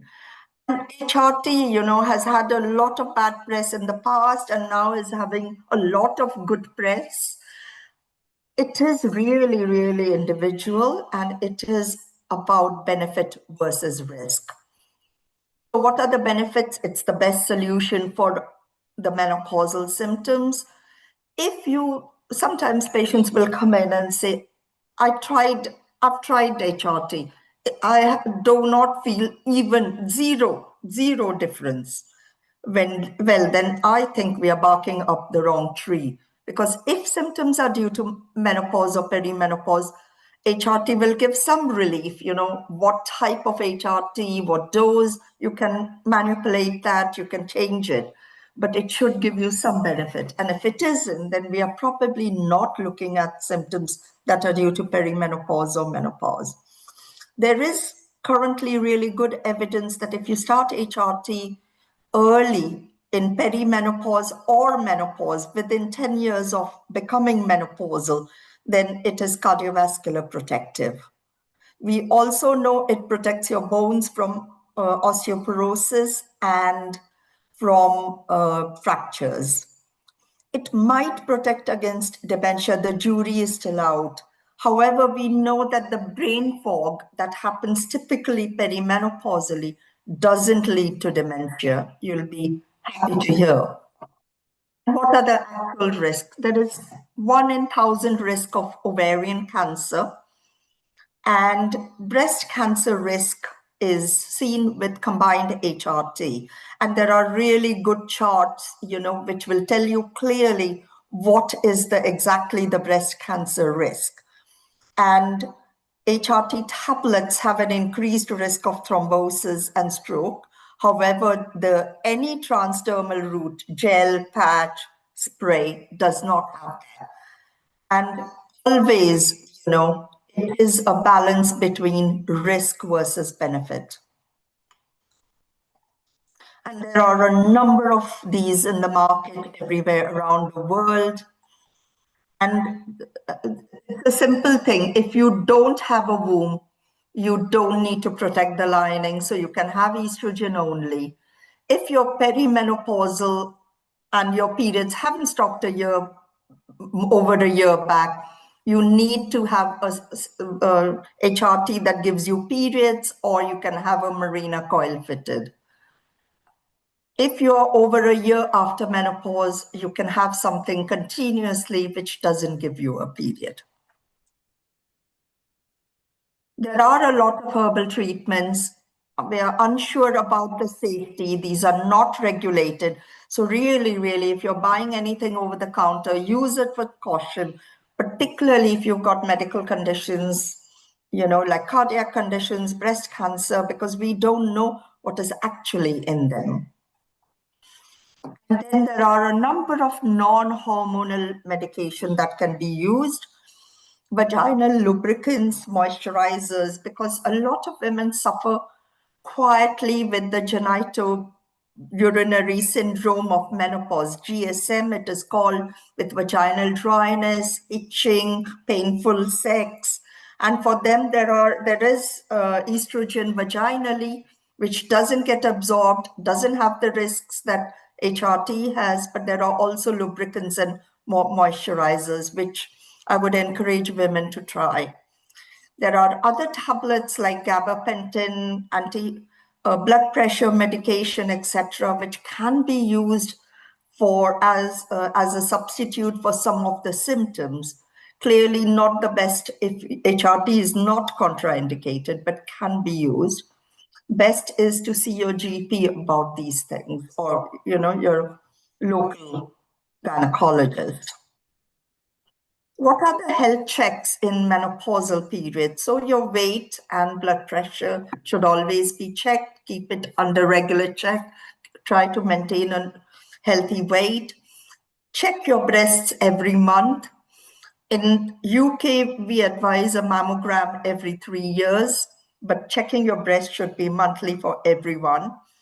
And a smear test between the ages of 50 and 65 year is done every 5 years. You could do it every 3 yearly if you have the facilities.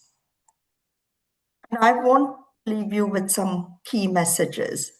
Lifestyle changes, diet and exercise are absolute key to managing menopause. It's not all about medication. HRT is a good option for symptoms. Consider the risks versus benefits.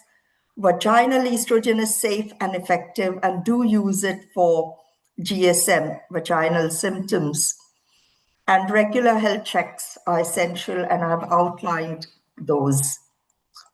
I'm happy to take any questions. Thank you very much for listening. Thank you very much, Dr. Asha Kasliwal. It was wonderful presentation. I think it's worth having it on the systems anyway. Anyway, right now I'll try. We'll take the questions at the end. If you're okay with it, Dr. Kasliwal. Could I have them now, please? Sorry, That's fine. I've got to go. Yeah. Right. Okay. That's fine. Anukul, there will be obviously a lot of questions and everything, but the time is short. So maybe we bring Asha back in either women episode or the self-care episode, because perimenopause and a menopause is a taboo subject for every woman. So half the world population wants to learn about it. Some of the typical question they're asking is, what is the fine line between perimenopause, which is fairly new, nobody knew about 100 years back about that, to the menopause. So Asha, your presentation was good. It was deliberate. It was sure. If you could share it with Anukul, that can go either in the YouTube of healing or the Facebook of healing and the groups of the healing. And Asha, maybe you come back in the health or the women episode. Women's health. Yes. And Asha, you started by saying that this is also important for men. That's what we teach at Healing Our Earth. For women to share the tips and knowledge, and for men to learn how to understand their women in any facet. You mentioned sons and daughters, wife, mothers. So yes, a very good point. So thank you very much, Asha. Wonderful packed information that you had. We've got Bhavna waiting, our nephrologist over here as well. So in case if you are still about Asha, that's fine. You've got a pressing engagement to go to, that's okay as well. Thank you for coming to Healing Our Earth. I would be quite happy, to respond to any questions by, email. Yes. Anukul will keep you in touch and will bring you back in health episode, okay? Thank you very much for inviting me. Bye-bye. And Anukul, let's go to Bhavna, who is part of Healing Our Earth anyway, and she brings lots of knowledge. Let's introduce her, and over the next 10-15 minutes, we listen to her before we go to the Tai Chi and Qigong expert at the health. Over to you, Anukul. Thank you very. Thank you, Bhavna ji, for joining in, because it's a privilege hearing you. Kirit was there on the system. Kirit Misri, I think you must, I don't know how much you know of Dr. Bhavna Pandya. She's the nephrologist from Liverpool, and she's also the kidney patients transplantation group. She has been organizing many, like you do, many what you call healthcare programs within this place. Very recently, in fact, last week, she organized a meeting wherein she got the gynecologists, she got the breast surgeons, the prostate surgeons, as well as various things related to the healthcare. So she carries out regular checkups, particularly for she has got what do you call a particular group that she has formed, Southern Doctors Association, and their particular forum is gets consultants from various places, gives lectures, and conducts proper healthcare program. So it's exactly somewhat like the way you do. I look forward to hearing Dr. Bhavna Pandey, because she has got huge amount of information from the community where she continuously work and has been doing so for many years. Thank you, Dr. Pandya.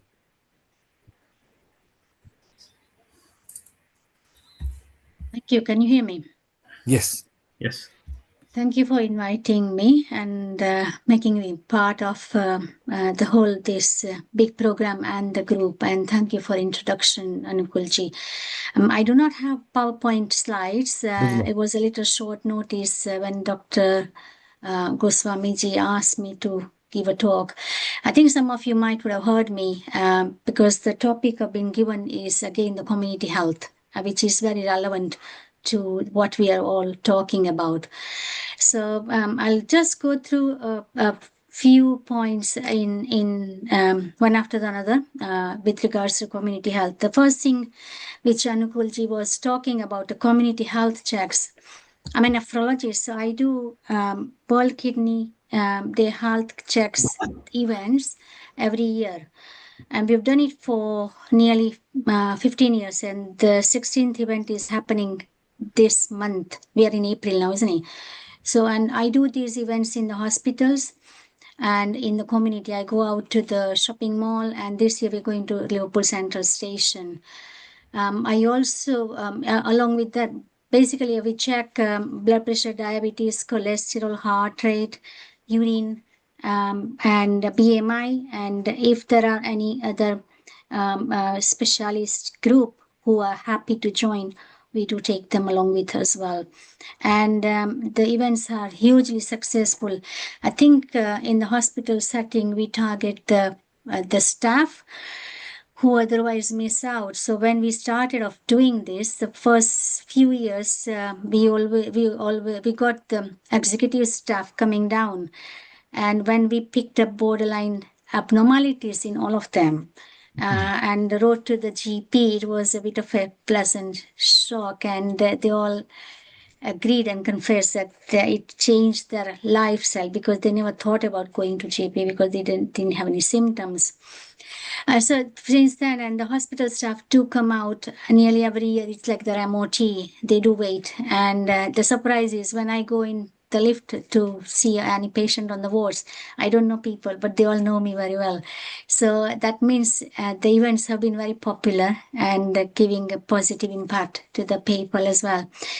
The feedback all throughout 100% positive and excellent in the way in which we do. I use the volunteers to help out, and my main aspect of these events is I get medical students and future NHS health NHS professionals who do want to do to work in NHS. So from sixth form schools, I get the students to join and I train them. Now, coming on to what we find, I think which is very relevant, and that has kept me going every year. It is a lot of work for me because I finish every year, and within the next few months, I have to restart. And this is all completely based on volunteering aspect, and some of the hospital charity, they do give us some funding, but it is challenging, and we enjoy that challenge without any set money aside for this, other than ordering some strips, etc.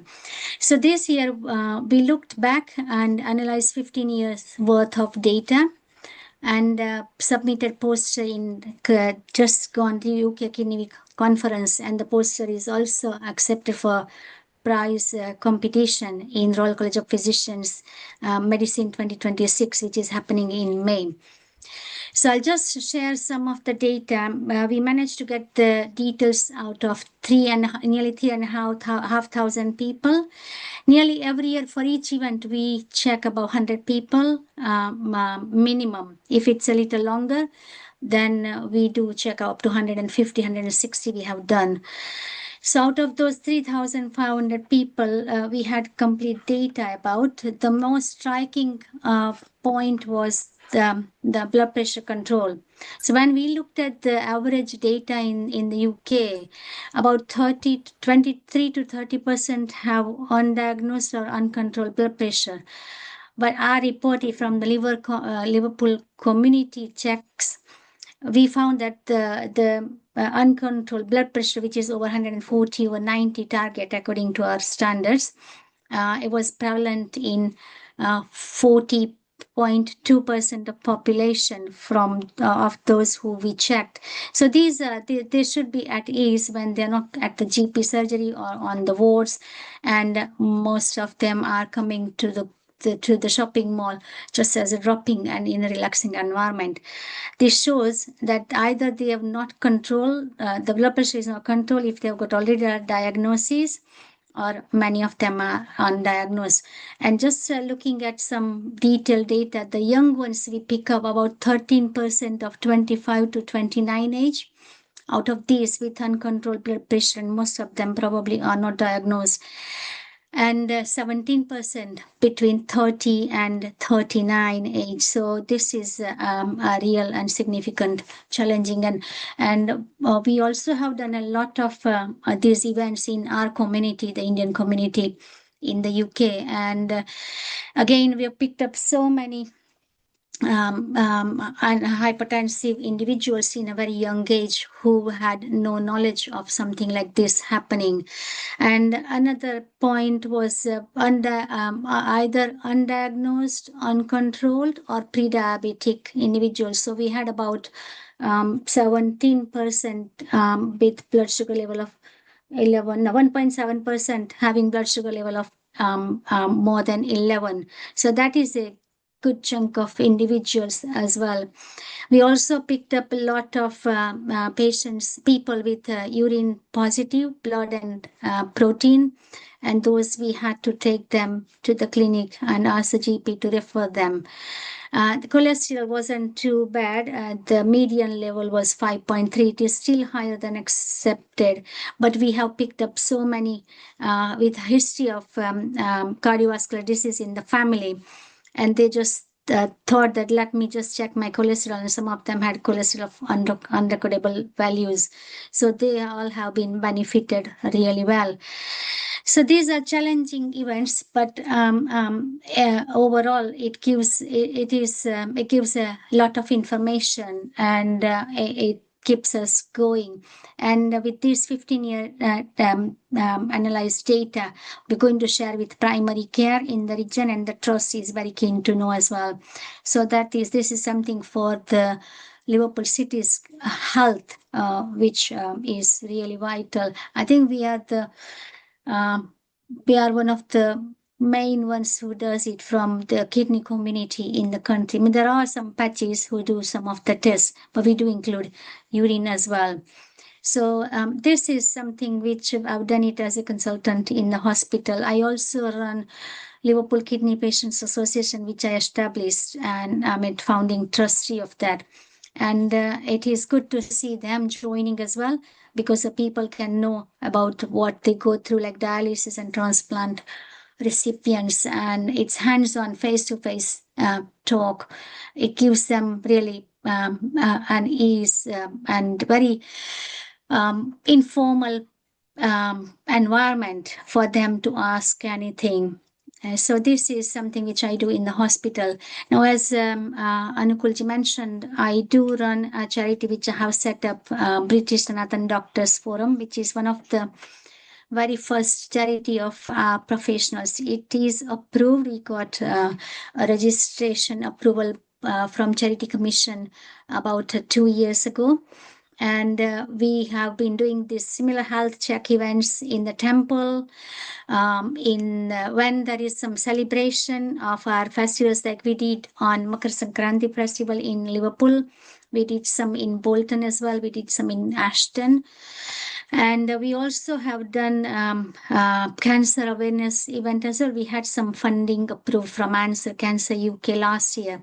And that £2,000 helped us. Yeah, that is that £2,000 helped us to organize a few events in the community. The recent one, which Anukulji mentioned, that was the first one for just Caucasian community. That was directed because one of our committee members, he helped out in disseminating this event information. And those who joined, they were white Caucasian individuals who attended. And we do have some feedback from that. Actually, the event included talks from 4 different cancer specialists: prostate cancer, breast cancer, bowel cancer, and cervical cancer. And we also felt like a CPD session. It was a great informative session for 2.5 hours. And the feedback which we got was excellent from those white, not from our community. So we did some questionnaire before and after the event.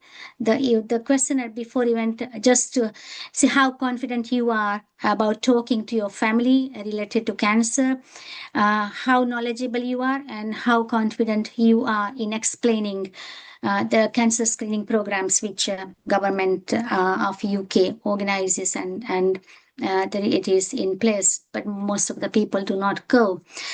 From between 1 to 5, the average was 3, and after the talk it went up to 4.5. And some of the comments says, I'm going to now go and get my cervical cancer and bowel cancer screening inquired. Probably they didn't go, or they didn't accept when the fit test had come to the doorstep. So these are just some of the comments which we have faced, and in a couple of other instances, one of our own community individual started crying after the talk I gave. And he said, I never knew that my wife had cancer because she never told me that I would be worried. But after this talk, now I know that she's got brain tumor. So these are some beautiful stories which we hear, and that just keeps us pushing that I think we need to do more and more of these throughout the UK, because our charity is registered throughout England and Wales. It's a new charity. We're still looking for funding and the individuals to help out as well. But Thank you. yeah, Thank you, I Bhavna. can give some info about organ donation if you want, but if time is the constraint, I'm happy to stop here. Bhavna, thank you. While you were talking, we did show your website. So rather than just talking, because these are only few people here, the people watching in the YouTube, Facebook, they saw your website. And basically, if you want to go to the website, is britishsanatandoctorsforum.org.uk. There you can find out what the charity does, what projects. You can contact them directly over there. And Bhavna, you are doing wonderful outreaches, because it's not just online. You actually meet people in person.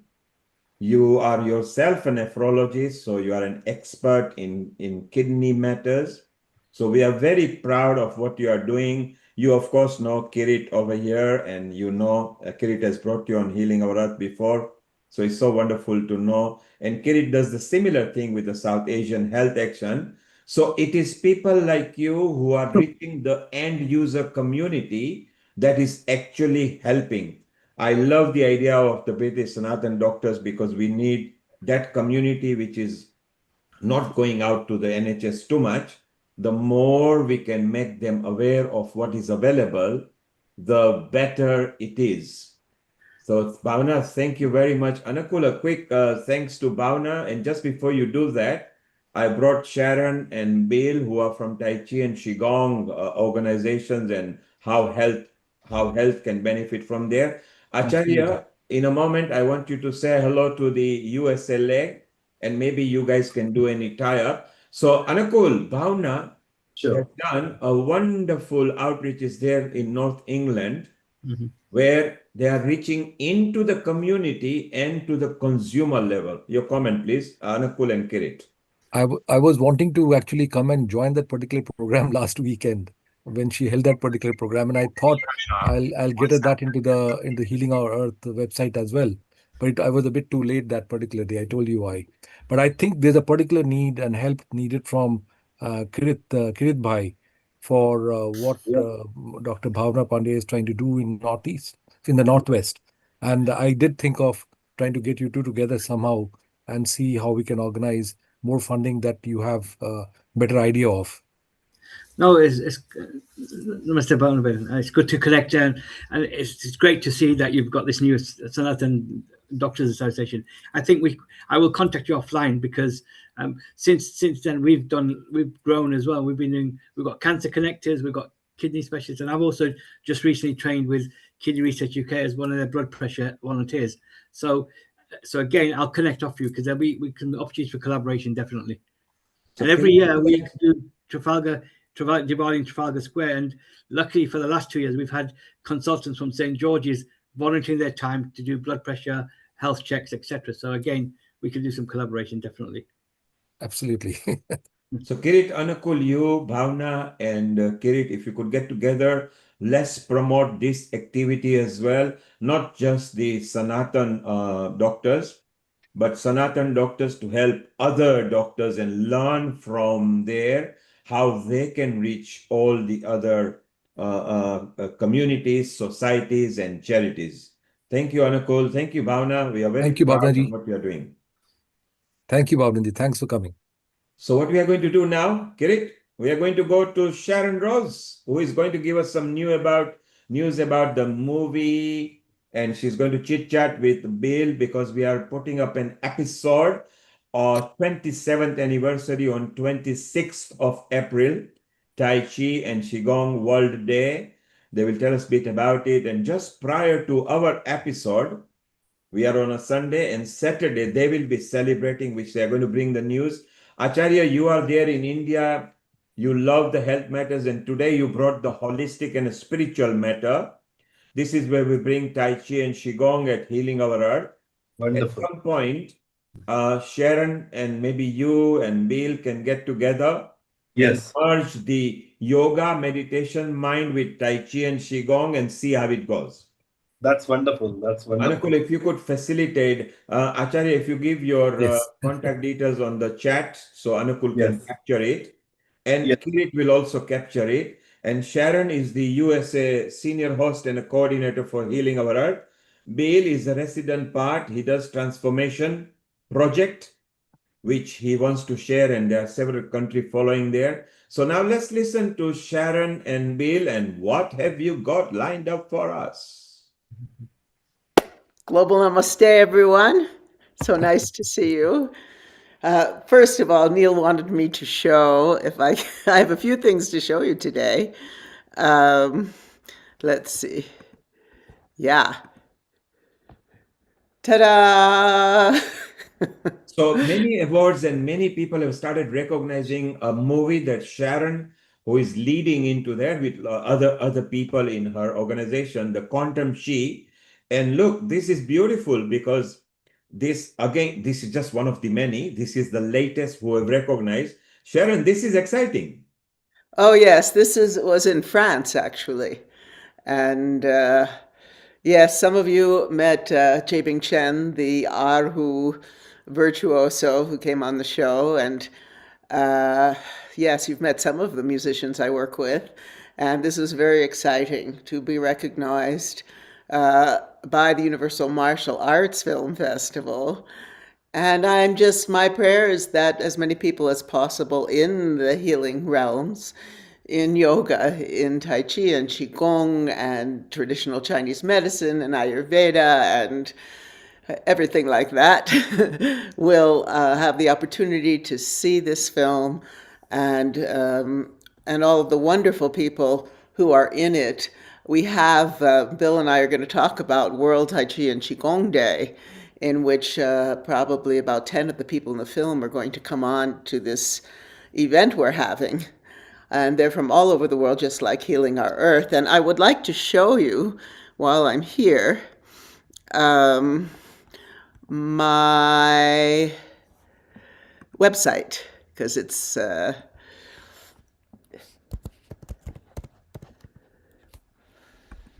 So while you're doing that, Sharon is talking about in-person event, which will be on a Saturday, and then the same Sunday after that Saturday, we are going to bring the World Tai Chi and Qigong Day and tell you more what happened the night before. So you're not going to miss out. Those who can be traveling there is good. You can actually see that. Sharon, you are still sharing the same slide. So yes, if you could bring this what is exactly what we're talking about today, a new vision of healing. This world really needs us, needs all of you that have been on today and our audience out there. The world needs healing really, really a lot, and coming to a whole new vibration. And, working with the chi, working with the prana.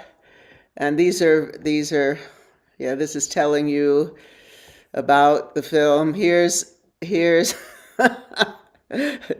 the recognition it's been getting from film festivals around the world. We have a festival coming up, the Buddha International Film Festival, which has been 3 different categories, 3 or 4 have been selected, and we have the soundtrack has been winning all kinds of awards, and now this is a music album, Sound Healing, that my producer Michael Verdick, who has worked with Madonna, the Eagles, he worked on the movie Respect. He's multi award winner.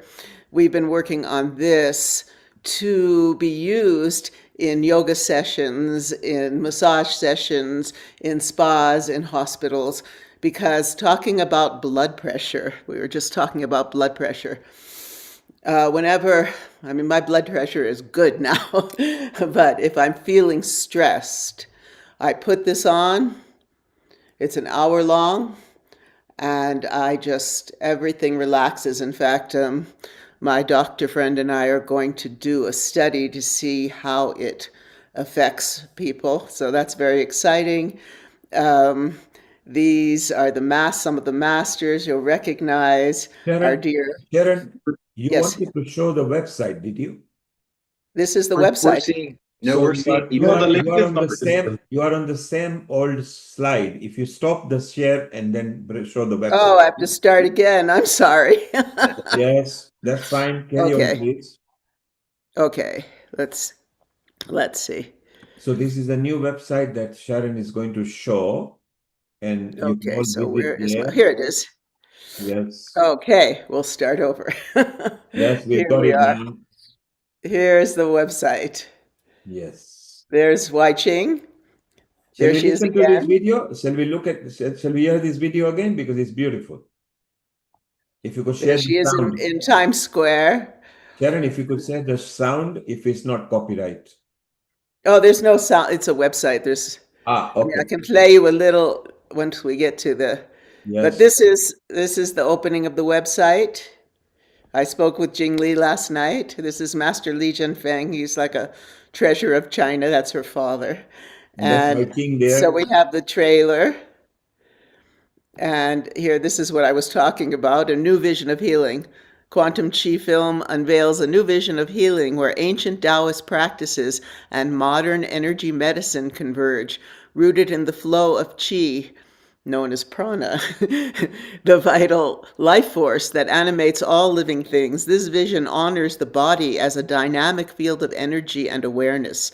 Through the timeless wisdom of Qigong, Tai Chi, and vibrational healing, the film reveals how true wellness emerges from balance, inner vitality, and harmony with the natural rhythms of life.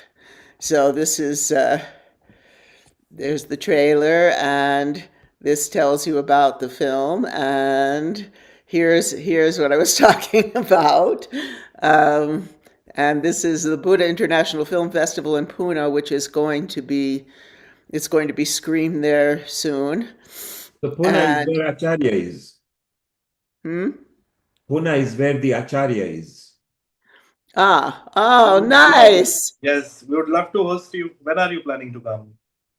Oh, I'd love to come back. Well, I'm working so hard right now. And these are little, you can hear parts of the award-winning soundtrack here. And then this is the piece I'm working on now, the one for meditation.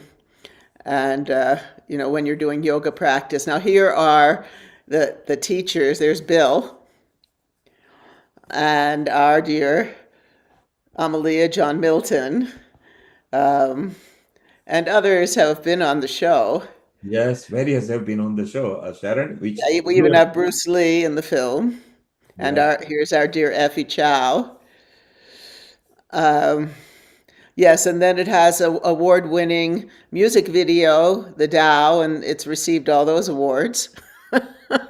Sharon, bring the slide back to the awards. Let's show them, because there was Shanghai there, Washington there. We can see so many different organizations in different countries. So well, there is a short film. You know, Cannes just World like Film Festival. You got best film at the Cannes World Film Festival. Yes. Oh, that's up here. Best health film. There it is. Yes. And yeah, see, so it's London, and this is out of California, Utah, Denver. This is from Russia. Here's Paris. A few things. This is from India and Japan, Hong Kong. I'm going to the Wellness Film Festival in May. That's out in California, LA. And this is Korea. So this is Apollo is in Greece, and yeah, New York and France, etc. So it's been very exciting, because the rate that of being recognized is 62% of the festivals we entered, and that's a very high rate. I'm so excited that it is being recognized. You know, these are all people in the industry. And so now we're working on distribution, and I'll be giving you updates on that. But also, I did want to show you here on the site. Let's see. There's our Kim. She's been on the show a number of times. Yes. And John Milton. Yes, and we have actually a quote from our dear, where is he? Where's the quote? Here's a quote from Dr. Danada. We also have a quote from, there he is. Anukul. Yeah. Yeah, Anukul is about, he's just popping back in, which is beautiful. Yeah, that's Lee Holden. Lee Holden And is brilliant. Yeah. I do want to show you this. Let's look at this. What if, on a single day each year, people in hundreds of cities step outside into parks, plazas, beaches, schoolyards, and move slowly together? Not to compete, not to perform, just to breathe and practice centering and calm awareness. That's World Tai Chi and Qigong Day, a worldwide celebration of two gentle arts that help people feel more balanced, more present, and more connected. And the scale of it is stunning. It doesn't happen in one place or one city. It happens everywhere, community by community, across the whole planet. World Tai Chi and Qigong Day began in 1999, founded by Bill Douglas and Angela Wong Douglas. Their idea was beautifully straightforward. Invite the world to practice Tai Chi and Qigong publicly, so anyone can see it, try it, and share in it. Not hidden behind studio walls, not reserved for experts, but out in the open, where community happens. Here's what makes this day truly unique. Around the world, gatherings begin at 10 a.m. local time. That means it doesn't happen all at once. It happens like a sunrise. When it's 10 a.m. in one time zone, people begin moving and breathing together. Then the earth turns, and 10 a.m. arrives in the next time zone, and the next, and the next. Across the day, a global wave of practice rolls around the planet, east to west, community to community, creating a living chain of breath and movement. This is the spirit behind the motto, one world, one breath. On the personal level, Tai Chi and Qigong help people cultivate steadiness, better balance, calmer breathing, less tension, more ease. But this day points to something bigger. Inner harmony doesn't stay inside you. When your nervous system settles, you speak differently, you listen differently, you move through the world with less reactivity and more care. Multiply that by thousands of groups practicing calm in public across the globe. It becomes a kind of peace demonstration, not made of slogans, but made of breath. World Tai Chi and Qigong Day is a reminder that health can be shared, that presence can be practiced, and that peace isn't only an idea, it's a skill. Once a year, people everywhere step outside, slow down, and join the wave. One world, one breath.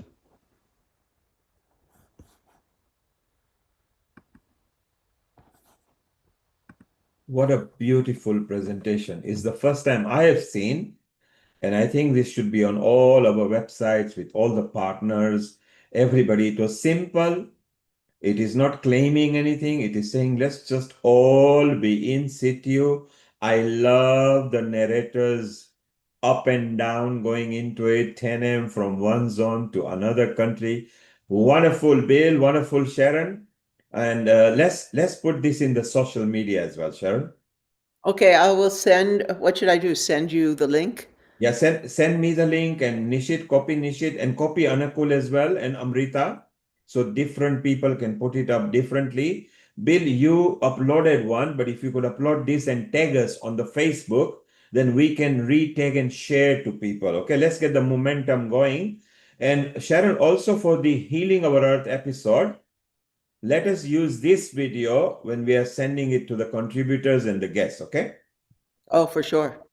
Thing I wanted to mention is I wanted to credit Pueblo Tai Chi. That's who made that video, and we just found it on YouTube. So if you go on YouTube and you put in World Tai Chi and Qigong Day 2026 Pueblo Tai Chi, then you can source the original video. Because it will be easy to edit that. It will be easy to edit that on the video, Bill, and also attach the text to it, so we credit the person as well. So that's fine. Okay. Wonderful. Yeah, send me that info and I'll put it on. Yeah, I will. I'll do that. Yeah, thanks. Brilliant. That can be scrolling. And Sharon, you can even use the healing logo. You can even put for the episode on. That'd be great.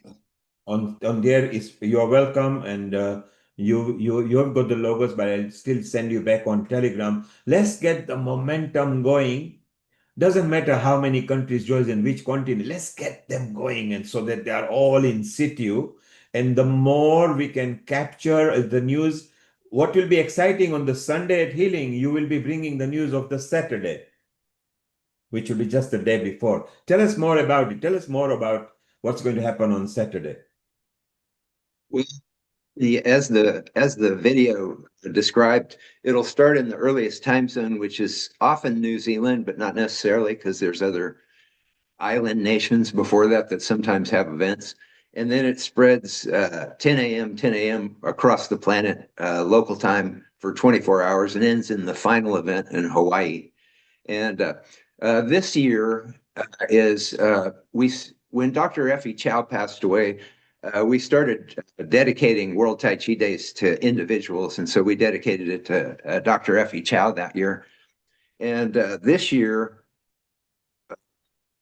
I have to say, Sharon, your documentary was part of my inspiration for Master Li, although Master Li had been a big part of my journey for many decades. But your documentary is just so artistic and poetic, that it really brought it back to me what an integral thing Master Li has been for the internal arts community.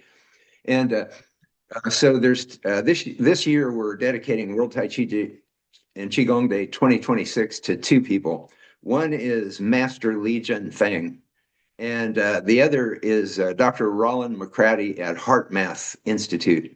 And we decided to dedicate it to these two people because they had been working on the same thing from two different angles. Master Li was working on it from the internal, the mind-body angle, the internal arts angle.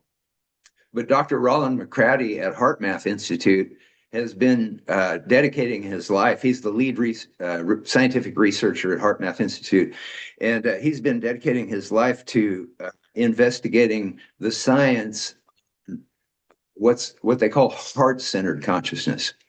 And that has been Master Li's focus. Master Li's focus has been the middle dantian, the heart center, and the fact that prana and chi are, as his daughter puts so beautifully in the documentary, they are love of the universe. Because when we go into these coherent states of consciousness, we feel connected to everything. And then we remember that we're all part of the same field. And so that heart-centered consciousness is such a huge and powerful thing for the planet right now. And so these two people, Master Li Jinfeng and Dr. Roland McCratty, have been visionaries and point men on reconnaissance for the entire human race. And we want to celebrate this. I have a short trailer about Master Li, which I could show right now. That'd be great. Okay.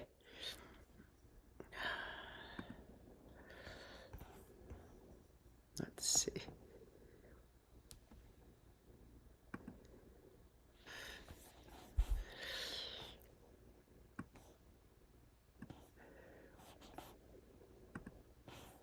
You can see this, right?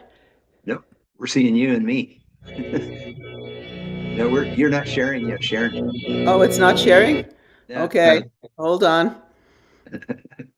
This is the beginning of a longer piece, but it's a little trailer in the beginning. Sharon's not sharing. Let me get back to it. Can't help it. Strange. It's poetry. Here we go. Sharon, it's not a copyright material, is it right? This is my material. Okay, that's fine. This is all my copyright material. And it's not sharing yet. There we go. Something's happening. Now we're seeing your screen. Yeah, where is... Okay. Huh, that was strange. Okay, let me try again. Share. Should be this. Okay. Move all this out of the way. Yeah, here we go.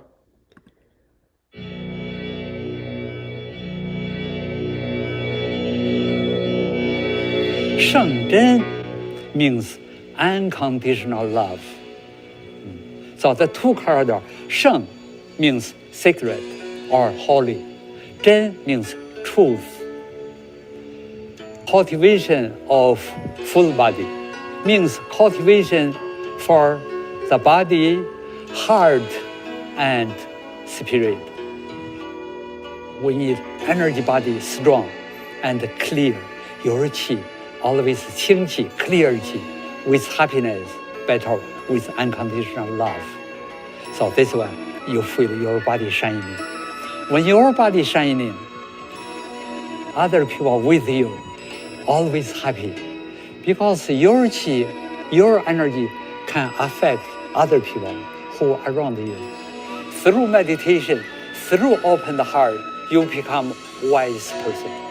Means, you open the heart, your qi already merge with the universe. You feel the universe is you. You are the universe. The whole earth is you. It's your family.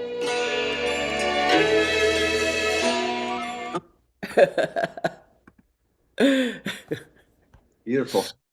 Really. Yes, yes. I have a longer interview with them that hopefully we're going to show on World Tai Chi Day.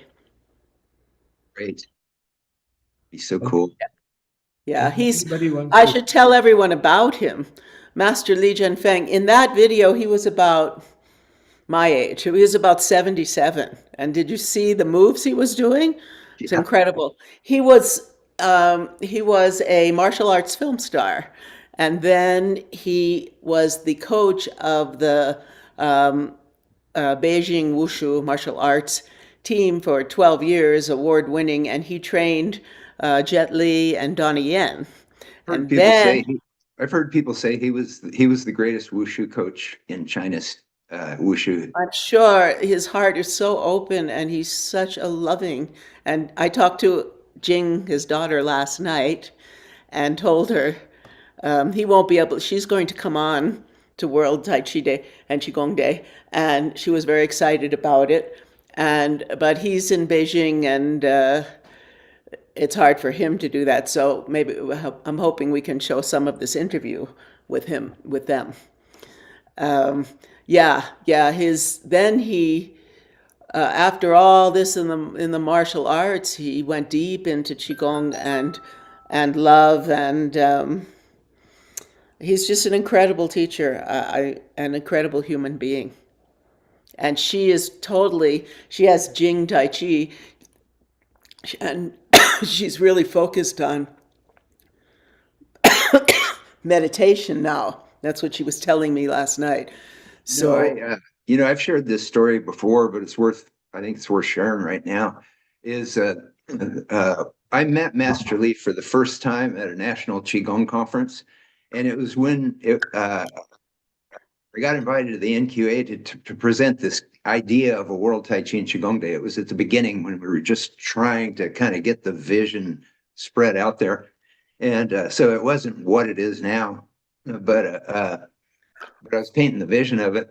And then we were speaking at a plenary session where everybody was there, and Master Li presented, and then I presented on the World Tai Chi and Qigong Day. And then when we were walking out, it was like the lunch break at the plenary session, so everybody's walking out for lunch or whatever. And he walked up to me in the hallway, and we were complete strangers. We'd never met before. And he walked up to me and he goes, "Why are you doing this?" And this World Tai Chi Day thing. And he looked at me and he said, "Do it for love." He said, "If you don't do it for love, don't do it at all. Don't do it at all."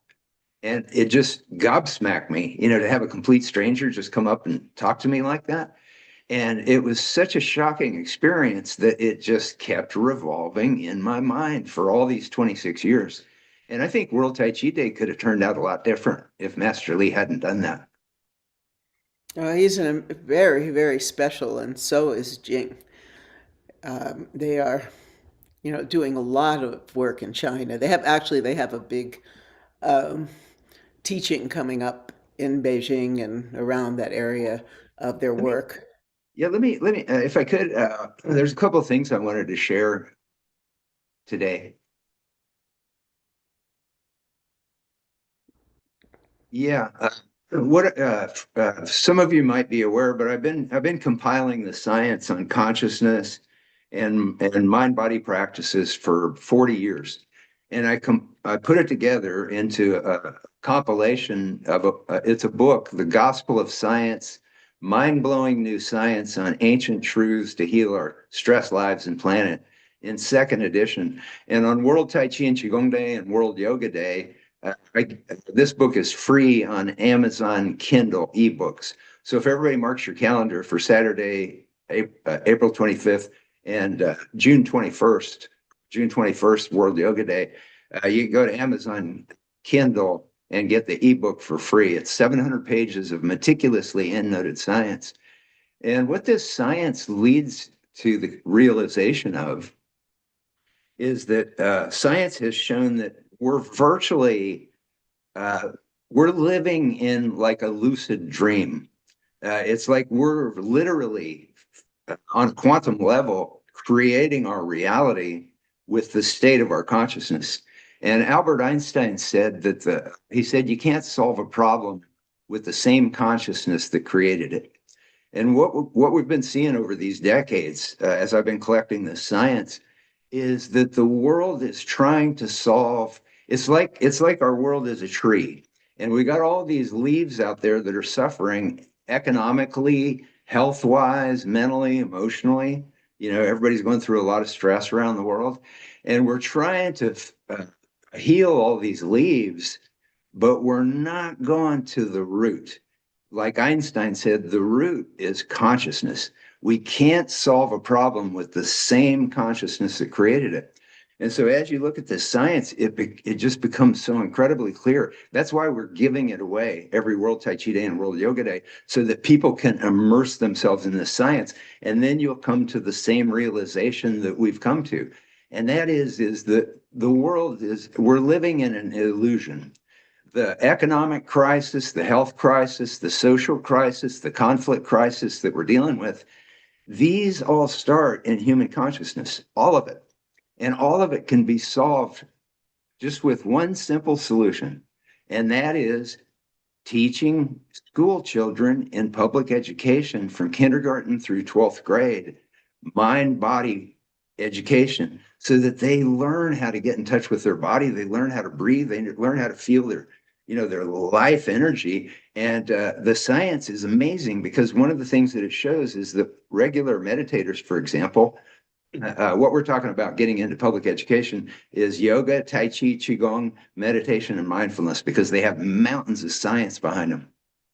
And so when people meditate on a regular basis, there's a couple of, there's many myriad things that it does that are all beneficial. But one of the things is that it increases the empathy and compassion parts of the brain. It actually increases their physical size, and it shrinks the stress and fear part of the brain. So up to 90% of the health issues that we're facing are caused by stress and best treated or prevented by mind-body practices. That's what Dr. Herbert Benson's research at Harvard has shown. And the stress, most illness caused by stress was backed up by a 20-year Kaiser Permanente study. So we know we could solve the healthcare crisis, save trillions of dollars year after year by educating public education students in mind-body scientifically proven mind-body practices. And there's mind-body teachers all over the planet. We're not talking about doing this. We're talking about creating a vision where mind-body teachers all over the world and mind-body people all over the world are going to their local public schools and going, hey, how come we don't have a 1 hour a day mind-body program here? We know that it would we know that kids would be able to get off their ADD drugs. We know that they'd be able to get off their antidepressants, and they'd be able to avoid the hypertension meds and the diabetes meds in the future. And it would solve our economic problems. And that consciousness part, we're having school children all over the planet practicing mind-body practices, larger empathy and compassion parts of the brain, smaller stress and fear parts of the brain. We're talking about emptying prisons. We're talking about solving global conflicts in more rational ways. We're talking about a global transformation that would be possible from a very small expense. a very small expense. So what we're trying to do at globaltransformationproject.org, which grew out of World Tai Chi and Qigong Day, because World Tai Chi and Qigong Day got us immersed in the science, and it showed us that there are effective mind-body teachers in place right now all over the planet. This could start happening very quickly. But what it requires is for us, the global mind-body community, to become visionaries for the planet, because we know the power of mind-body from our own personal experience, and from when we teach, we see people heal. And so we need to make this just a part of everybody's conversation out there. Not anything about Bill Douglas or World Tai Chi Day or globaltransformationproject.org or Gospel of Science or any of that kind of stuff that I mentioned here, but it's just the absolute common sense realization that it's crazy. It is crazy that we're not teaching public school kids how to get in tune with their minds and bodies and be able to keep that rapid healing and that rapid learning that they have as children. Because as children, they're in a meditative state most of the time. Their brain waves are in, alpha, theta, even delta when they're really young. So they're in deep meditative states when they're young, and then they lose touch with it. And then they start getting frail, and then they start getting sick, and then they start getting, all these problems that they have. And then they get hit with the economic problems of society. And then they get drafted and they get forced to go fight these wars that were started by, people who were unable to think in coherent consciousness. But if we were creating a whole new generation of people thinking in creative consciousness, we would be able to solve our problems. And the science proves all this. Economically, financially, socially, the Global Consciousness Project, which is hosted at the Institute of Noetic Sciences, the lead researcher, Dr. Roger Nelson, he was the 20-year research director at the Pears Lab at Princeton University. And his Global Consciousness Project put computers all over the planet, and they realized that they could detect changes in global consciousness. They could detect when human consciousness around the planet came into states of greater coherence. And the research showed that events like World Tai Chi and Qigong Day, World Yoga Day, World Peace Meditation Day, World Silent Prayer Day, all these were shown to increase coherence in global consciousness. Now, that's a huge deal because the TM Foundation has done massive research with universities. And what they've found is that just a tiny percentage of high-level meditators brought into a city dramatically reduces the violent crime rates in the city. And they've also done studies of conflicts in countries, like warlike conflicts, where they've had meditators focus on those areas, and it reduced the violence in those areas. So we're living a lucid dream. We can dream this world that we want to come into being, but our what's required of us is to viscerally know that it would be so easy to solve so many of the problems in the world. And so again, that's why we're giving away the Gospel of Science second edition, because I've found that it's impossible for me to convey how easy it would be to transform the planet when I'm talking to people who haven't seen all the science that we spent 40 years putting together. And I had to get immersed in it. And so that's why I'm the way that I am right now. And so that Gospel of Science second edition, it's free all day on World Tai Chi and Qigong Day on Amazon Kindle. Yes, I really wanted to bring this up today on World Healing Day because, we're in such distress at the moment, and the Global Transformation Project. Sharon, it's been this way our whole lives. It's just that now we're all aware of it. Mass media, we're able to see what's going on. It's a great awakening is what's happening. Yes, and that's how it'll change, because it's been going on. We've been unconscious to what's been going on our whole lifetime. And now we're becoming conscious of it. And so now our consciousness has a chance to. Yeah. That's right. I've got two questions over here. One is, what Bill was just talking. I've got his book, Bill. I've got Bill's book anyway over here. I have to do refer to it as and when I can get a chance. But what I want to ask him is when it comes to teaching school kids on mind-body relationship, how do you do that? And how do you work it out in terms of age and and how we really present it, because I've not done it myself, but I definitely want to get into it. That's question number one. And question number two, when it comes to referring people to Tai Chi or Qigong classes, how do I determine? And now this is not to insult anybody, but just to say that how do you decide whether the teacher that you're going to is the right one or not the right one? Yeah, I wrote the complete idiot's guide to Tai Chi and Qigong, and four editions of it. And so that was, of course, one of the questions, because these books are written for people, lay people who are looking for something. And what I suggested to them is, just go on Google, investigate local Tai Chi and Qigong schools and teachers, and try different ones, and then see which one which one you feel really good after you do their class. If you walk out of that class and you feel really good, probably what you're feeling is you're feeling your T cell count escalating. You're feeling your brain waves calming. And so it's that heart-centered consciousness. How do I feel? So if I go to somebody's Tai Chi or Qigong class, how do I feel? Now you could go in there and you could say, okay, show me all your degrees on your wall. But that's not going to make you feel better. So yeah, that's what I suggest. I say just investigate, talk to them, see who you resonate with. And there may be, for example, 2 Tai Chi teachers who are great Tai Chi teachers, but you resonate with one and you don't resonate with the other. So, your heart-centered consciousness is going to lead you to that. Now, the first question they asked was, what was that again? Well, I'll start. Yeah. I have experience to tell you about. So I worked in the 90s. I worked in schools throughout New York, New Jersey, Connecticut, all of that. And so I was brought in to different grades to teach music, dance, and story. And so in every class, in every grade, as part of the story, whether it was talking about, because we did the Ramayana, right? Or any culture, I would bring in one of these mind-body practices as part of the story. And so that is how, because, if you said at that point you were teaching, any of these yoga or something, they would say, oh, I don't know if you should have that.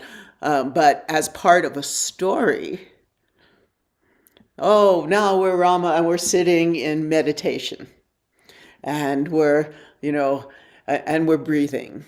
And so this is how I introduced these practices as part of, mythology and storytelling. And so it was very much appreciated. The teachers would say, oh, I want to do some of this every day because it calms my students. What we envision is people just like you, Sharon, who are involved in public education and who, once we get the science out through the UN resolution, if you go to globaltransformationproject.org, you can sign a petition for a United Nations resolution. But once this starts going, teachers all over the world will be able to share techniques with each other. This will take on like a life of its own. And so all these different teachers will be saying, oh, this is what I did. Oh, let me try that. You know what I mean? And this thing will get way better. And also technology can be involved as well, because the Muse headband was something that me and my students used. It detects your brainwaves so that you know when you're going into alpha state. Schools could be using Muse headbands to find out whether, in fact, their students are able to go into calmer states when they're practicing whatever mind-body program they're doing in there. It's relatively cheap. It used to be hugely expensive to do something like that. But when I taught, I've taught at all age levels, from grammar school all the way up through university.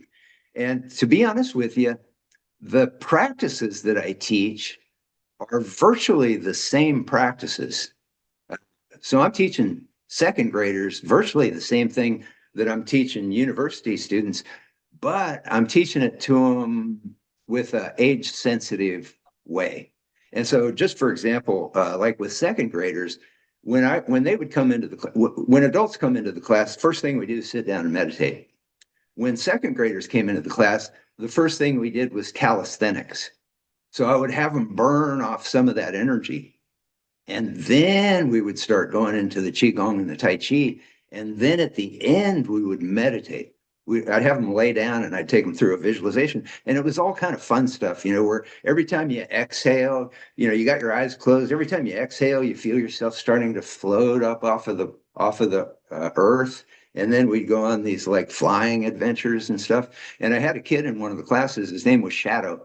And he came up to me after a few weeks of the class and he said, Mr. Douglas, he said, could we just go straight to that part at the end where we lay down and close our eyes? And I said, well, Shadow, I said, it works better if you do the other part first. It's like all part of the thing. And so there'd be teachers all over the planet that would be experimenting, and then schools, what we suggest to schools is the same thing I was suggesting to you about finding a local Tai Chi and Qigong teacher. Have schools contact local yoga, Tai Chi, Qigong, meditation, mindfulness schools and organizations. And also there's national and international ones too, like John Kabat-Zinn's mindfulness training, stuff like that, TM Foundation. All these people could be involved. And so they could be interviewing local teachers and just see who resonates. They could come in and do like a test class with kids, and then they can see which local mind body teachers work best. This can all happen organically. We're not trying to run or manage anything. We're trying to point out the obvious, and the obvious is that we should have done this. We should have done this decades ago. Where would we be financially right now? Where would we be, in the state of the planet if we had started doing this, 30 years ago when this science, was first available? Because it's been out there for a long time. The only reason people aren't hearing about the science, and I get into it in the Gospel of Science, I don't pull any punches. The only reason we're not hearing about this stuff is because people make a lot of money off of a dysfunctional society. They make money off of illness. They make money off of wars. That's the only reason. That's the only reason that our lucid dream isn't dreaming the world that we want. It's not because it can't be done or that it's not proven that it can be done. It's a dysfunctional system, and that's part of the awakening. Is awakening to, hey man, this is not right. The system's not working right. The society is ignoring, the simple solution. And I think it was Bertrand Russell who said, truth is always simple, but humanity will stampede all over simple truth to get to something more complicated because it's more profitable. Thank you. More profitable, make things complicated. Thank you, Bill. Sharon, time to wind up with you doing a nice mantra. Just before you do that, can you please just remind people what's happening over the next 3 episodes so we can just tell them? And one of them is Tai Chi and Qigong World Day. So let's start with next week's episode. Wow. Celebrating 6 years of Healing Our Earth.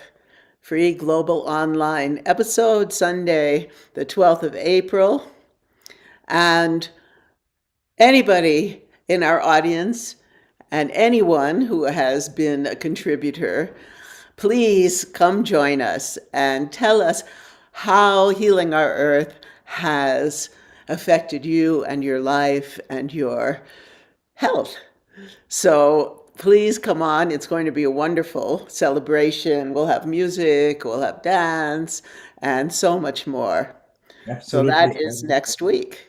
Absolutely, Sharon. Just come and bless us and say how it's made a difference to you and what memory it is. Just a short message, because a lot of people will want to come on. So that's beautiful. And following week, Sharon. Earth Day. Your power, our planet, our power, our planet. Earth Day. That's always a wonderful episode, and will bring people who have really worked to heal the earth. So join us on April 19th for this wonderful episode. Absolutely. And then, of Absolutely, course, Sharon. Plastic pollution, stop it. Planting trees, get going, make world greener, breathe better oxygen. And then what we've been talking about, World Tai Chi and Qigong Day on 26th April. We're going to be bringing a lot of information from the day before and videos of people all around the world practicing Qigong and some wonderful practitioners. So please join us for this as well. Brilliant. And thank you, Anakul. You've been there for Thank the you. start. Today, you were the lead anchor who started it and brought some contributors. Thank you, Bill, for giving the message, not just for the Tai Chi and Qigong, but for the transformation project, which is simple. As you say, we are not trying to control you. We are just sharing with you. So if you feel like, just visit Transformation Project. Just punch it in your browser and you will see it opening over there. Help out, join up, let everybody know. And remember, for the World Tai Chi and Qigong Day, whichever country you are in, it doesn't have to be at 10 a.m. If you've woken up early, just start breathing and get people rowing. A quick comment from you, Bill, and then Sharon, you can Yeah, go. just so you know, it's globaltransformationproject.org. You can sign the petition and then you can start sharing the petition. And when we get 100,000 signatures, then we're going to start going to the United Nations missions with this. And it'll be a non-binding UN resolution. No government, no country, no school, no kid will be forced to do mind-body training, but the educators all over the planet will have the science, and we'll use the UN as a vehicle to educate the planet. And once educators see this, they're going to want to have it because regular meditators' IQs go up 20%. Just that. If a teacher hears, oh, my students can have 20% higher IQs, there's not any legitimate teacher on the planet that's going to go, oh, we don't want that. Beautiful. So Crazy. remember, Global Transformation Project, just put it in your browser.org. It will be there. It also tells you what it does. You can get involved, what projects are there. So let's get the moment going. It is ours. Anybody can share it. You can share it with the people.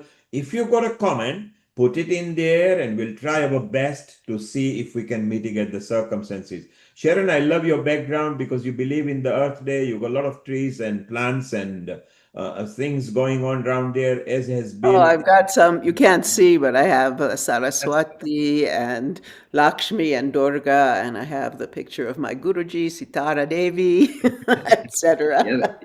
Yeah, our house is filled with plants. It's Angela Wong Douglas, my wife. She's the gardener. She's taught me how to appreciate the beauty of plants growing. Yes, back to nature. I was oblivious to it until she taught me how to do it.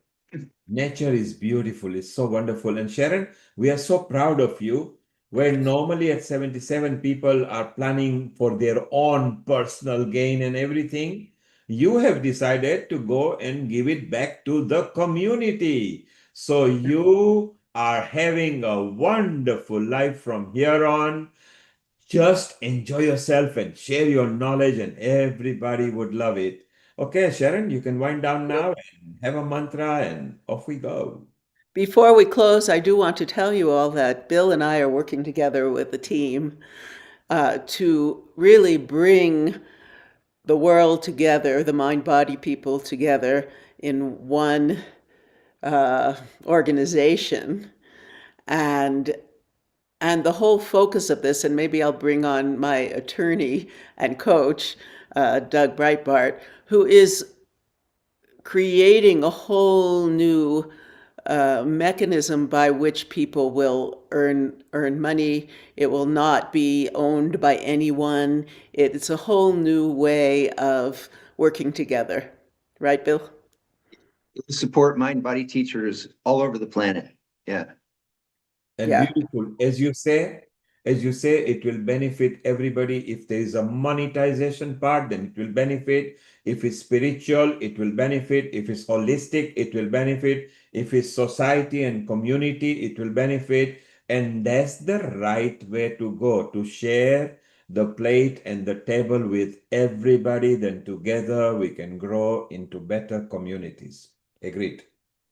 Yes. Yes. So I'll close with the Gayatri mantra. Beautiful. Let's go for it. Mm.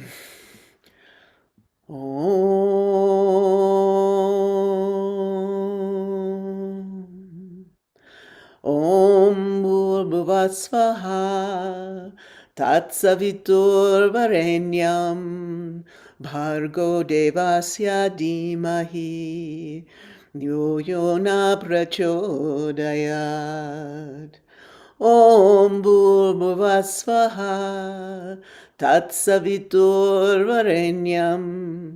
Bhargo देवस्य धीमहि यो यो न प्रचोदयात् ॐ भूर्भुवः स्वः तत्सवितुर्वरेण्यं भार्गो देवस्य